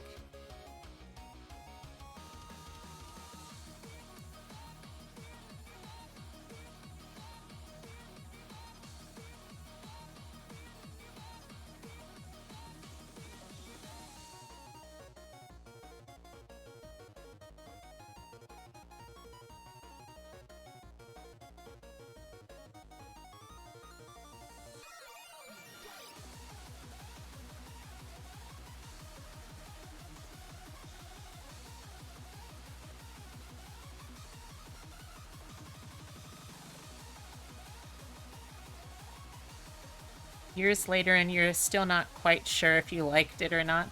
That is a very strange phrase? I'm not sure if I can call that phrase, but it's very strange.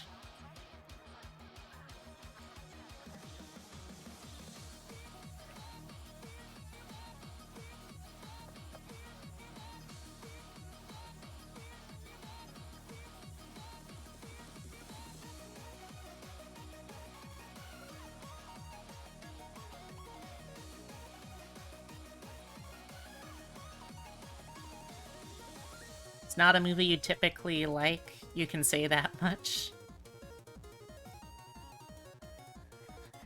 Okay. Fair.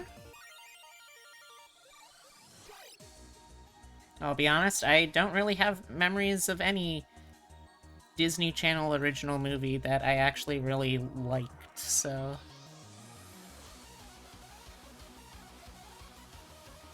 At the very least, not in hindsight, anyway. So it's gonna be an interesting experience for me, but who knows? Maybe I'll find one that I still unironically enjoy. That's a possibility. I think. Probably.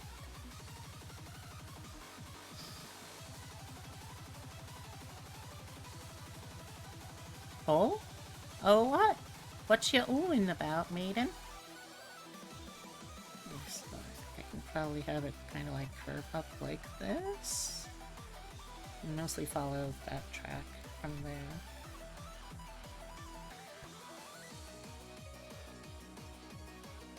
I'll be honest, what I remember far more than the Disney Channel original movies are the Flash games for the Disney Channel original movies.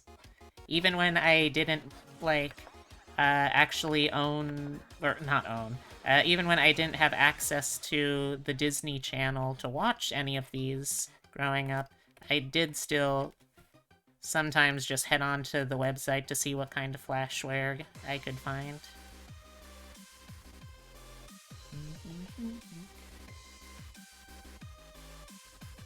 You had a weird dream, you're trying to scribble it down, you were a slime bunny, and you ran a shop where you ranted about video games. Huh.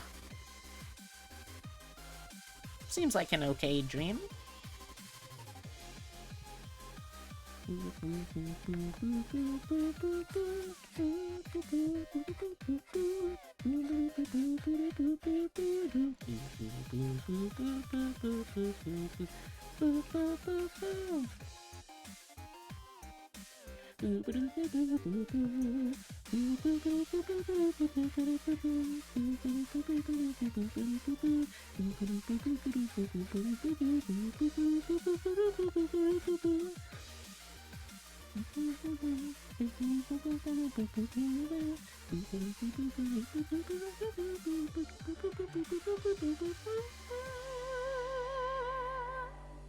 Halloween Town is your favorite, unironically, and you think it's good. It's corny in places, but it's earnest in its endeavors, and you appreciate it for that. That's fair. I think that's fair. Nope. Nope. Bring me back to the sleeve, please.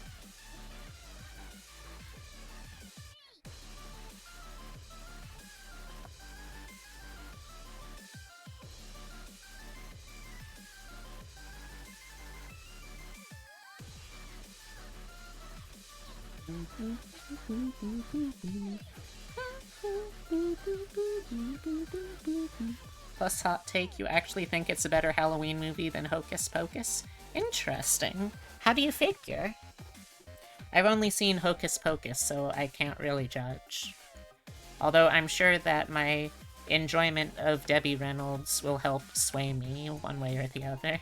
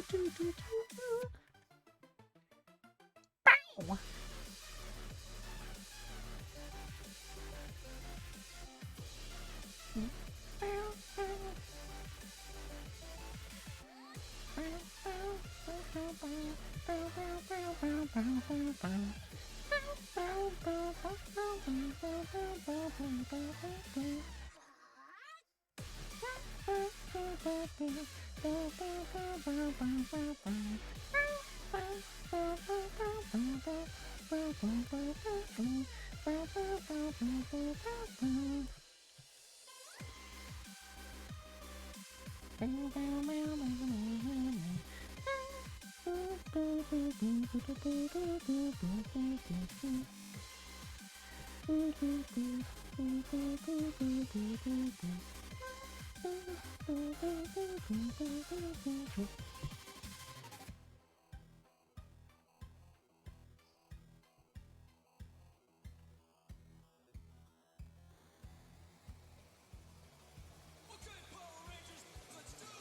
a lot of things you don't really like about Hocus Pocus, so it's more that you don't like that movie than you think.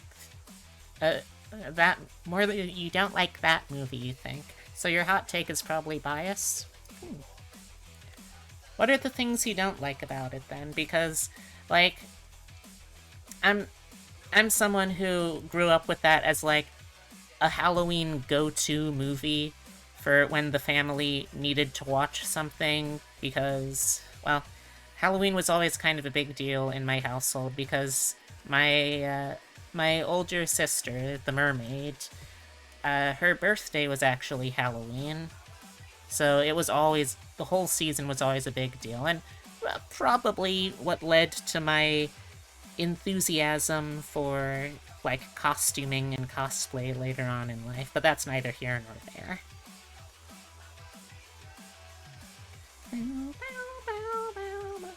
Go Power Rangers!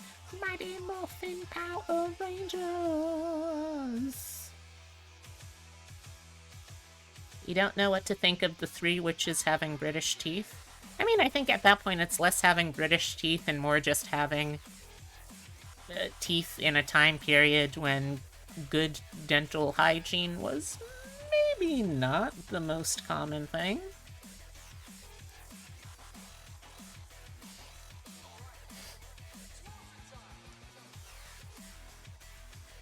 Okay, so we got the sleeve outline. Wait, what? Why is it on this one?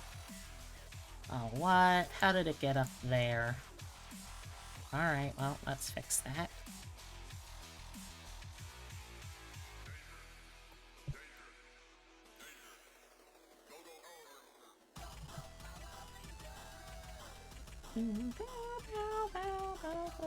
Power Rangers! Meow, meow, meow! Go Power Rangers! Meow, meow, meow, meow! Go Power Rangers! Meow, meow, meow, meow, meow! Go Power Rangers! Meow, meow, meow, meow, meow! Alright, let's see.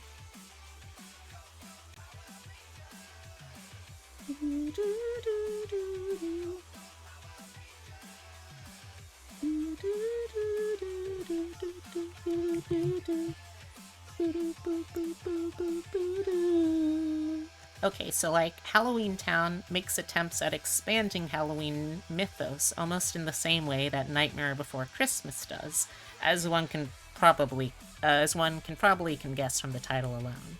All right. So you're saying then that it exists in a world where, in addition to a Halloween town, there's also like a non-denominational winter holiday town, or a Egg Day town, or like an Arbor Day town, or 4th of July town, or basically like, I guess it would be just kind of any holiday at that point. I wonder if there are like really small, minor, or new holidays that their town is basically just a post office and maybe a bar, because no one else has moved there yet. Oh,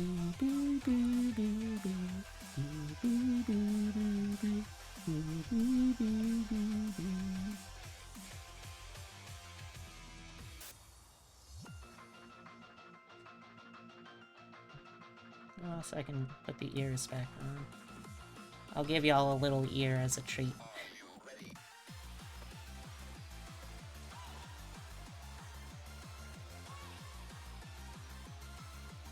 Some beach towns end up almost that way out of season. That's true.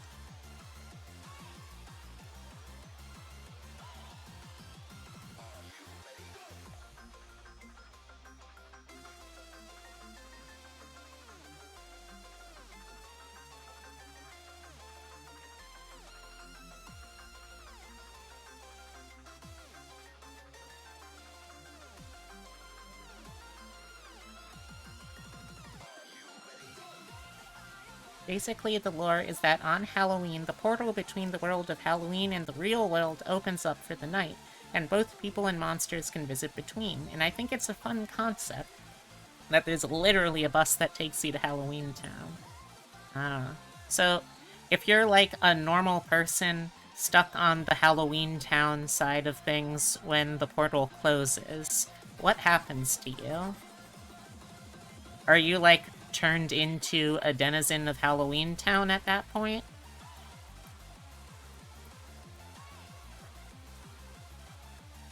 Jack Skellington commandeering the Fortnite bus.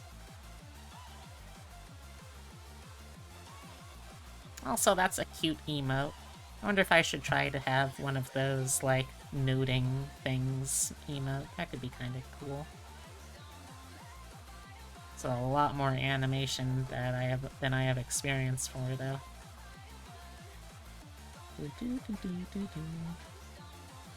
Yeah, like those.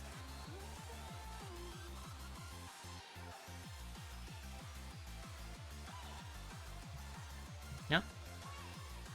Let's go back here.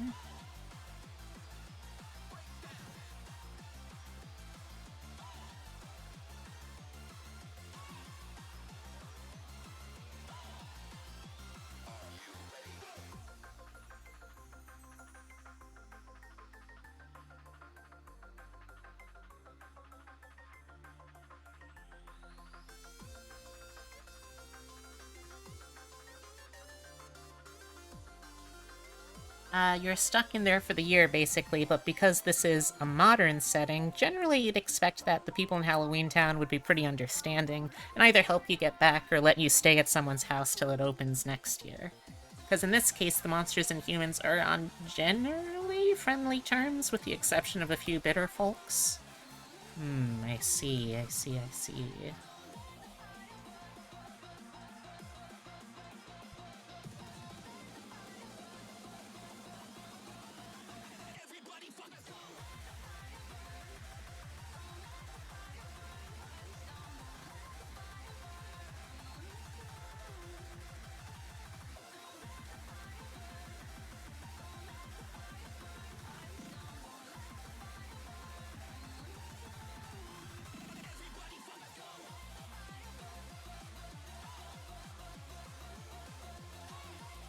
There's a scene in the movie where a witch is brewing a potion and she's using pre-packaged box stuff, so it's all super fun and playful and casual modernness, but your neighbor's probably a werewolf.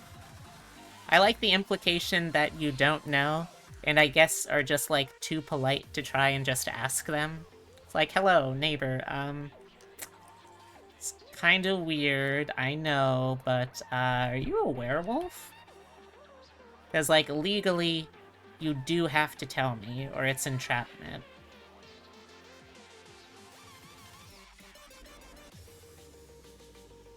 Oh,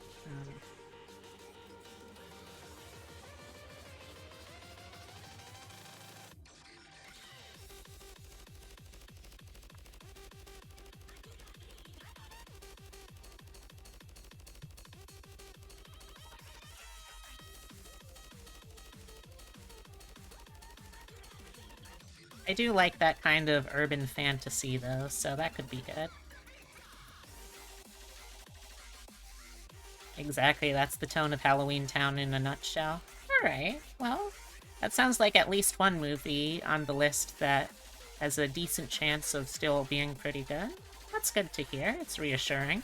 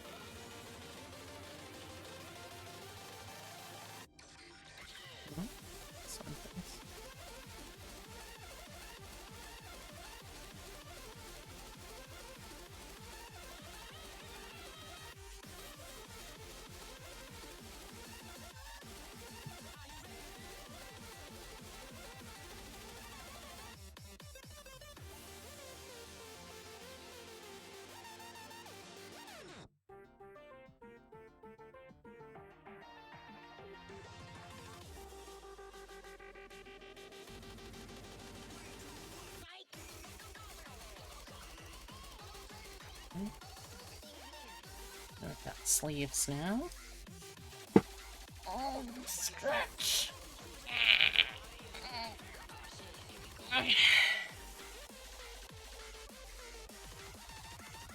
Still no idea what I'm gonna be doing for dinner tonight.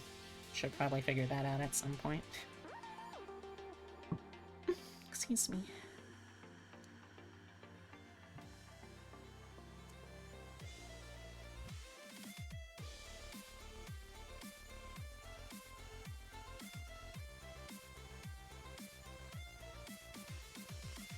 I think maybe coordinating the blues with, like, the main color of the Serafuku.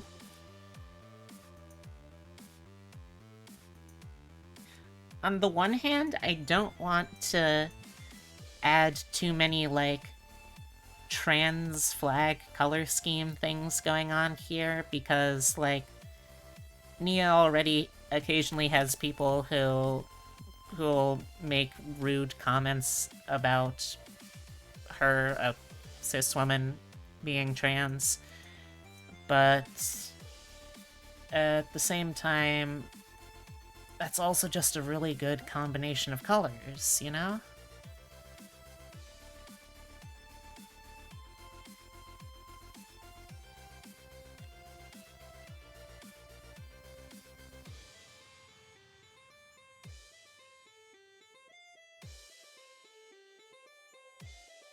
Hmm.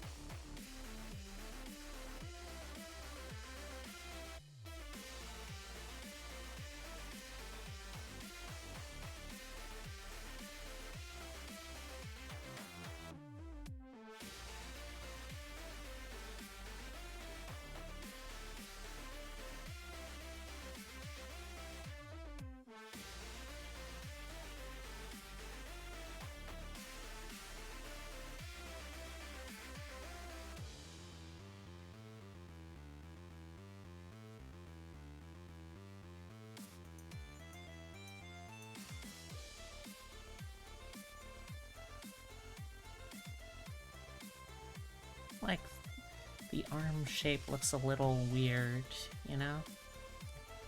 Is that just me, chat, or does it look a little weird to y'all, too?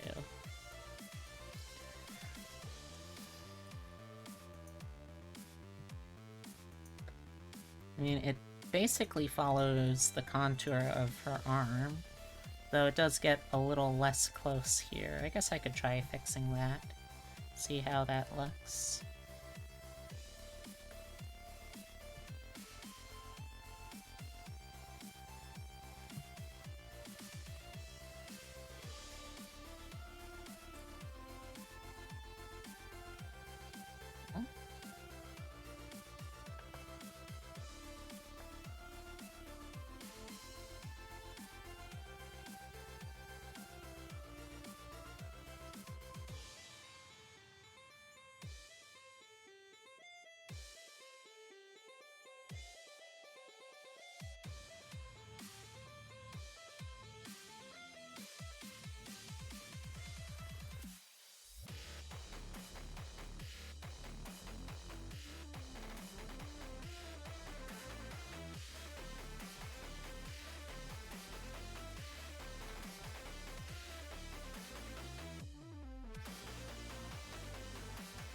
Yeah, I think that looks a little better.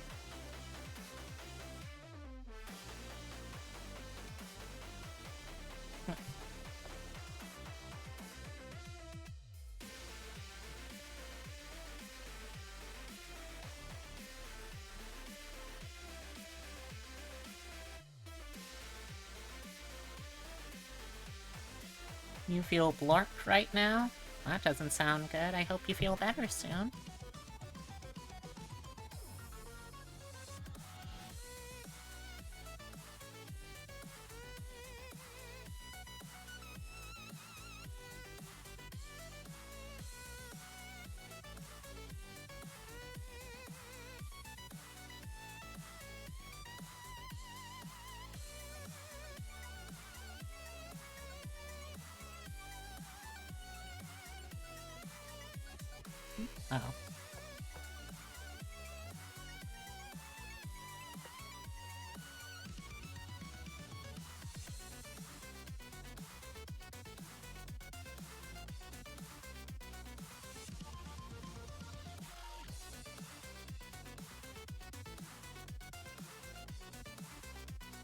go. Still tired from blood tests? Yeah, those can be pretty draining. Okay, I'll see myself out.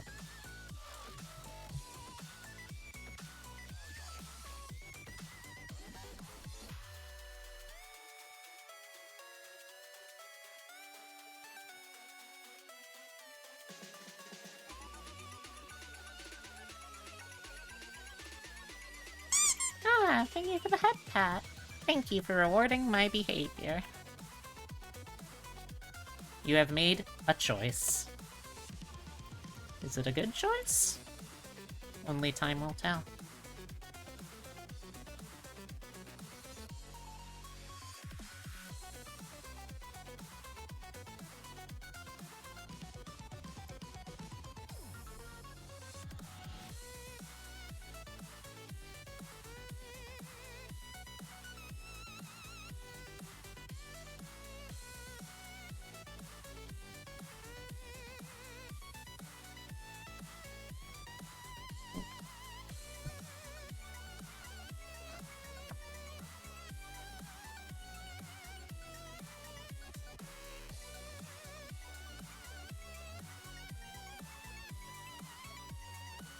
Another blur.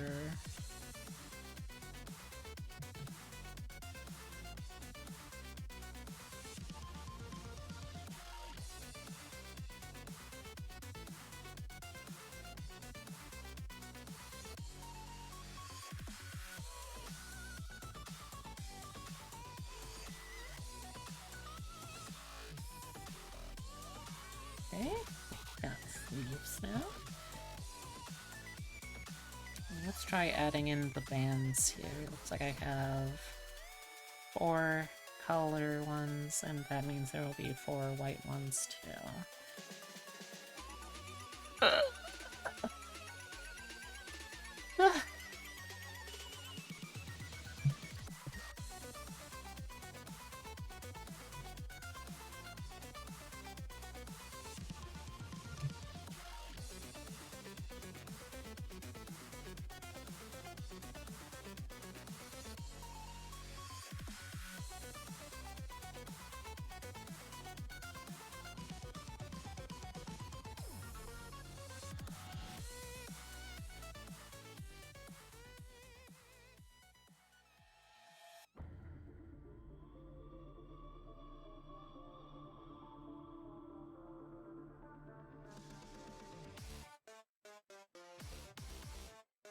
Pinpoint also ought to do.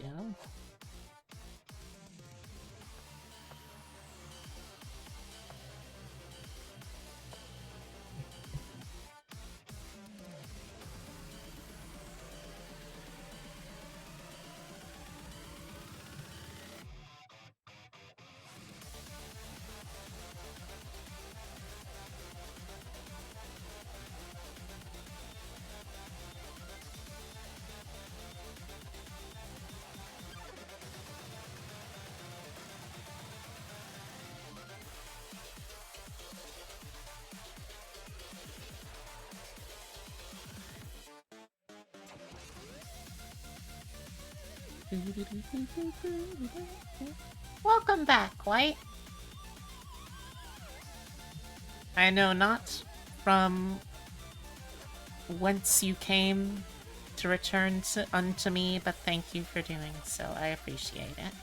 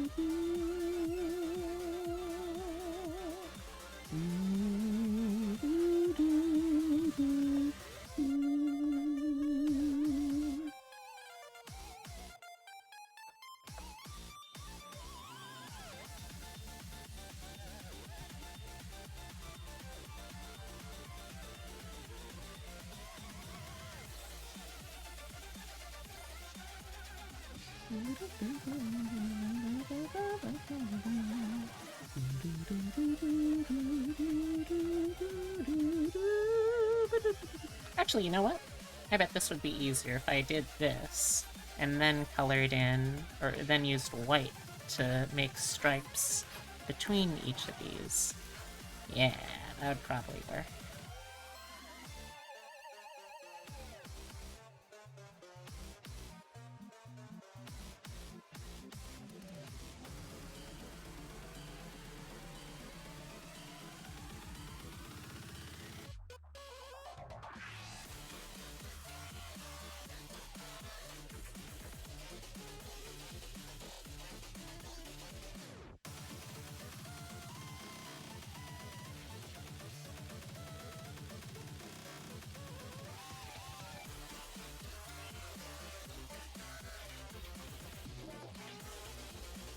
Oh, peculiar little pops. Alright.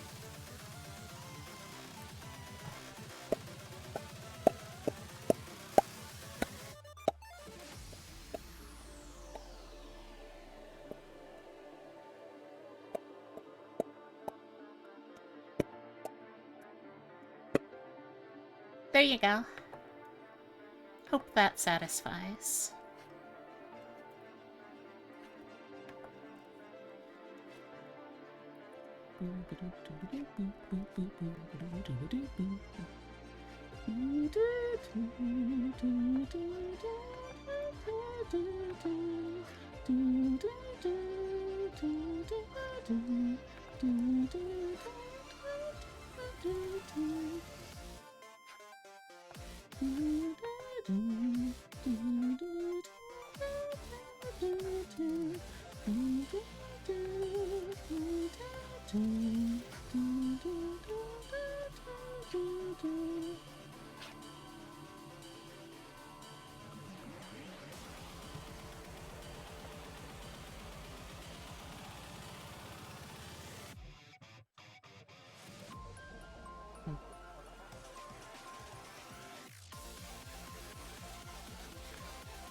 Hmm?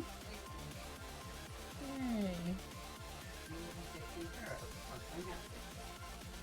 Okay. That's not the reason. I had life insurance before, they just needed to switch it from my parents to me. Okay. It's an adulting thing, right, Chuck? I know, okay. It is.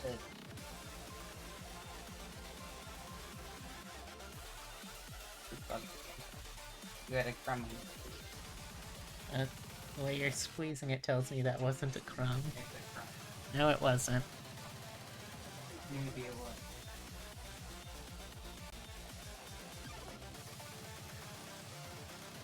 You okay?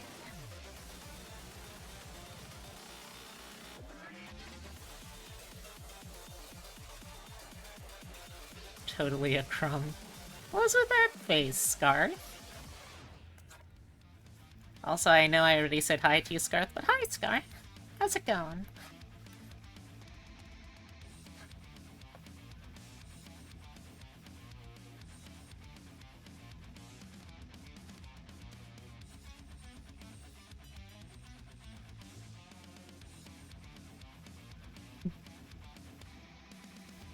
We should change our sheets. Hmm.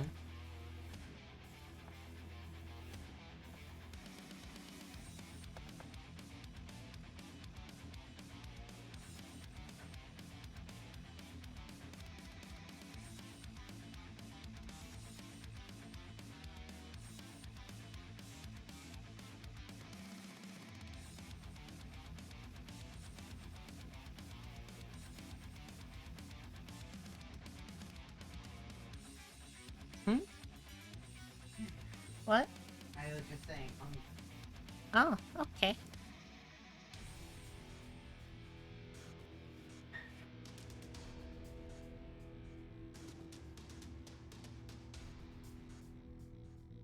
Okay on your end. Typical day. Work and getting home about an hour ago.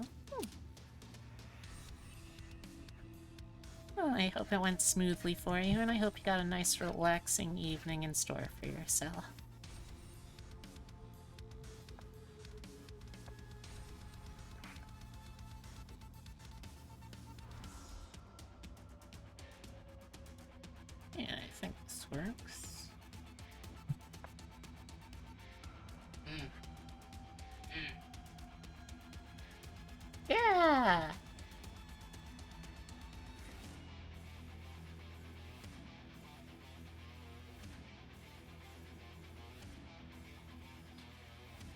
I'm so proud of Epitome Chat. I didn't even have to remind him again to have the underwear fairy visit. Did I ever show you the brush in Clip Studios that does a fill tool, but it'll really clean fill in for the edges? I don't recall. Also, hey Salamander, how's it going?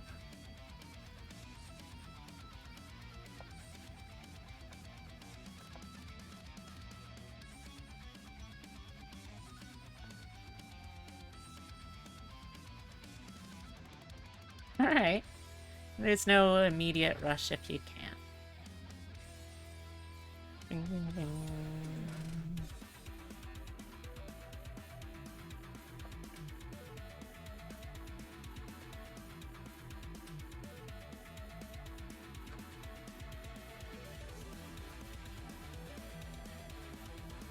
It really helps in cleaning up things. Ooh.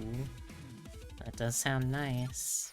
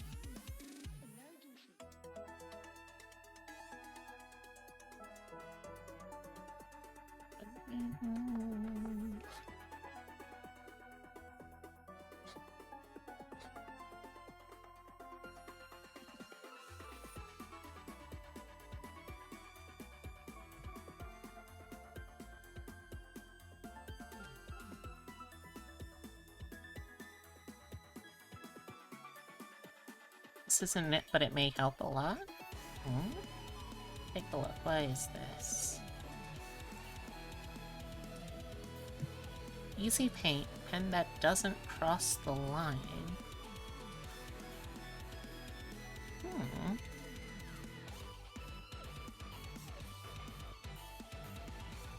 Okay, so you gotta set a reference layer. Huh. Alright. I can certainly try that.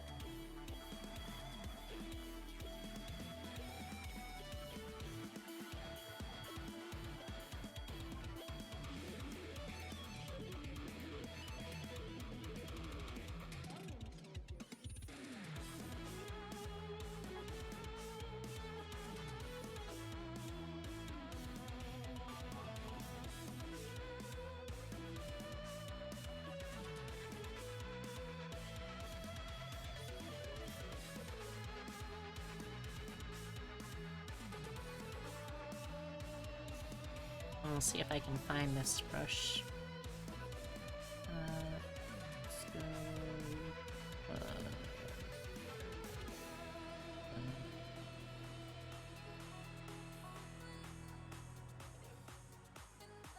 there we go.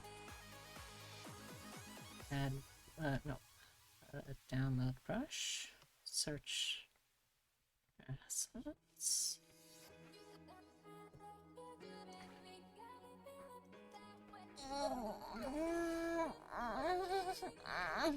Stretch.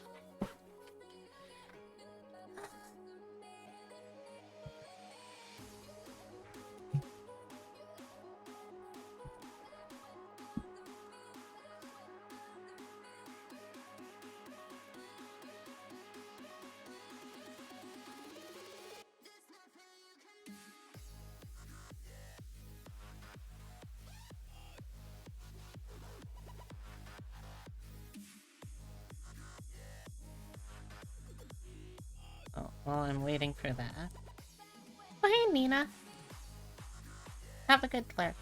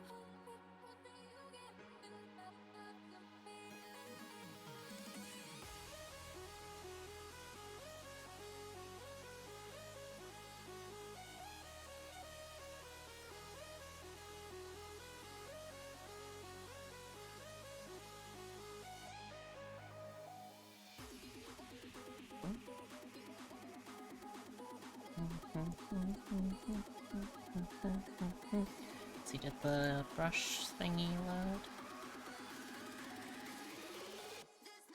Huh?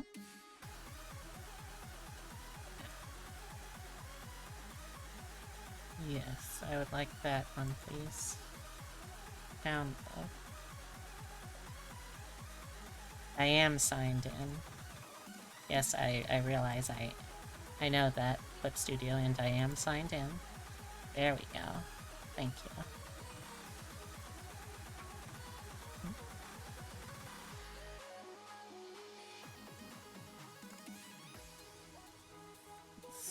While I'm at it, I might as well also get the one for Eraser.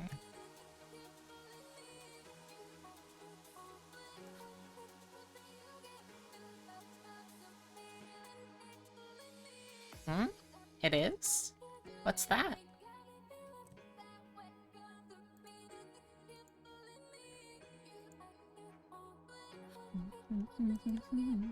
Oh.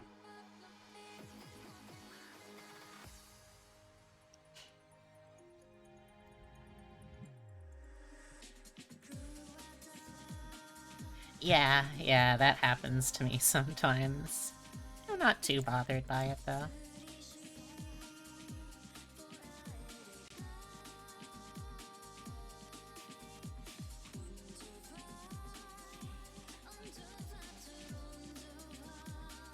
I'll add that to the palette, and then, let's also add one more. Search for the tools. Boo-boo-boo-doo. Search for the tools.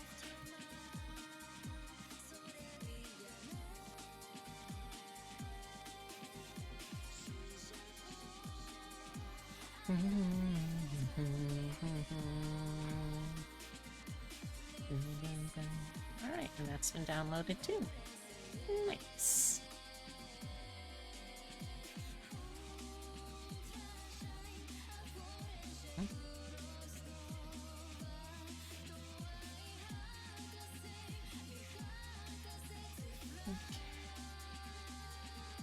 I might as well just add that to the eraser real quick.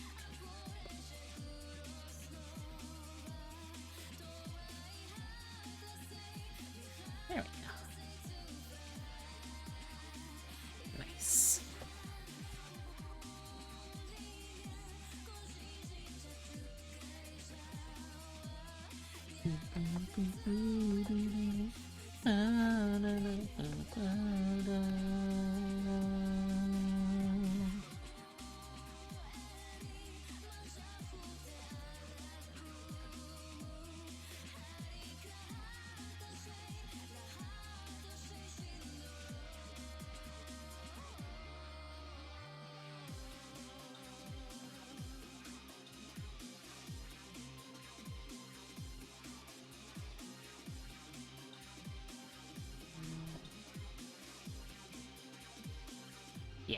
Yeah, I like how those look.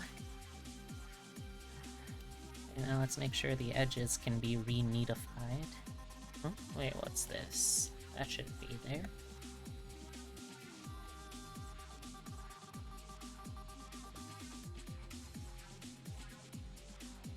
I should go over the sleeve then, I guess, to make sure I didn't miss anything like that.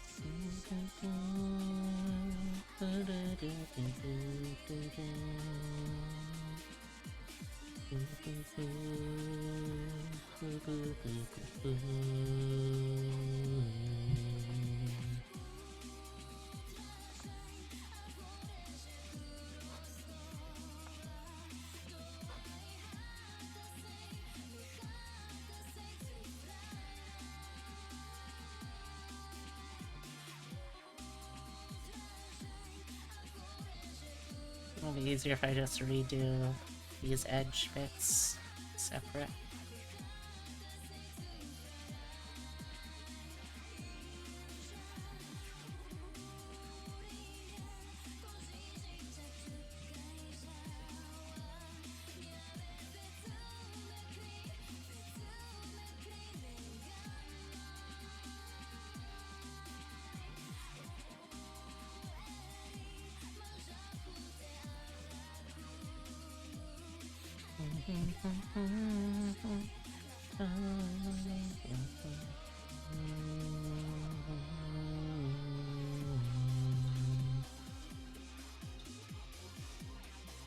Nope.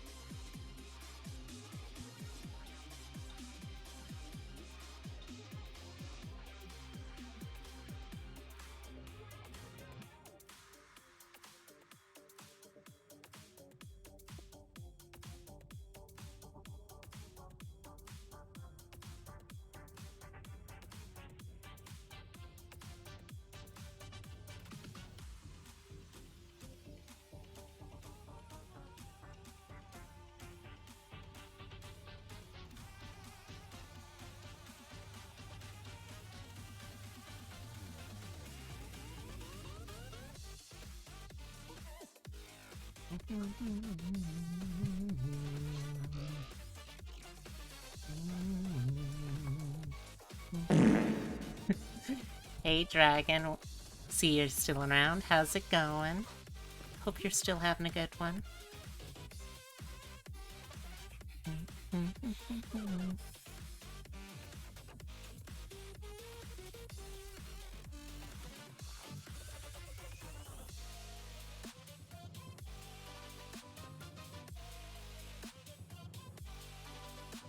It's going? Oh.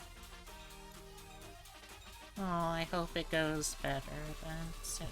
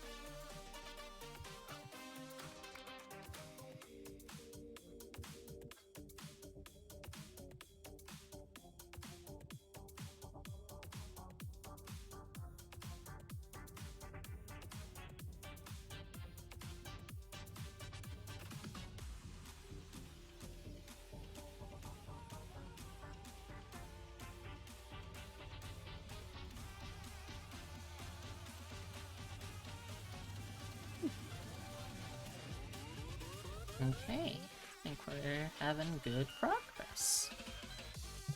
Quick save of that.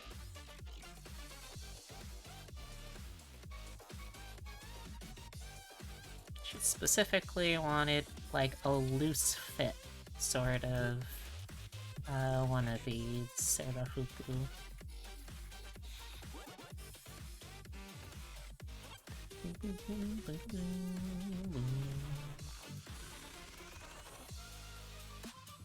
Nope. No, sorry, I wanted to undo whatever that was.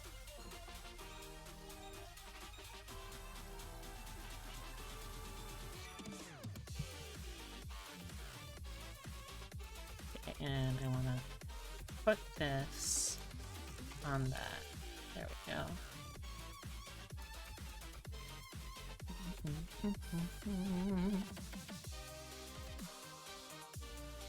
Like, I'll need to add a little bit of a band here, just so the Serafuku isn't exposing any little tummy.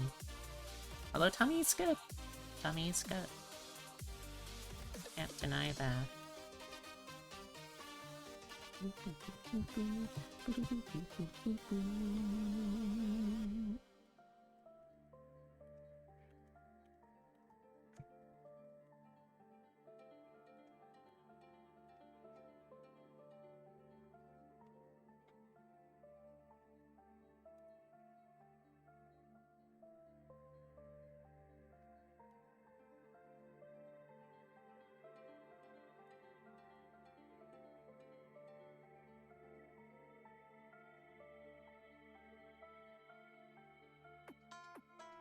I'll redo the lines in a sec. Yeah, I definitely need to redo the lines. That's alright, though.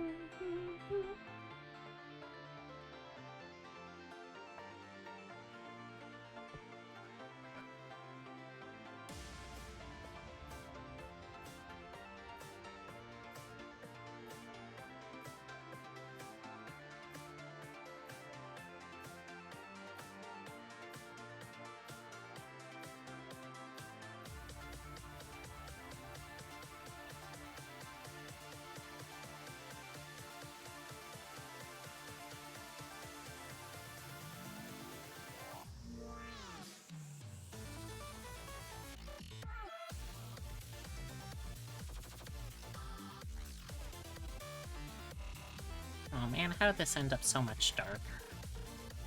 Had the wrong dang blue. Well, time to go back over that again. Oh well. It's really not that big of a deal.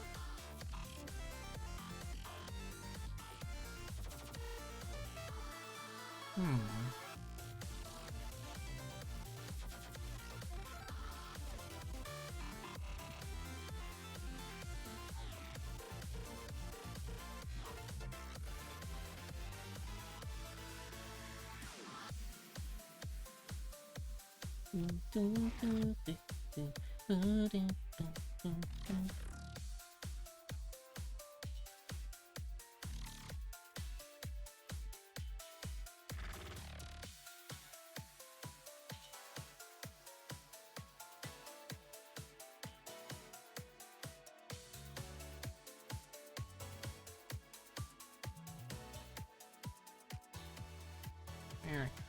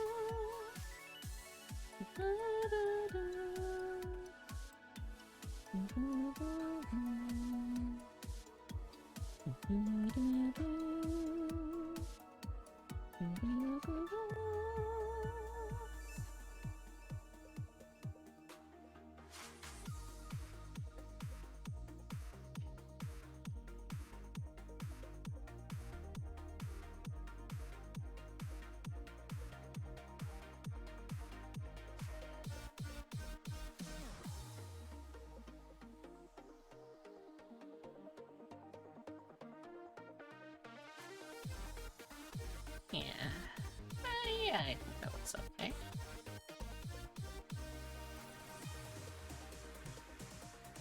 So we now have the base, we have the sleeve, we have 40 minutes left in the stream.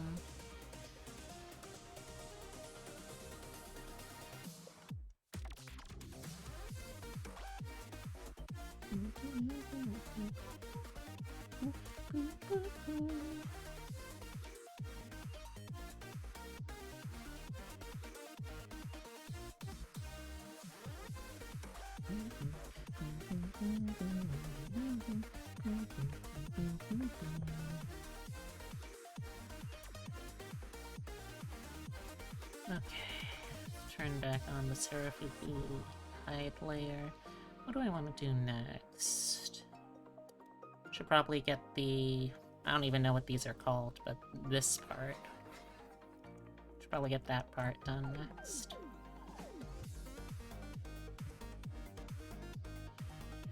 Get a sample of that to use for the line art.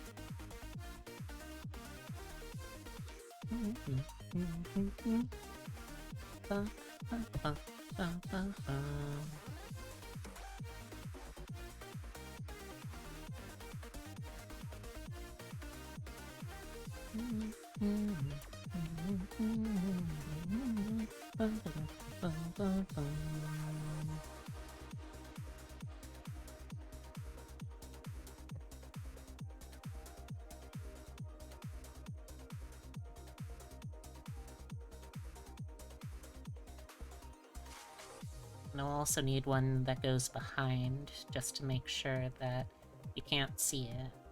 You can't see where there should be fabric.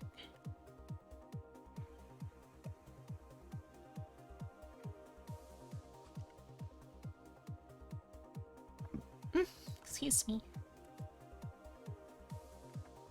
Oh, no, go back.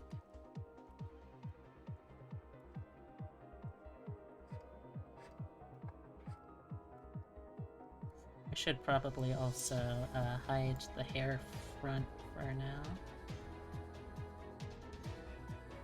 Just so I can work around that a little easier.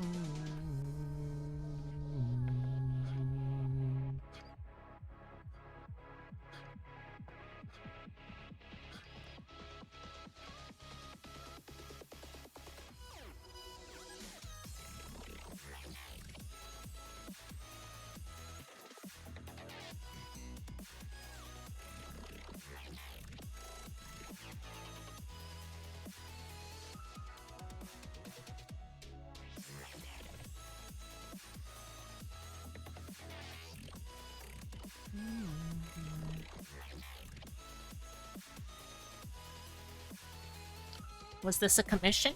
Yes! Yes it is! This is a commission for Elf Galgos. You can actually see her model in the background there, over to the right of where I'm working. Originally, last year, I made a model of her as a goblin as a joke, because it was just kind of a community in joke, but she ended up really liking it, so now I'm I've been commissioned to redo it as like a full-fledged, revamped, to-order kind of model. Why you look? Why you looking in the market, Silver? Hmm? What's this? Ah, schedule announcement. That's all. Okay. All right. Let's see. I was going to look for.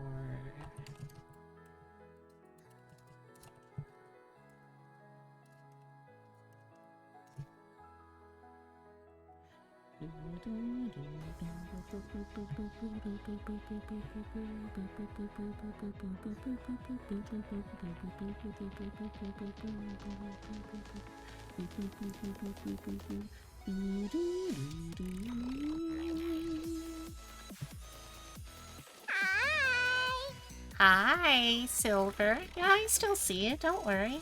I remember that you're here.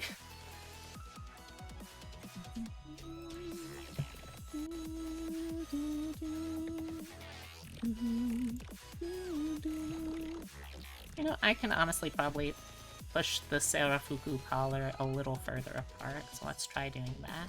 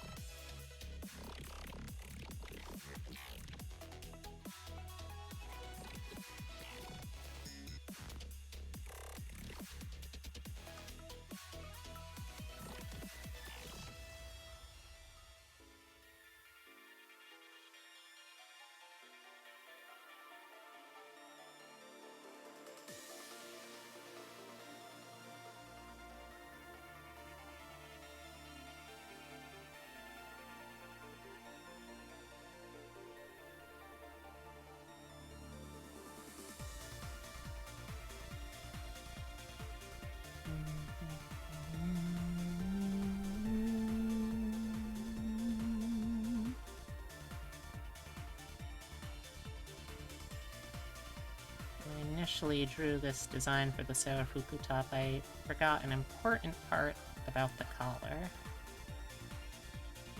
Or specific tiny little part, anyway. That's gonna get inserted as its own separate layer, probably. Probably the layer just beneath this layer.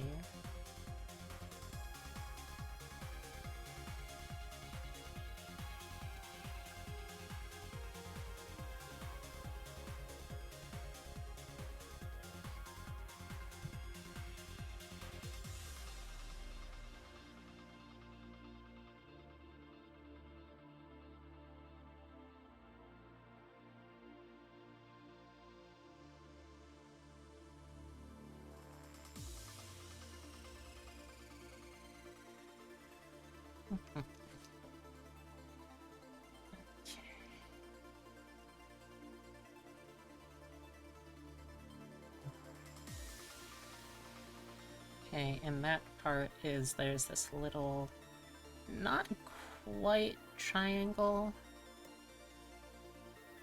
but a part of the blouse, I'm pretty sure.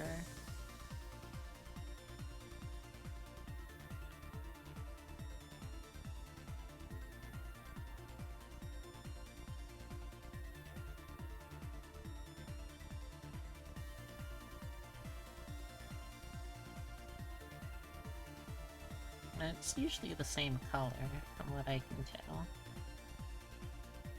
That goes kinda like back here, basically.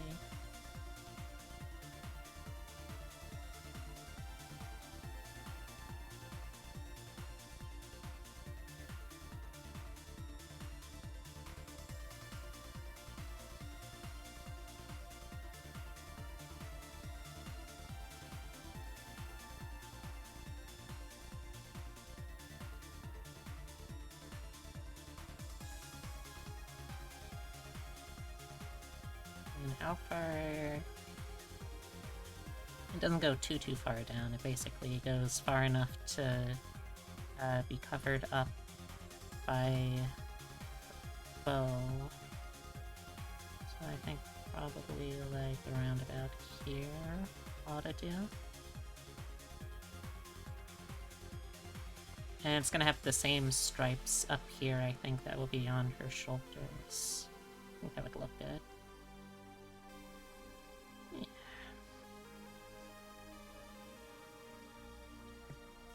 Oh, cool.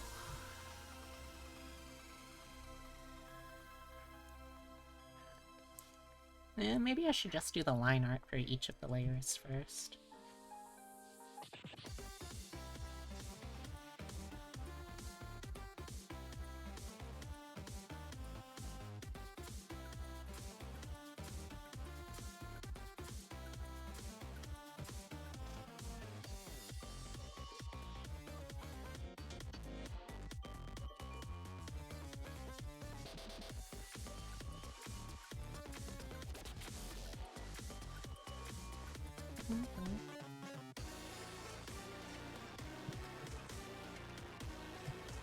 And this one will be for the bottom part of the ribbon.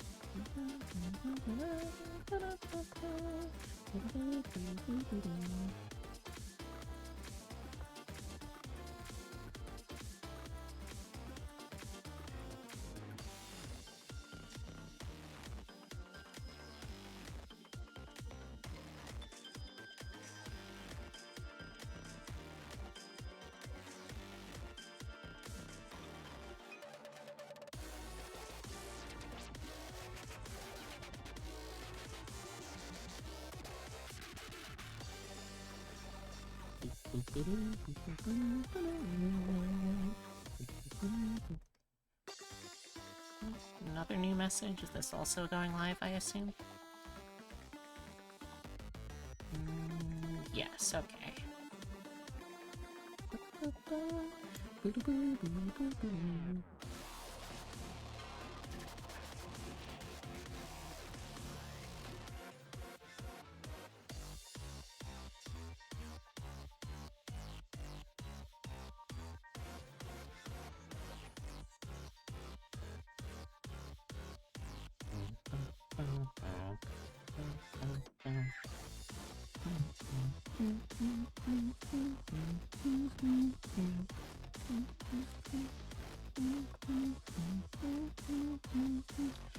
Yeah, I don't even know if it really needs to be more distinct than this. I could do something like that just to create a sealed object. Yeah, that would probably not be bad.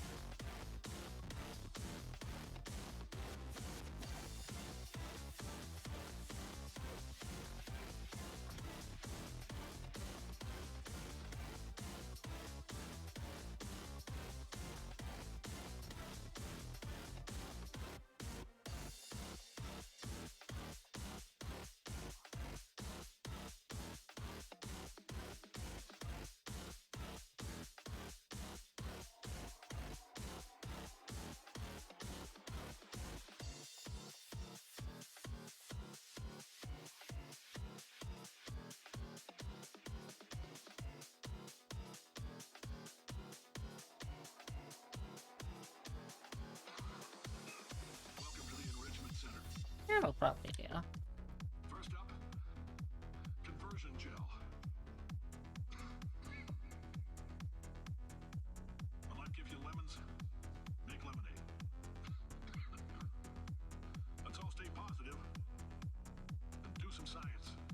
Yes, sir. Lemon.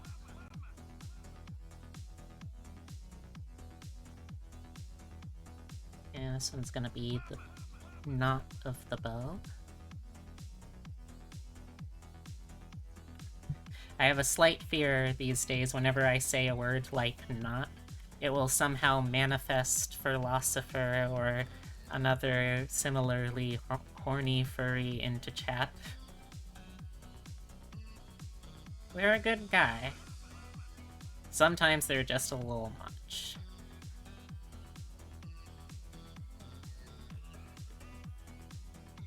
Anyway, that's neither here nor there. You may have heard we're gonna phase out human testing. There's still a few things left to wrap up, though. The bean counters told me we literally could not afford to buy $7 worth of moon rocks, much less 70 million. Bought them anyway. Ground them up, mixed them into a gel. Guess what? Ground up moon rocks are pure poison. I am deathly ill.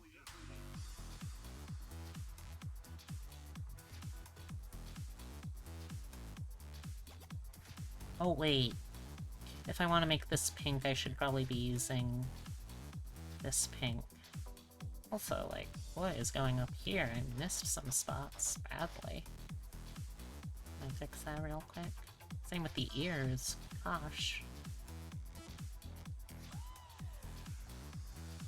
It's not reflect well. When life gives you lemons, don't make lemonade. Make life take the lemons back. Get mad! I don't want your damn lemons! What am I supposed to do with these? Demand to see life's manager. Make life rue the day and thought it could give Cave Johnson lemons. Do you know who I am? I'm the man who's gonna burn your house down with the lemons. I'm gonna get my engineers to invent a combustible lemon. Oh, that's wrong layer. With the lemons. With the lemons. With the lemons.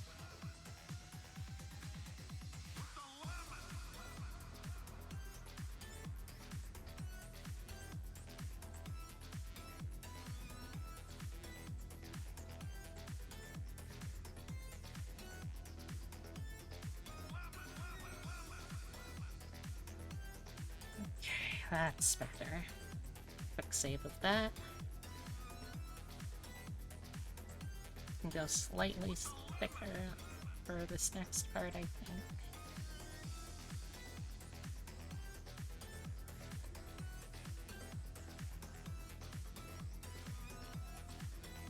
Tornado warnings tonight? Oh, that doesn't sound good. You gonna be okay?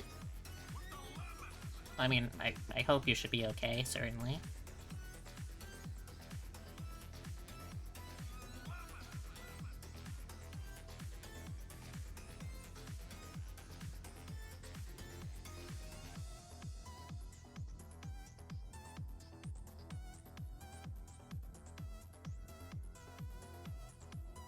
Same with you too, Lavender? Eesh. Well, make sure you take care. Yeah, take care and keep watch.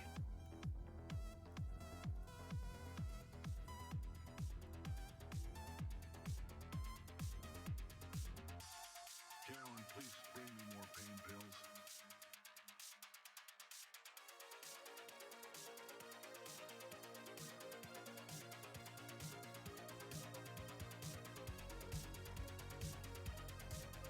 You're not worried if you die, you die?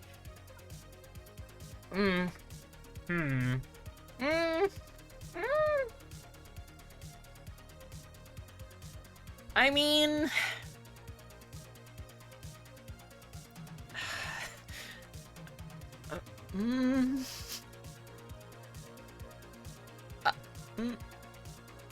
I don't know what to say to that. I guess it's not incorrect to say?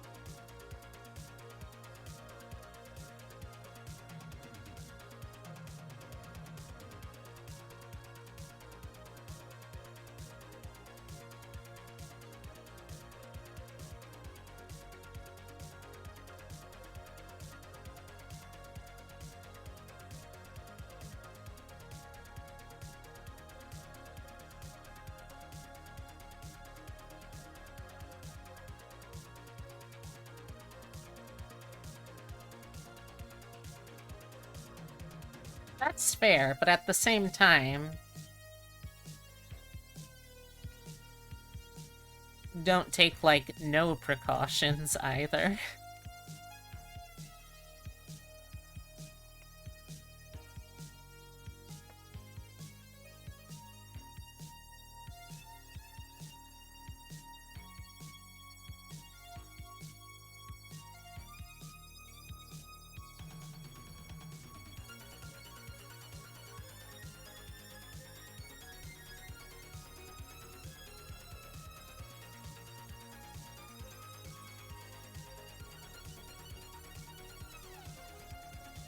Okay, got that.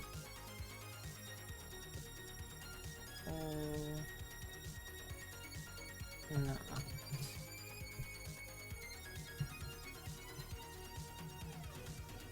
Well, we've had a very productive stream today, chat. I'm very happy with that, and I hope you enjoyed yourself here too.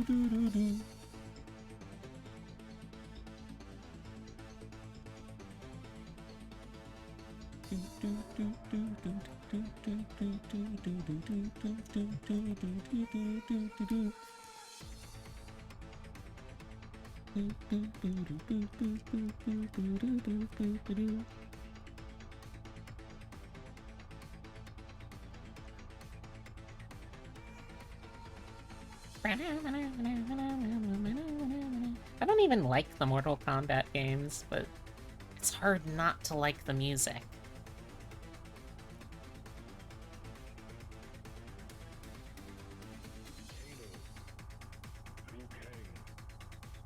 Oh? Yeah? What is it?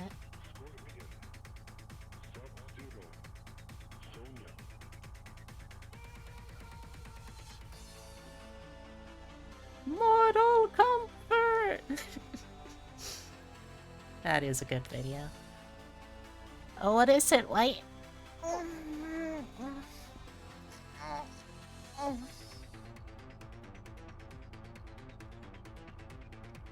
You do not like the games, but you do like the movies, or at least the first one. Wait.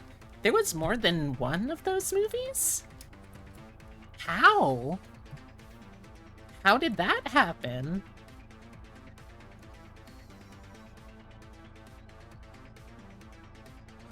Like, how?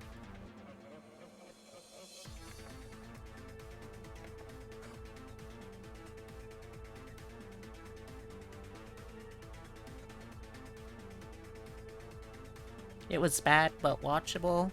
They were equally cringe.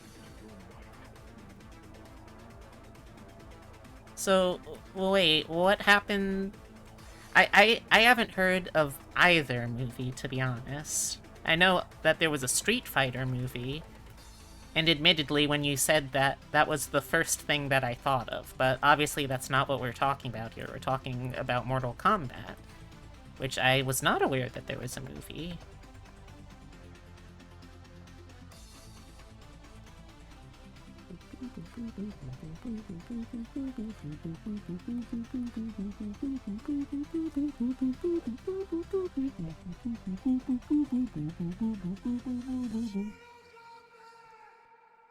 Well, Heavy, I also didn't want to know about Toothless, the movie where a woman has to perform the job of Tooth Fairy or else she gets sent to hell. And you know what? I had to learn about that one today.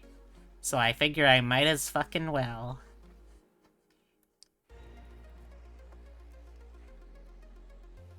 You are not thanked, Epitome.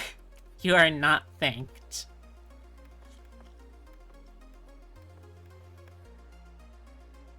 Ah! Ah! Ah! Nyeh. Yes, ah. Yes, Silver? Is there something you wanted to say? Ugh. Ow.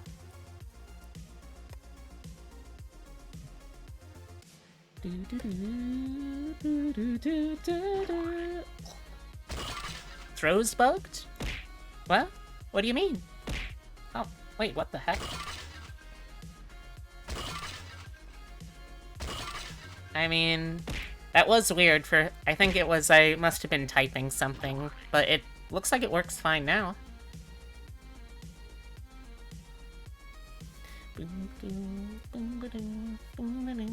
It's not taking your points? Huh. That's a first. I don't know why it would... Ow. Not be doing that. That's strange. That's strange. Ugh. Ugh. Ugh. I think I want to do this more as a bow dealy. So let's reconfigure this a little bit.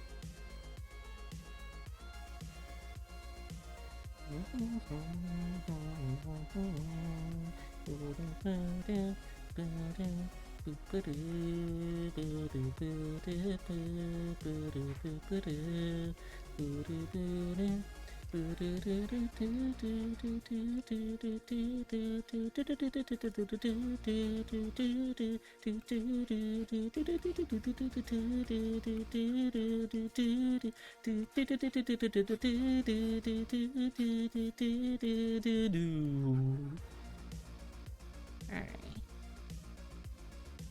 Yeah, I'm not sure what's up with that, Silver. I mean, it definitely should still take points, so it might just be, like, it might be an issue on your end, maybe? I don't know.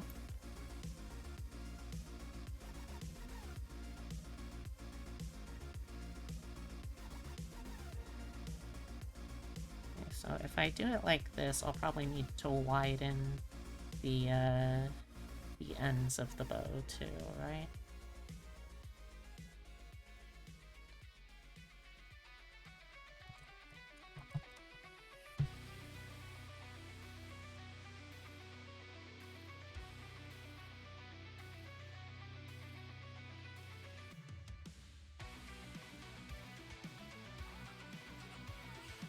It's not quite a traditional Serafuku bow, because I specifically wanted to include Mia's favorite shape of clothing. Let's see. Those days are gone.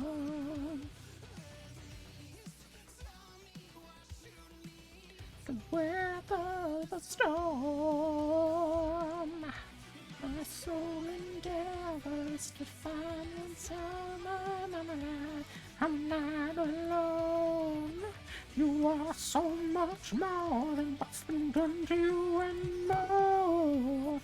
I tell you what, I will lift you up when you need it and hold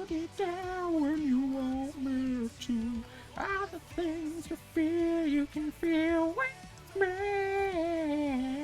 It's real and true. The first Mortal Kombat movie does exactly what it was meant to. It tells the story as the games do, shows a bunch of kung fu fights, never really deviates or has weird plot points. Probably one of the most honest attempts at a video game movie. It wasn't a great movie because Mortal Kombat doesn't have a lot of substance in its plot. Not because the movie itself was, butchered it. Okay. Okay.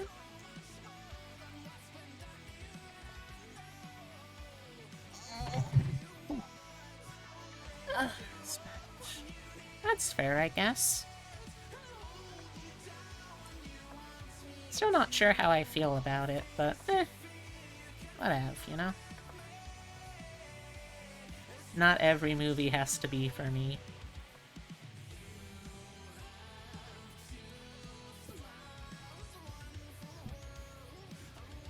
Also, yeah, it's not gory. Wait, isn't the whole point of Mortal Kombat, though, that it is very unnecessarily and cartoonishly gory? I thought that was literally the whole appeal of it.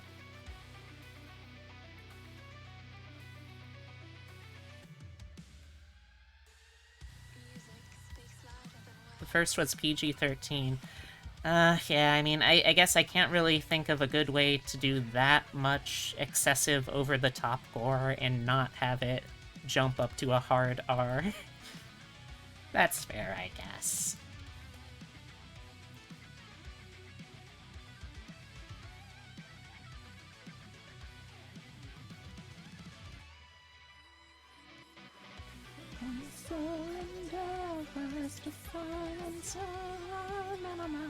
I'm not alone.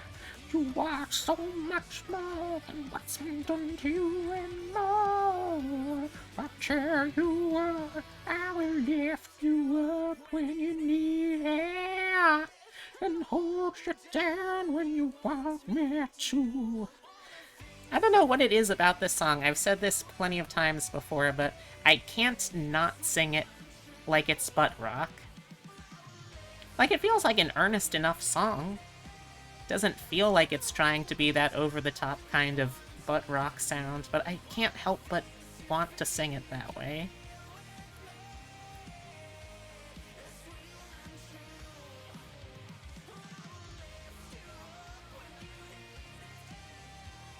And hold you down when you want me to. Things you feel you can feel with me. That's real and true, like the words that I say to you. Sometimes a song feels that way. True, bestie, so true.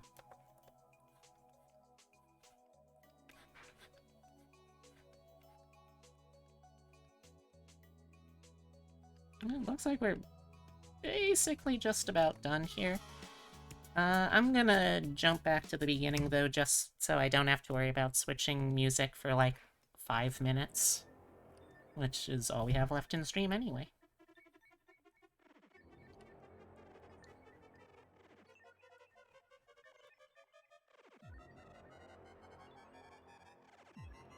Hotel...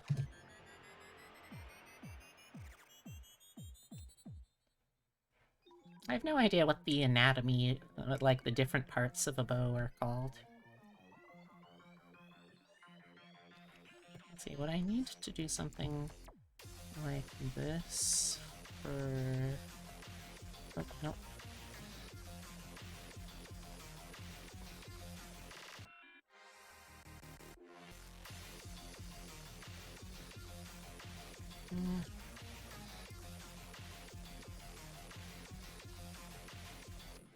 Probably not.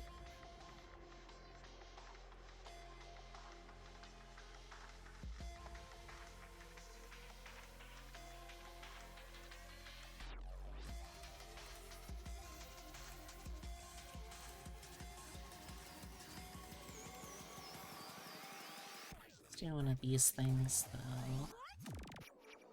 Also, dang it, wrong layer.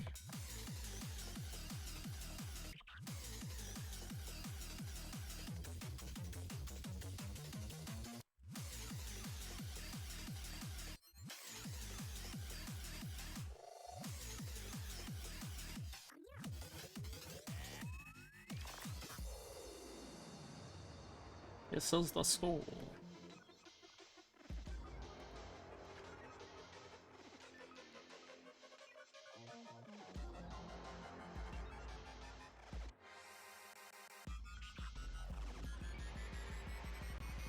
Wonder what I'm gonna do for dinner. I still haven't decided that.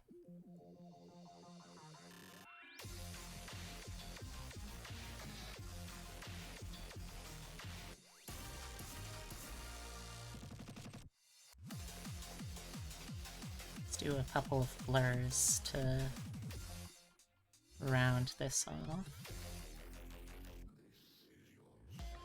I really like the trick of using a copied layer of something and then adding a Gaussian blur to kind of make the lines a little softer. It's a nice trick.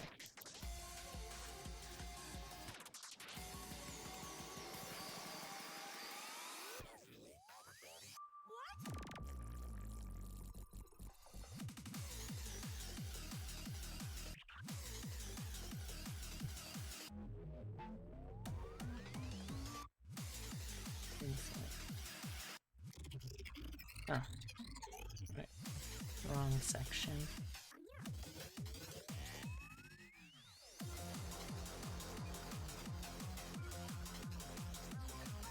Blur this up.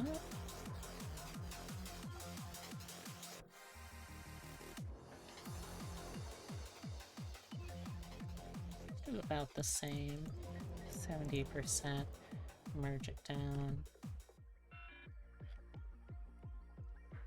Yeah, I think that works.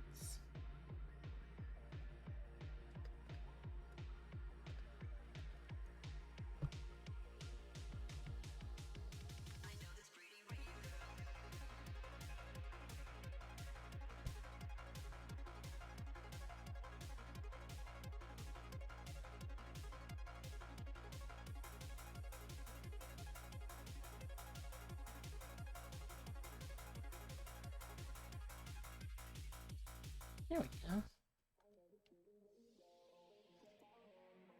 Sarafuku is going to be above all that, so...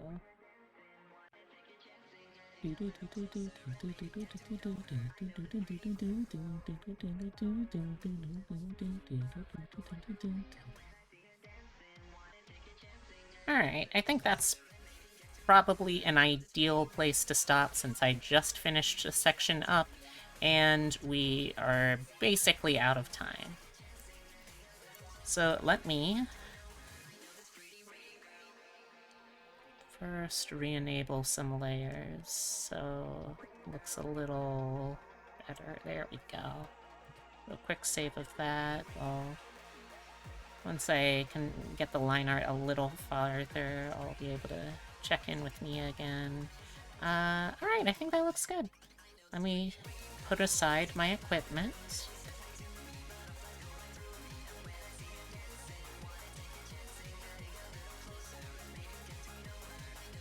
Okay, let's pause the music and let's go over to just chatting.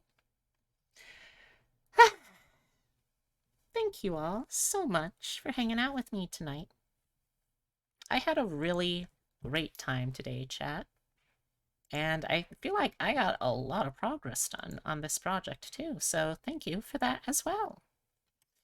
Also, this is the 4th stream in a row that we have successfully hit the 20+ viewers. Even if we aren't ending with it, I'm still counting as long as we hit it on that stream. So, yeah, that's another day towards having to figure out how to play my... Oh my gosh.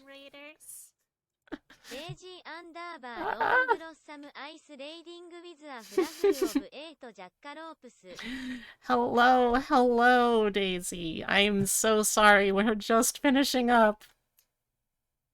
Daisy forgot to post the raid message, Sunshine Raid. It's alright, it's alright, it's alright. Thank you all so much, though. You know what? You know what? Let me at least... I'm sorry. I'm sorry. Let me check something real quick. Well, at the very least, I can show y'all what we were doing today first. We've been continuing to work on Elf Gal Goes' Goblin Gal Goes model. We the other week finished up her leggies, her stockings, her shoes. I'm honestly really pleased with how the shoes are gonna be able to work out because I have it set so the base part of the shoe and the sole of the shoe are actually two separate layers. So that way, if she like stands on tippy toe in rigging, I'll be able to have that reflected so like you see different amounts of sole to shoe base. Before that, we did the. Come on, where's the mouse? What? Come on. Before that, we did the Goblin Boobas, the Gobbo Bobbos. However, it turns out that Nia wanted to be flatter than that, so I had to go back in, revise that, make her true flatness. But yeah, otherwise, coming along nicely. After I finish the Serafuku top, I'm also going to be, well, in addition to actually making the skirt, not just this guide layer I have for it, I'm going to be making the tube top, which I think is really cute. And you know what? Actually, before I send off a raid, let me check something real quick. I'll be right back. I promise.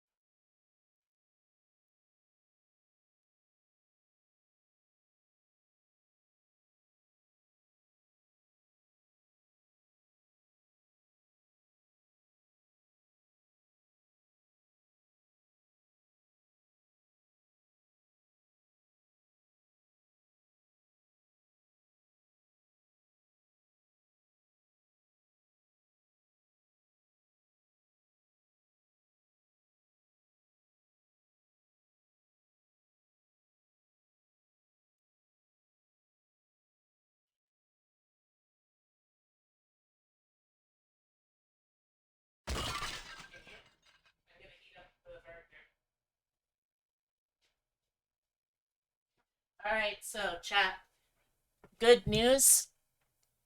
Good news. I've gotten the all clear that I'll be able to keep streaming a little while longer. Usually if a raid comes in near the end, I try to at least add another like half hour or so onto the raid.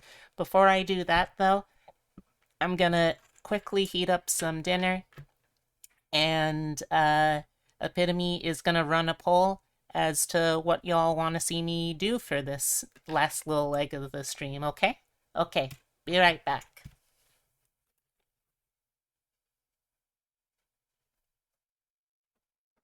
It's backslash or well,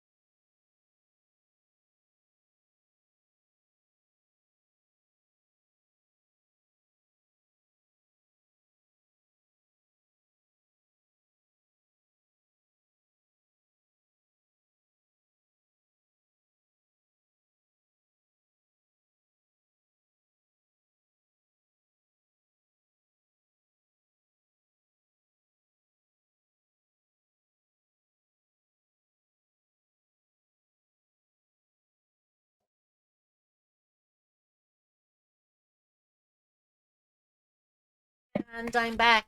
Hello. Hello. I was reheating a hamburger. I'm sorry that it took a little while. I had one of those reheated fast food nightmare scenarios where, like, the wax paper had gotten stuck and trapped onto the burger. So I had to, like, kind of pick and peel off the parts where the paper had, like, scrunched up and sort of fused with the beef. But I'm back now. I'm back.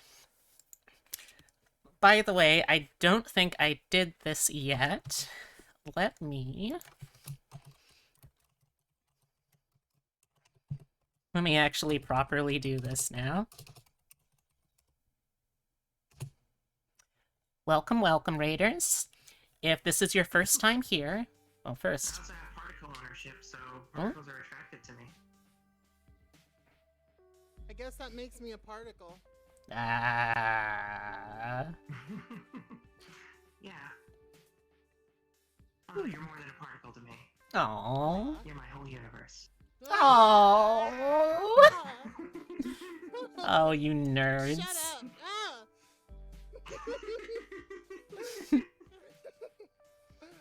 Aww. High five! You get a high five for that one. Oh my god.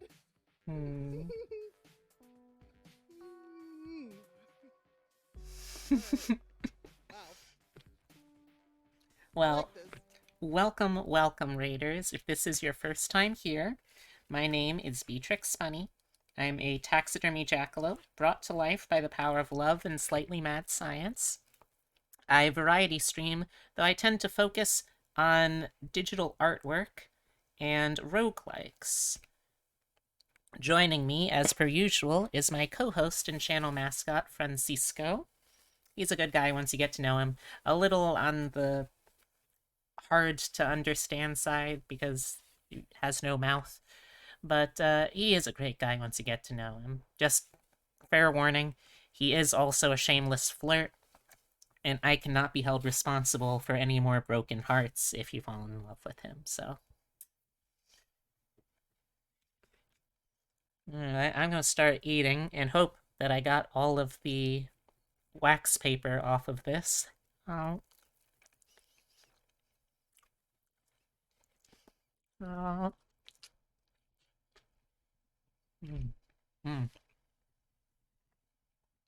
Way back, those good burgers, I gotta say. But how was everyone's day? How was the stream? What were you up to? Also, I might as well turn some music back on to have something in the background.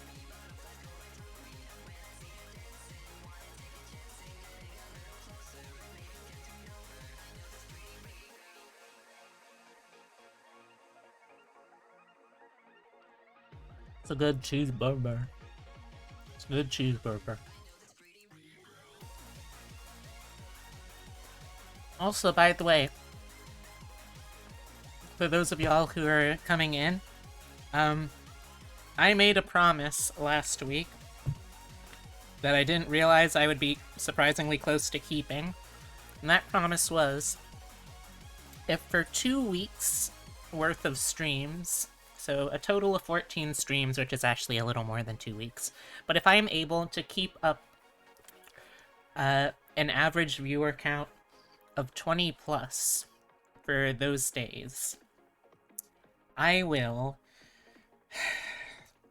genuinely try my best to finish my very first ever Soulsborne type of game.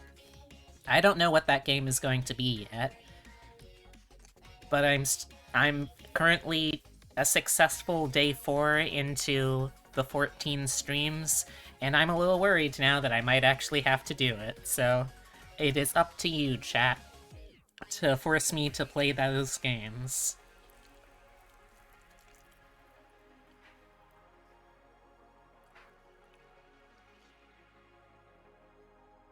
Oh, good hamburger.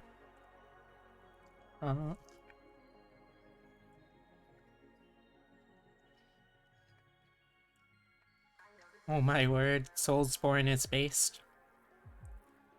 So, I've also been asking this question a little bit, sort of in preparation, but what would be the Soulsborne games that, for someone who is a absolute, complete novice, never even touched a From Software game, also has never really used the kind of controller that I have to imagine is absolutely mandatory to play a Soulsborne game. So I'm very inexperienced with that. What would be the best Soulsborne to start? I have been told Dark Souls 3. I've been told Elden Ring. I've been told several different things.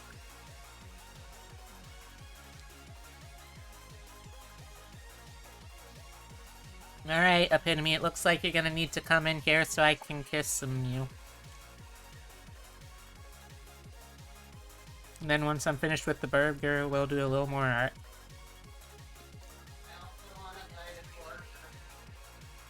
I forgot what I put on it, but it has a lot of... It's just cheese as far as I can tell. I think I put ranch on it, maybe. Mm. Yeah, there's... Okay. Mmm. Yeah. Oh, it's a... This is why I was like, are you sure? Now I know what I'm getting next time. Hold on. Easy kiss. Okay, now do art. Alright, well first I gotta finish this burger now. Thank you, chat. You know what I can do though? Ultimate Masochist run any %. But here's the trick, Ashley. You know what is included in any %? 0%. And I've already unlocked world records for beating it in 0%. It's in 0 seconds, because I've never touched any of them.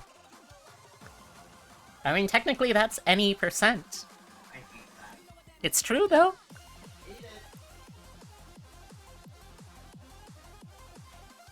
Alright, so I'm gonna pause the music for a sec so I can put something on for us to watch while I'm doing this whole sandwich eating.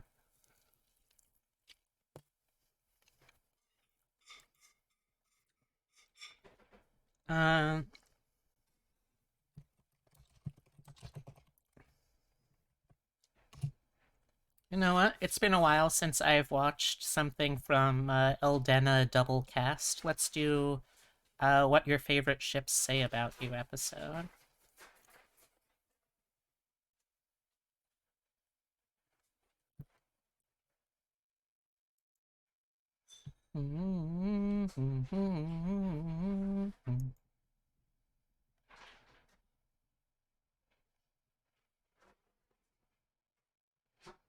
Oh, wait, actually... Instead, I think I'm going to do trans memes.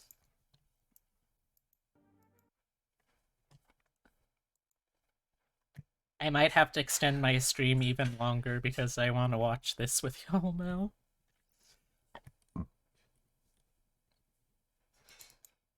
Maybe I could set it up so I can watch it while also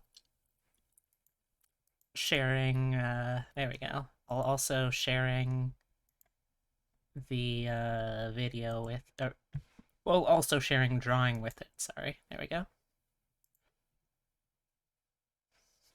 Alright, so while I eat... Hello everyone, my name is Minerva P. Kelly, and welcome to the first episode of what will hopefully be a new series on this channel, Minerva P. Kelly's Meme Assessment. In this segment, I ask She's the you, Los my Angeles lovely meme viewers, inspector. to inundate me with memes related to a certain topic, and then I will go through those memes and assess them for quality. Each meme will be rated on a scale from poor to excellent, and as incentive to provide me with the best memes you have to offer, I put up on my Twitter a cash prize of $500 via PayPal to whoever sent in the best meme of them all. For my first experiment with this new format, I asked for trans memes. And so naturally, after asking for trans memes, and demanding that people only submit one if they're okay with getting paid through PayPal, I received a bunch of people posting things that were not trans-related, not memes, and who didn't have PayPal.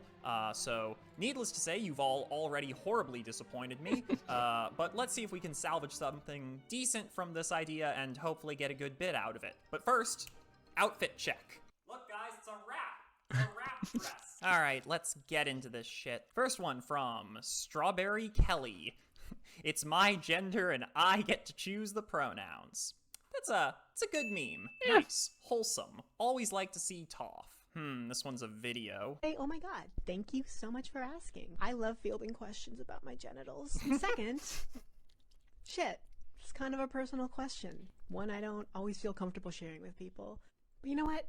I think I'm in a place in my life where I can talk about it, so I guess I just want you to know that with like a lot of time, a lot of pain, get to the point, and a shit ton of money, that yeah. This is not going to be a meme, I is did it? get the surgery. I got a second dick installed, y'all, yeah! Oh, fuck you! I said no copyrighted music. Poor, get it out of here! Guys, I'm making a YouTube reaction video. I can't have copyrighted music in my shit. You can't put TikToks on here if they have music in them because I'm going to have to mute out the audio. Don't put copyrighted music in your shit. That was Venga Boys at the end there. You're not male, you're a female. Only cis deals in absolutes. Excellent. Quality. Love the pun. Love the shitty Photoshop on Obi-Wan's hat. Also, it's true. Only the cis steal in absolutes. It's very, very true. So true, bestie. Being confident enough to come out. Being too afraid and full of doubt to come out, so you just keep posting increasingly blunt memes until everyone knows and it's too late to get back in your egg. Oh, that's rough. Excellent. It's so relatable. It's so true. All right, listen, I'm not saying that shit posting is like a critical part of the trans experience, but I am saying that it can be. Here's a humble meme I made years ago when I first went to Pride. Boss, can you give me time off for wedding? For a wedding? Yes, actually goes to Pride like a boss. Trans Pride time. Good. Good. I feel like this is one of those formats that just gets better and better the more deep fried you make it, so I feel like it could have been better if you had just made it worse. This one needed to be shittier to, like, really drive the point home. That's My a good pronouns point. are none. Please do not refer to me. Even better, do not perceive me. For practical purposes, I don't exist. Man, being perceived is such a drag. That's kind of a mood. I'm not, like, laughing hysterically at this, but this is a good one. I can relate to this. I'm trans, not a If my goal was to lie to straight men, I'd be conservative media. I love the Minecraft bee in trans colors. God, it's true. It's so true. Trans people aren't out here trying to trick you into sleeping with them. That is a fantasy concocted by various transphobic screenwriters over the years. I don't know why people hang on to that so hard. Yeah, this one's excellent. Feminism that excludes trans women is not feminism. That is true. So this is a true statement right here. However, there's not really much of a joke here. I don't understand how these fonts are working together with just this picture of McCree. This one's not come together for me. I gotta be honest. What did McCree ever get renamed to the messaging anyway? is on point, but this one's only fair. Sorry friend, no dice. MTF, first time wearing panties. FTM, I pissed on the side of the road yesterday. Celebratory. Oh God. Man, honestly, that just makes it sound like the FTMs are having more fun. I can't confirm one way or the other, but this made me laugh, so I'll give this an excellent. Good job. Actually, wait, that's a fucking Reddit one. Oh. This gets downgraded to good. Nice try, buddy. Nice try. Prop your fucking memes next time. I hope this isn't too horny to qualify, but it's the only one I had on my phone that wasn't just pass art or some variant on Shut the Fuck Up Turf. Girls when they see a boy with a small dick. Girls when they see a girl with a small dick. I have a couple of friends looking at this meme right now going like, on God! This one's excellent. Good job, good job. It's my name and I get to choose the genius musician that I stole it from. I'm always interested to see like where trans people get their names, because there's such like a wide range that people go to, you know? Like I've seen a lot of people named after, you know, various like inanimate objects. I've seen people named after, you know, celebrities they like and various fictional characters. I wonder if I could fit Actually, this. no. Mostly, it's just people named after Homestuck characters. That's what most of it is. Oh, that's vicious. This one's good, by the way. It's good. Senpai noticed me and my friend's meme she let me borrow. Borrow? You mean stole? Why would I sell my labor to capitalists when I could suck dick and be gay instead? I appreciate the pig nose on the capitalist here. However, I have to unfortunately point out this is a meme about being gay, not necessarily a meme about being trans, which means you didn't fulfill the prompt, so this one is poor. Get out of here. Also, you posted more than one meme. You're not supposed to do that. If this flag offends you, I'll help you back. You can see the little bits of the American flag in the back. Nice, nice. Good. Love it. Can't stand for anyone who disrespects the flag. Have some non-binary lesbian originality. Integra Helsing is pretty cool. I like that she's confident enough to wear suits. Let's ignore every other feeling this 12-year-old is experiencing. Oh.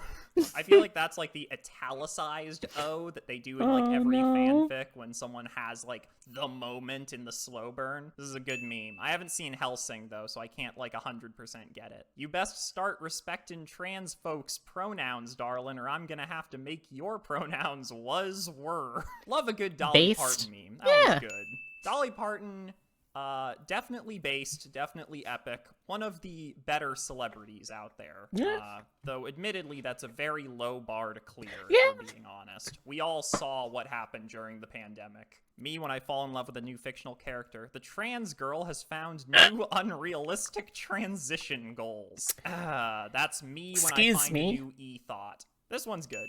Get voice trained to a comfortable spot. Neglect using it daily because I'm lazy and it's easy now. Voice hurts to use in any femme way and it's all over the place. Fuck being trans. Oh, no. Oh no, this is relatable. Because I never remember to do my daily voice training and now I'm never gonna be able to get my voice femme. Thank you for reminding me to practice my voice. Fam, this is excellent. It's like I already can never remember to work out daily. What are the odds I'm gonna remember to do my fucking voice training daily? I just don't have the discipline for it, you know? I didn't do sports in high school. I'm gay, remember? This motherfucker put in 4 memes. I should have clarified last time to you're the not allowed side a little bit. My best one, I have so many, this is the one that always gets a little chuckle out of me. Gender identity, discovering my sexuality. You fuck it, you left the watermark on. This one's poor. Non-binary struggles. That's fucking Eye of the Tiger! More copyrighted music! Just gonna do it like this now. When will you people learn to read the directions? Yeah, I'm trans, alright. Male to alpha male. I love that meme that's like the pyramid of all the different types of male, and it's like, damn, they made genders for men. It's like somehow even dumber than like that's actually really good though. Already like dumber than horoscopes, because at least horoscopes acknowledge that it's like, you know, kind of woo-woo shit, and so like, you know, the people who do it, I think, like, know on some level that's what they're getting into. The Myers-Briggs people think it's like actual science, even though it has like about as much legitimacy as horoscopes, and the alpha male shit has even less than that, and it's also like weird and sexist. This one's super funny though. This is excellent. Bliss lesbian, no gender, only lesbian. That's good. That's very good. This is what I've learned in having a lot of cis lesbian friends over the years, is that this is like a very common experience, right? It's like you have a very complicated relationship with gender, but your sexuality is just like 100% crystal clear, which is you love being gay for women. Yeah. It's like your gender is gay, and that's very valid and beautiful. This Chat. one's good. T for Who here can relate? Tsundere for tsundere. Who can relate, chat? Who amongst us hasn't been just gay for women. Swear to fucking God. This one's really funny, though. I like this one. This is excellent. I'm gonna be a little biased and give bonus points to the Love Live meme, because I don't see enough School Idol Project content anymore. That show has been... Oh, God, it's been like 7-8 years since it aired? Ladies. Jesus Christ. Go ahead, bro. Okay, Keep saying okay, you're but an have you attack considered... helicopter. We're all laughing. Ladies. We're all waiting to hear more. You're obviously the comedian of the group. Why would you even try to be funny when we have such comedy gold with us? Do you see my face? I'm crying tears of laughter right now. Woman Crying. is Go pretty, ahead, bro. Pog. Keep trivializing You're the struggles of absolutely trans people. right, Do you want to know a fun fact Lavender. about attack helicopters? They're not fucking funny. Stop. Damn, that was nice of Germa to be in this really long fucking meme. All right, this one's Germa. excellent. I love it. Trans girls. X-Men? I don't like X-Men. This gets a fair. This video better not have copyrighted music. I swear to fucking God, I'm gonna lose my mind.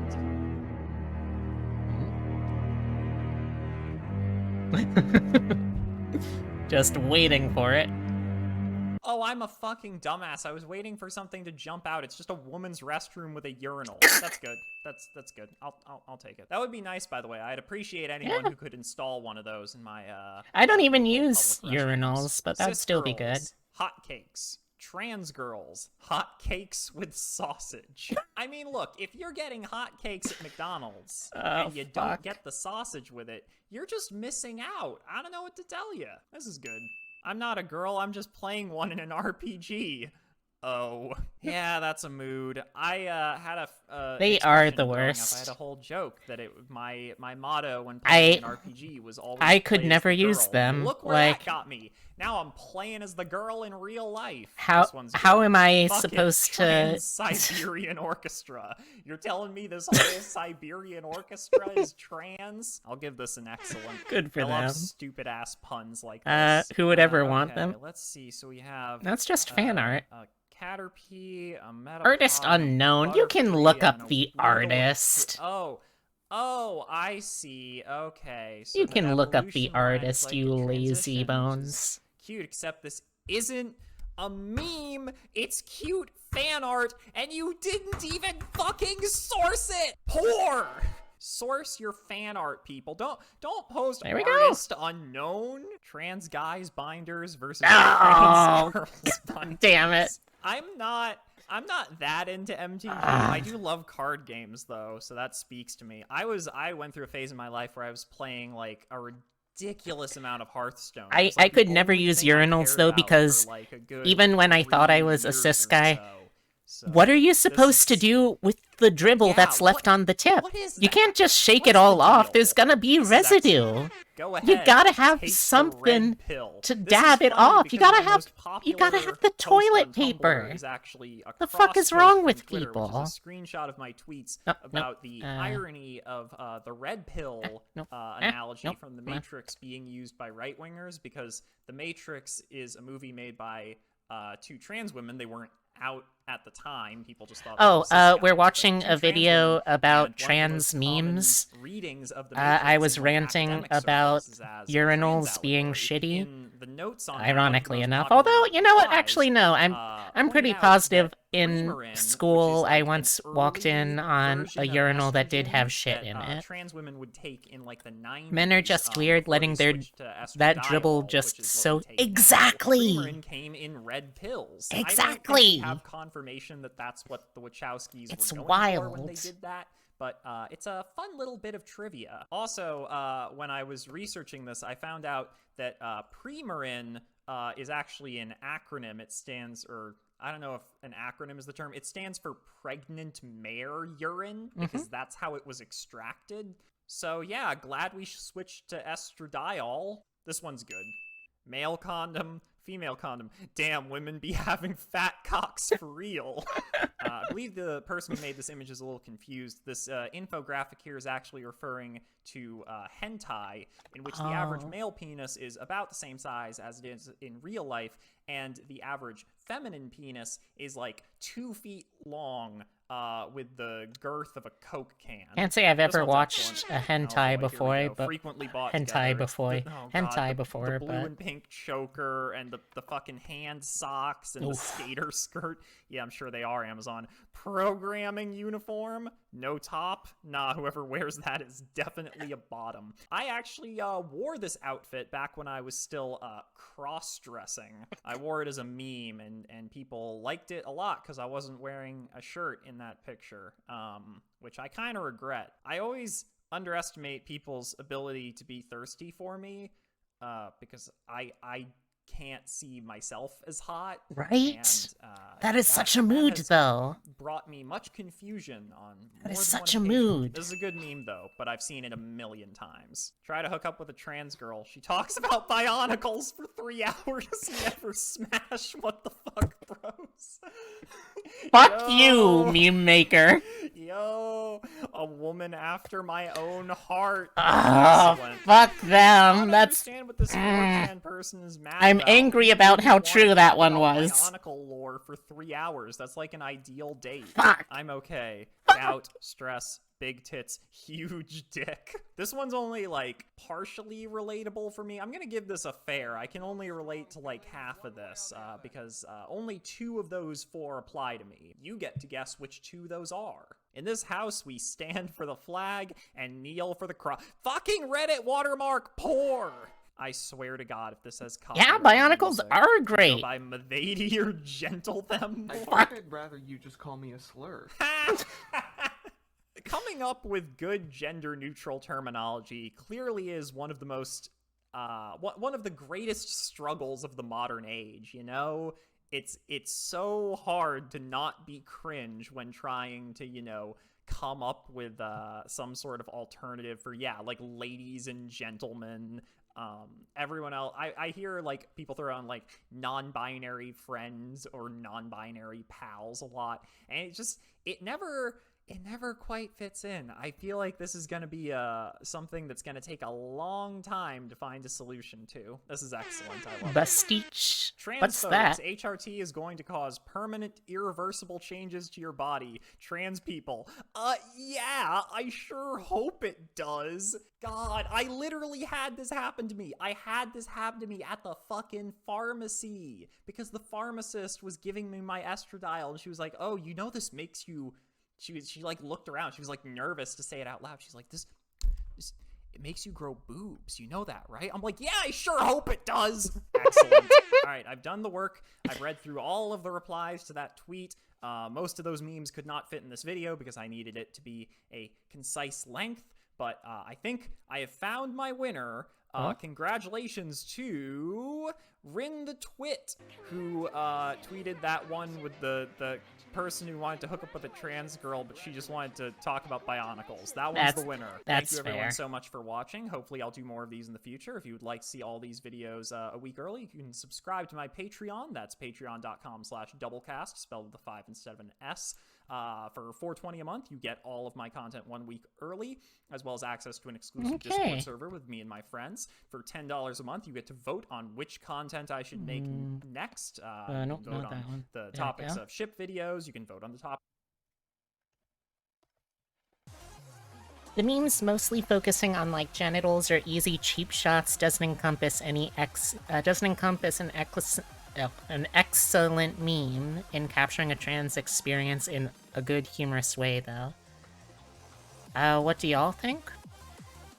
Yeah, I mean, everyone's trans journey is gonna be different, right? So it's gonna be difficult regardless, I feel, to make something that's totally universal. But I do think that there are certain things that are just like, okay, yes, we can all agree that we have experience with having stuff with our... Wait, why is that not functioning now? That should still be going.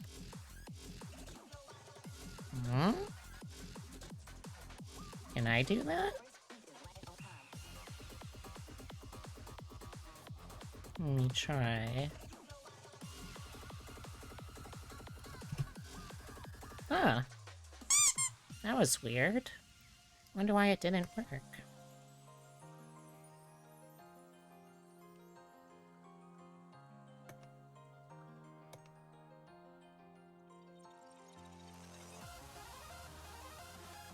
Let's see if it works after that one goes away.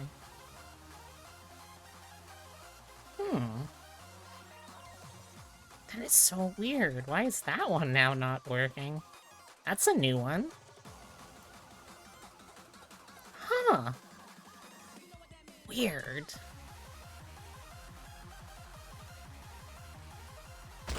Ugh. Okay, well that one still works at least.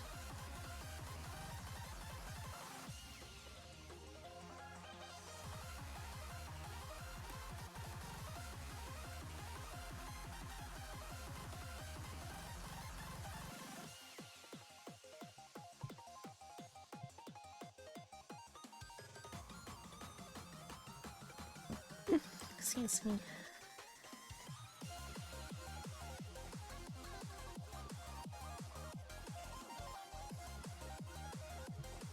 Yeah, I think that works.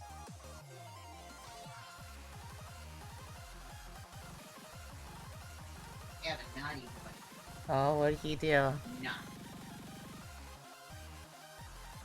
Son, thought I taught you better than that. If you want to get into a locked door, you should be using your Thieves' Tool proficiencies. You don't need a second level spell that will make a super loud noise. I'm sorry, chat. I didn't want y'all to have to hear me like that. I will destroy humans.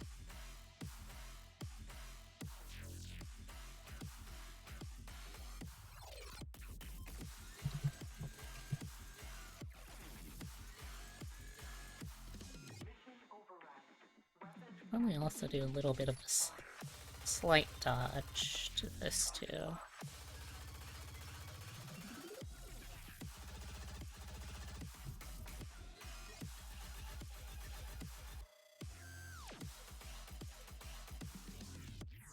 Yeah, I think that gives it a certain something.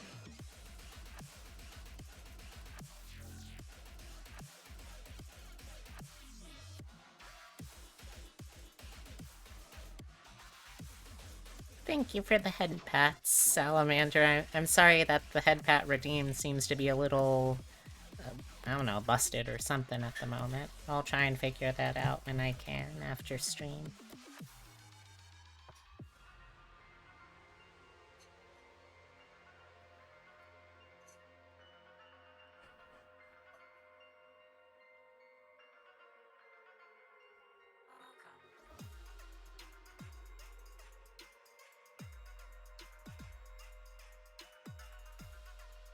It's fine? Okay, if you say so.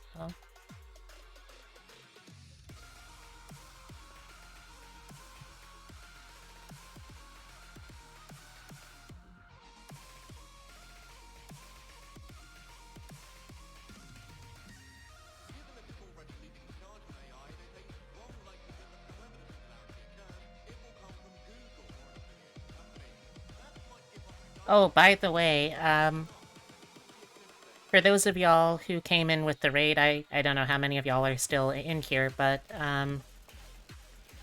I recently discovered a new stream that I'm going to have to do sometime in the future, where I try and watch as many recommended Disney Channel original films, and then rank them by how good they are.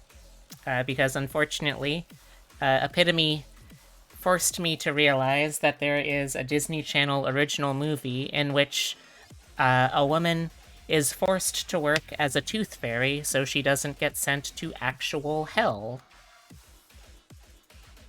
And if I have to learn that that is a thing that exists, I'm sorry, but I guess y'all do too. Gabbo's looking very adorable. Thank you. I tried my best.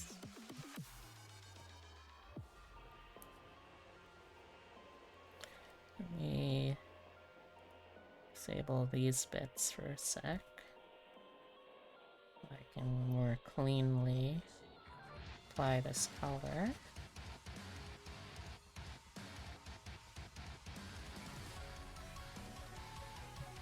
Oh, this is a little more of the color that I'll need to clean.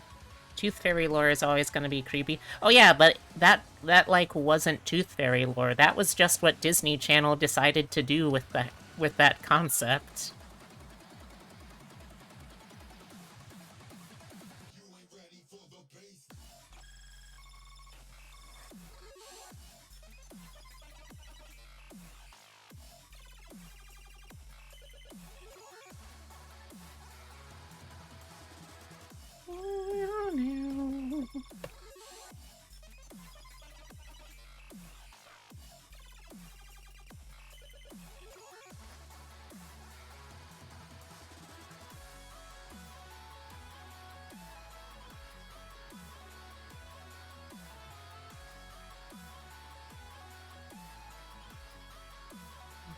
to the collar so I can erase that. Oh, wait. Tool.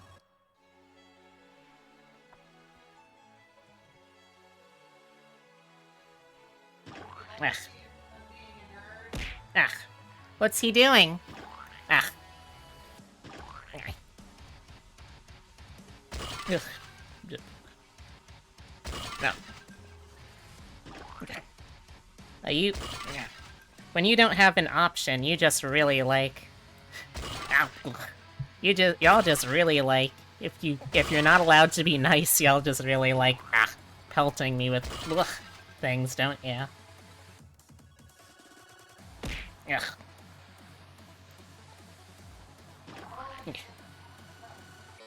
Aww. Our son is apparently being a real gamer right now. Can you believe that, chat? Now let's see, does the triangle part go... It's still free? Is it free for everyone, or just for you? Ugh. Ow. Big... Oh, God. It's charging Wally. Okay, so yeah, it's literally just you, Silver. Ah. Yeah.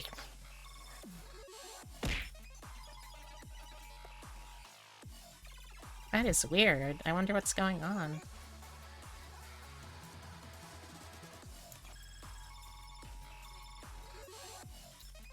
Let's see. I think if I remove the bottom bit, I should be fine here. That's the happiest I've ever heard someone who has lost their bits. But you know what? I'm glad that it makes you happy.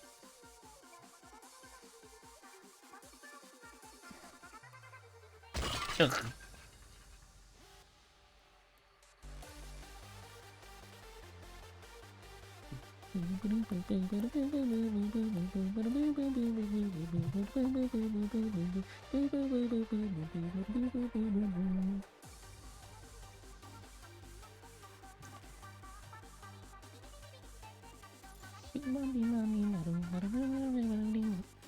Oh, you're not new here, but I'll do it anyway, Silver.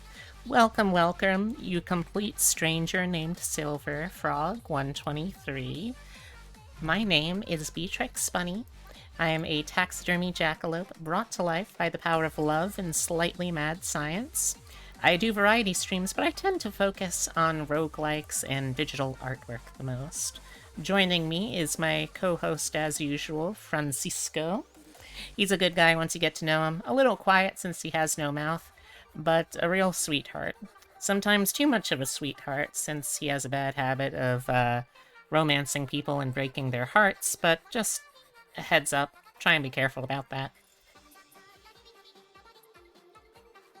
Anyway, how are you doing, you complete stranger named Silver Frog 123?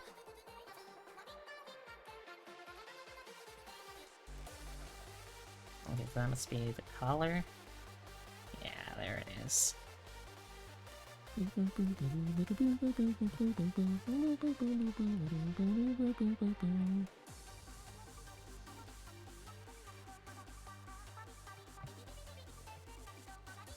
Aha!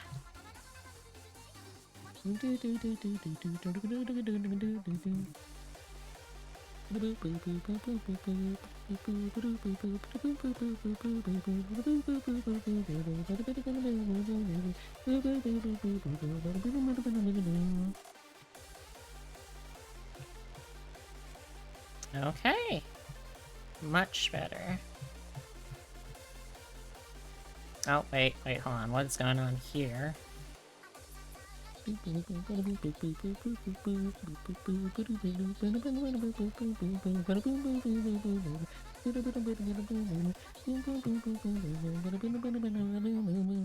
Okay, there we go. That's a little better now. You're doing great. I'm glad to hear that.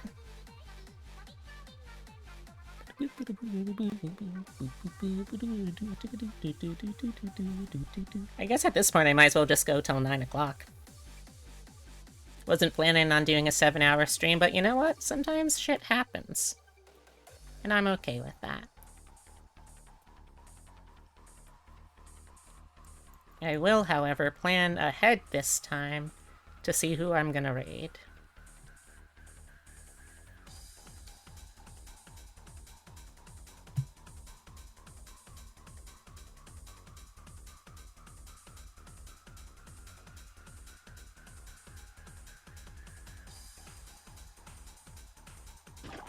Ugh. You too, Ashley. It's too. Alright.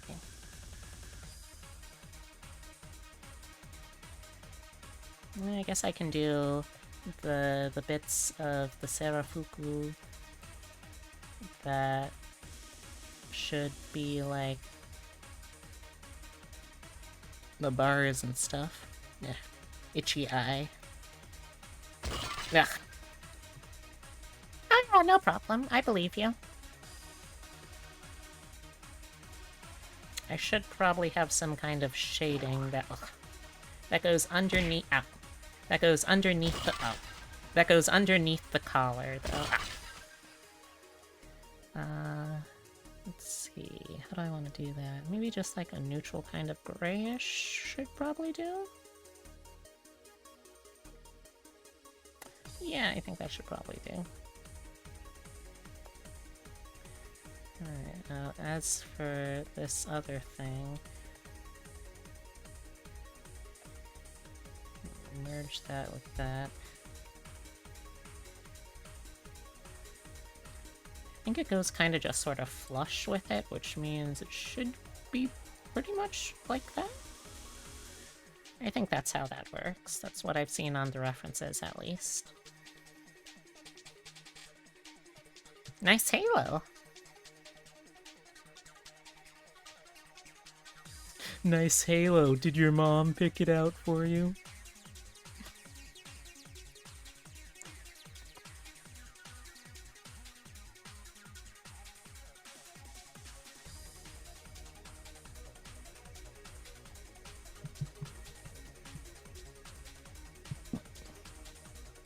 It's the only way we have to throw some love at you, so sometimes we just gotta share some tenderness. Well, at least the bruises might be tender. Oh. No, I think you have good puns. You have perfectly good puns.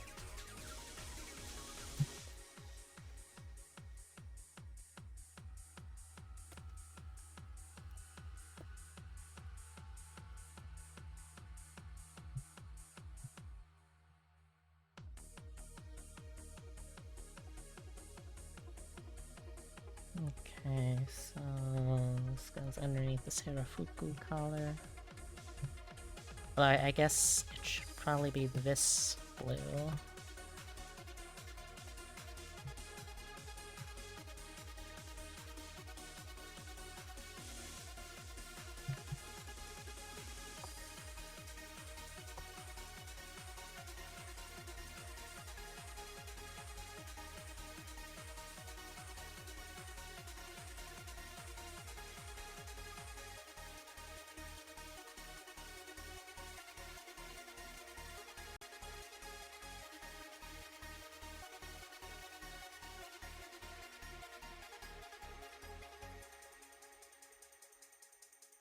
Okay, so I think it goes like that, and then there's like 2 other stripes that go along the way too.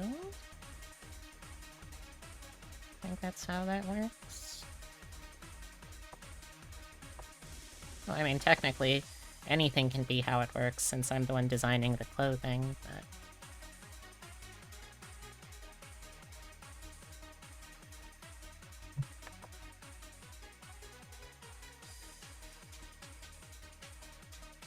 Oh, put that back.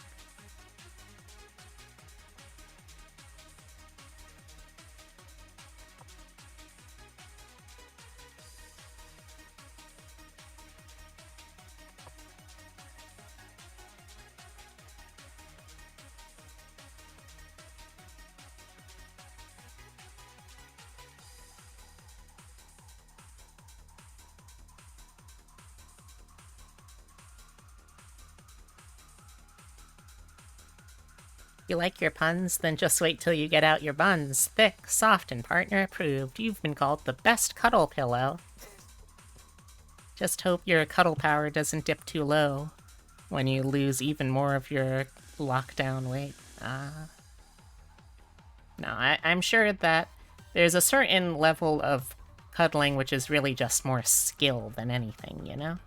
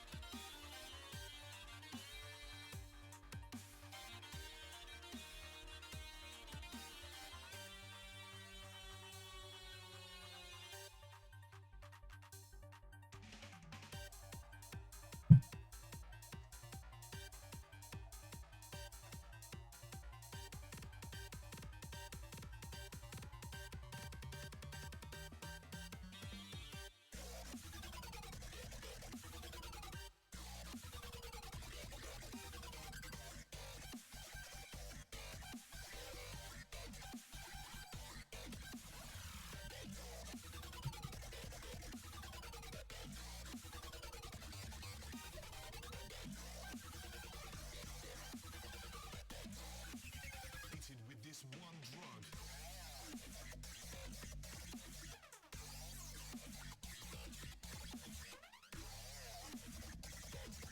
Good cuddles are like a science. One of the most important parts of which being the field of where do I put other arm? So true, bestie, so true.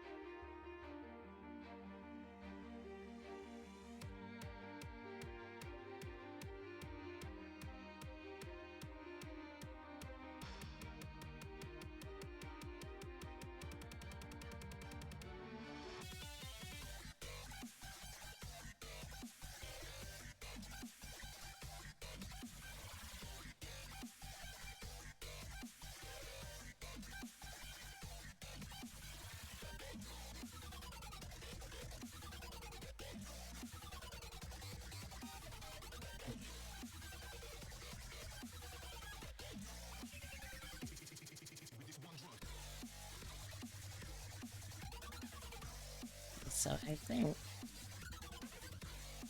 if I... how do I do this? Let's see.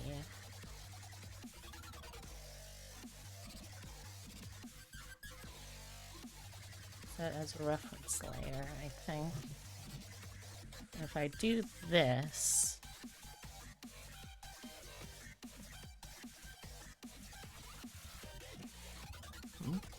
Oh, You no. ate all this dinner. Hmm. You were hungry.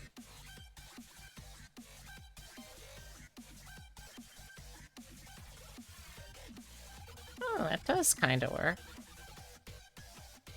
Interesting. Hmm.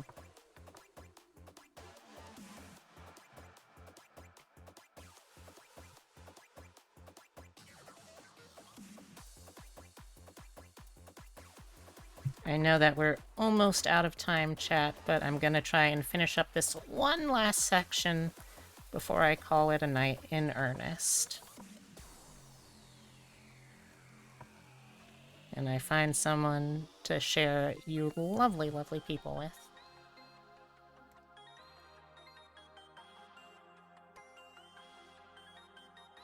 Okay, so...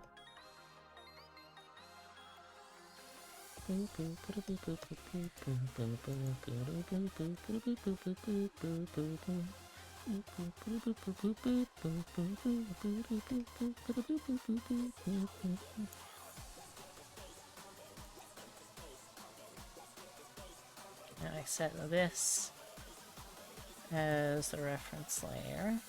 What you waiting for?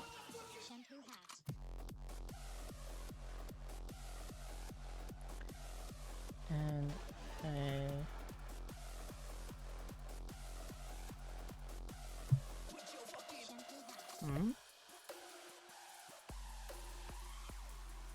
no, that doesn't quite work.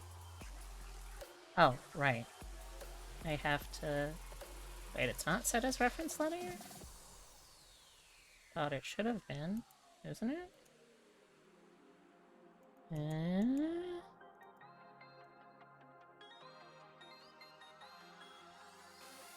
Oh, right,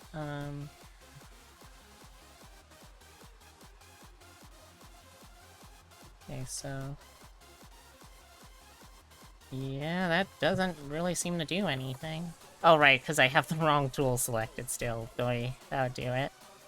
There we go, that's a little better. Kind of, at least. As long as I don't go too far outside of the line, like, if I drag it all the way over here, then it starts doing it. But as long as I stay fairly within the border, it seems to work pretty well.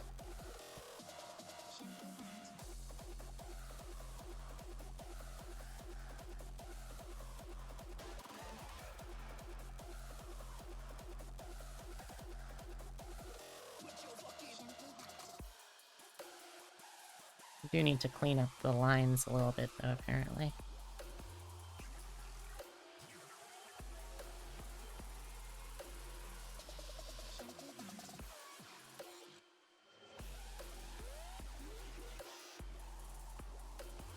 Which I can probably do just by using the standard one again. So in reality, I don't know if it saves me that much time. But it's still a very interesting brush, for sure. One that merits a little more experimentation. Let's hide the hair front for a second.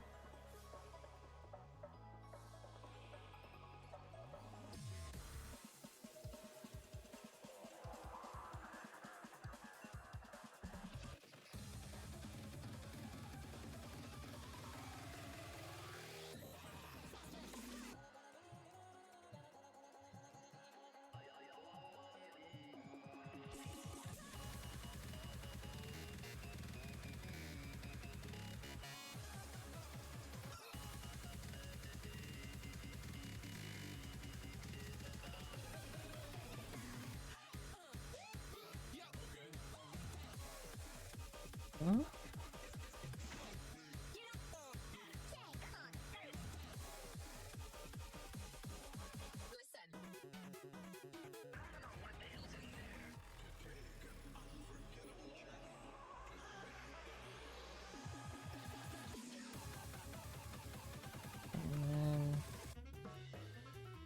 This is gonna get used for the rest of it. Oh, right, wrong brush, wrong brush. Also wrong brush. Because wrong layer. Yeah, that would do it.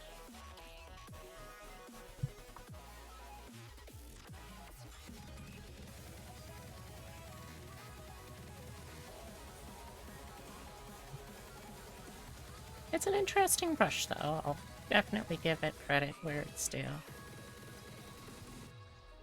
And I'm always learning how to use new tools in this, or trying to at least, so it'll certainly help there. Readjusting in my gay little seat. The manner in which I do my gay little sit.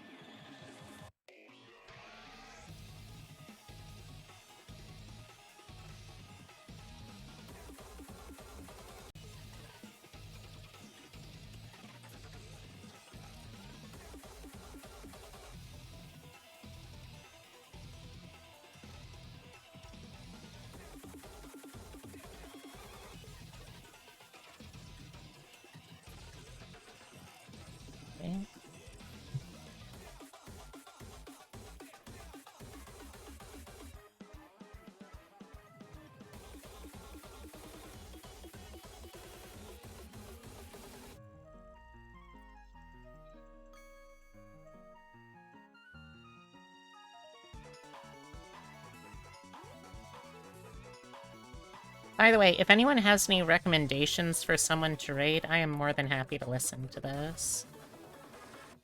My preferences are someone who is also a VTuber and who has, like, roughly kind of equal to or fewer people watching them right now.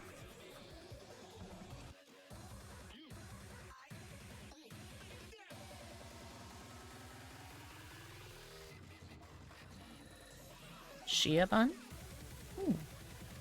I don't think I've heard of them before. I can take a look, though. Never mind. Aw, man. This side is completely undone still.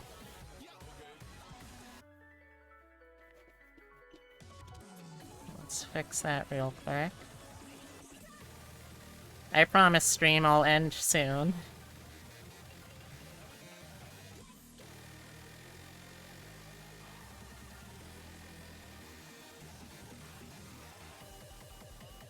They have a bit more people. They're doing a horror game at the moment. Ooh.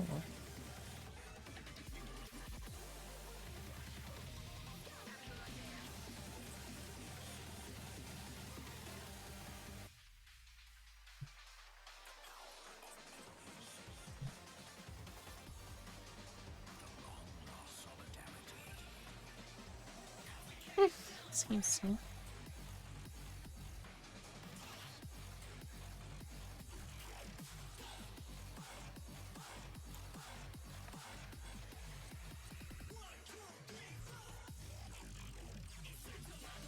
He's a very cute bunny VTuber, though. Ooh. That is tempting.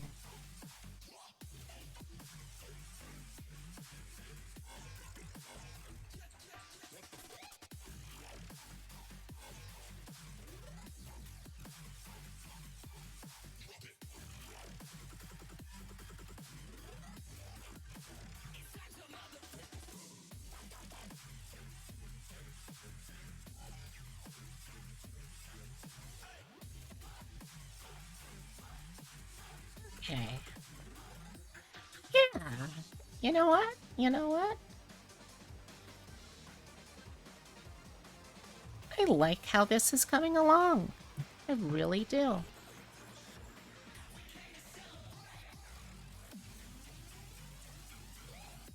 Let me re-enable the hair front so we get the full effect. Yeah. Yeah, I like that. I think that's cute. Alright. Now then... Stretch. Let me pause the music again. And let's start looking for someone to raid. Oh, before that, though. Boop. Boop. Can I have someone do an exclamation point socials for me?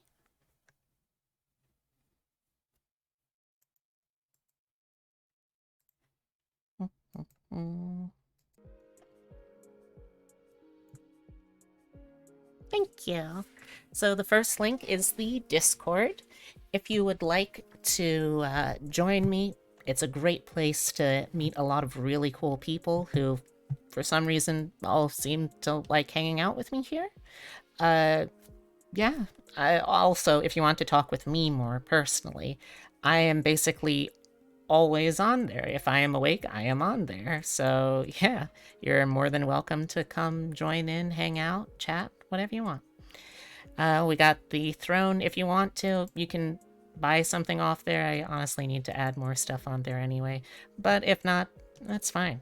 I'm not the boss of you, and to be honest, even if you are completely unable to do any kind of financial support, the fact that y'all are able to just join us here and hang out and you like share me with other people that you're friends with, it really means a lot to me, so thank you. We got Twitter. I post memes, I post things I care about, I post my schedule there too every Sunday. And YouTube, when I remember to post my VODs, that's where they're going. Let's see. Let me see. So the recommendation was Shia Bun. Let me see what they are like and what they're up to right now. Even if they are like a little bigger of an audience size at the moment. As long as they're not like several times larger, that should still probably be fine.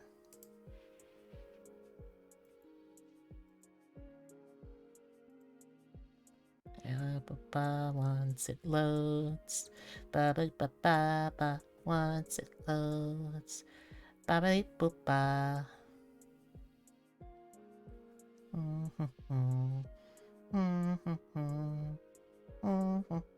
Oh yeah, they have 427 people right now. I think they probably don't need our help.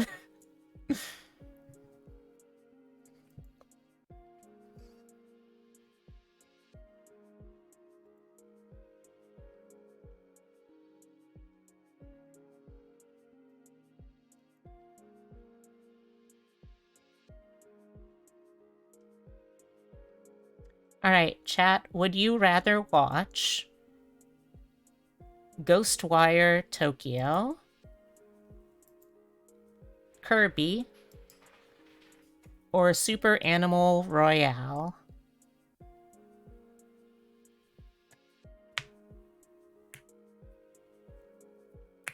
What do y'all want to see? And I'll throw us over there.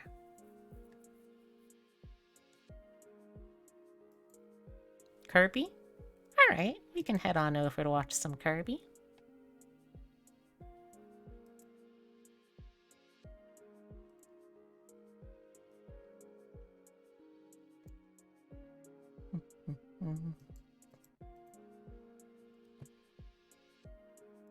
Okay. We're gonna raid Gloop Queen. She's a fun gal. She's got a lot of stuff going on.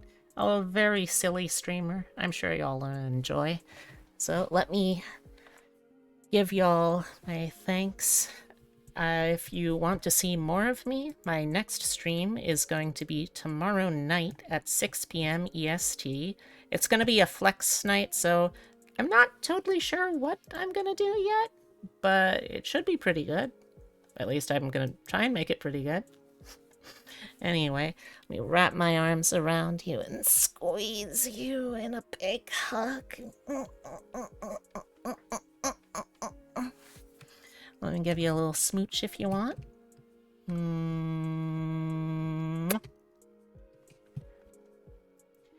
And remember, chat, that no matter who you are, if you are spending the time with little ol' me, then you're helping to make my day a little better, and I'll do my best to do the same. Because remember, somebody out there really cares about you. Also, I should post the raid messages real quick. Just remembered that. That would have been bad. Alright, I love y'all. Take care, sweet dreams, and goodbye!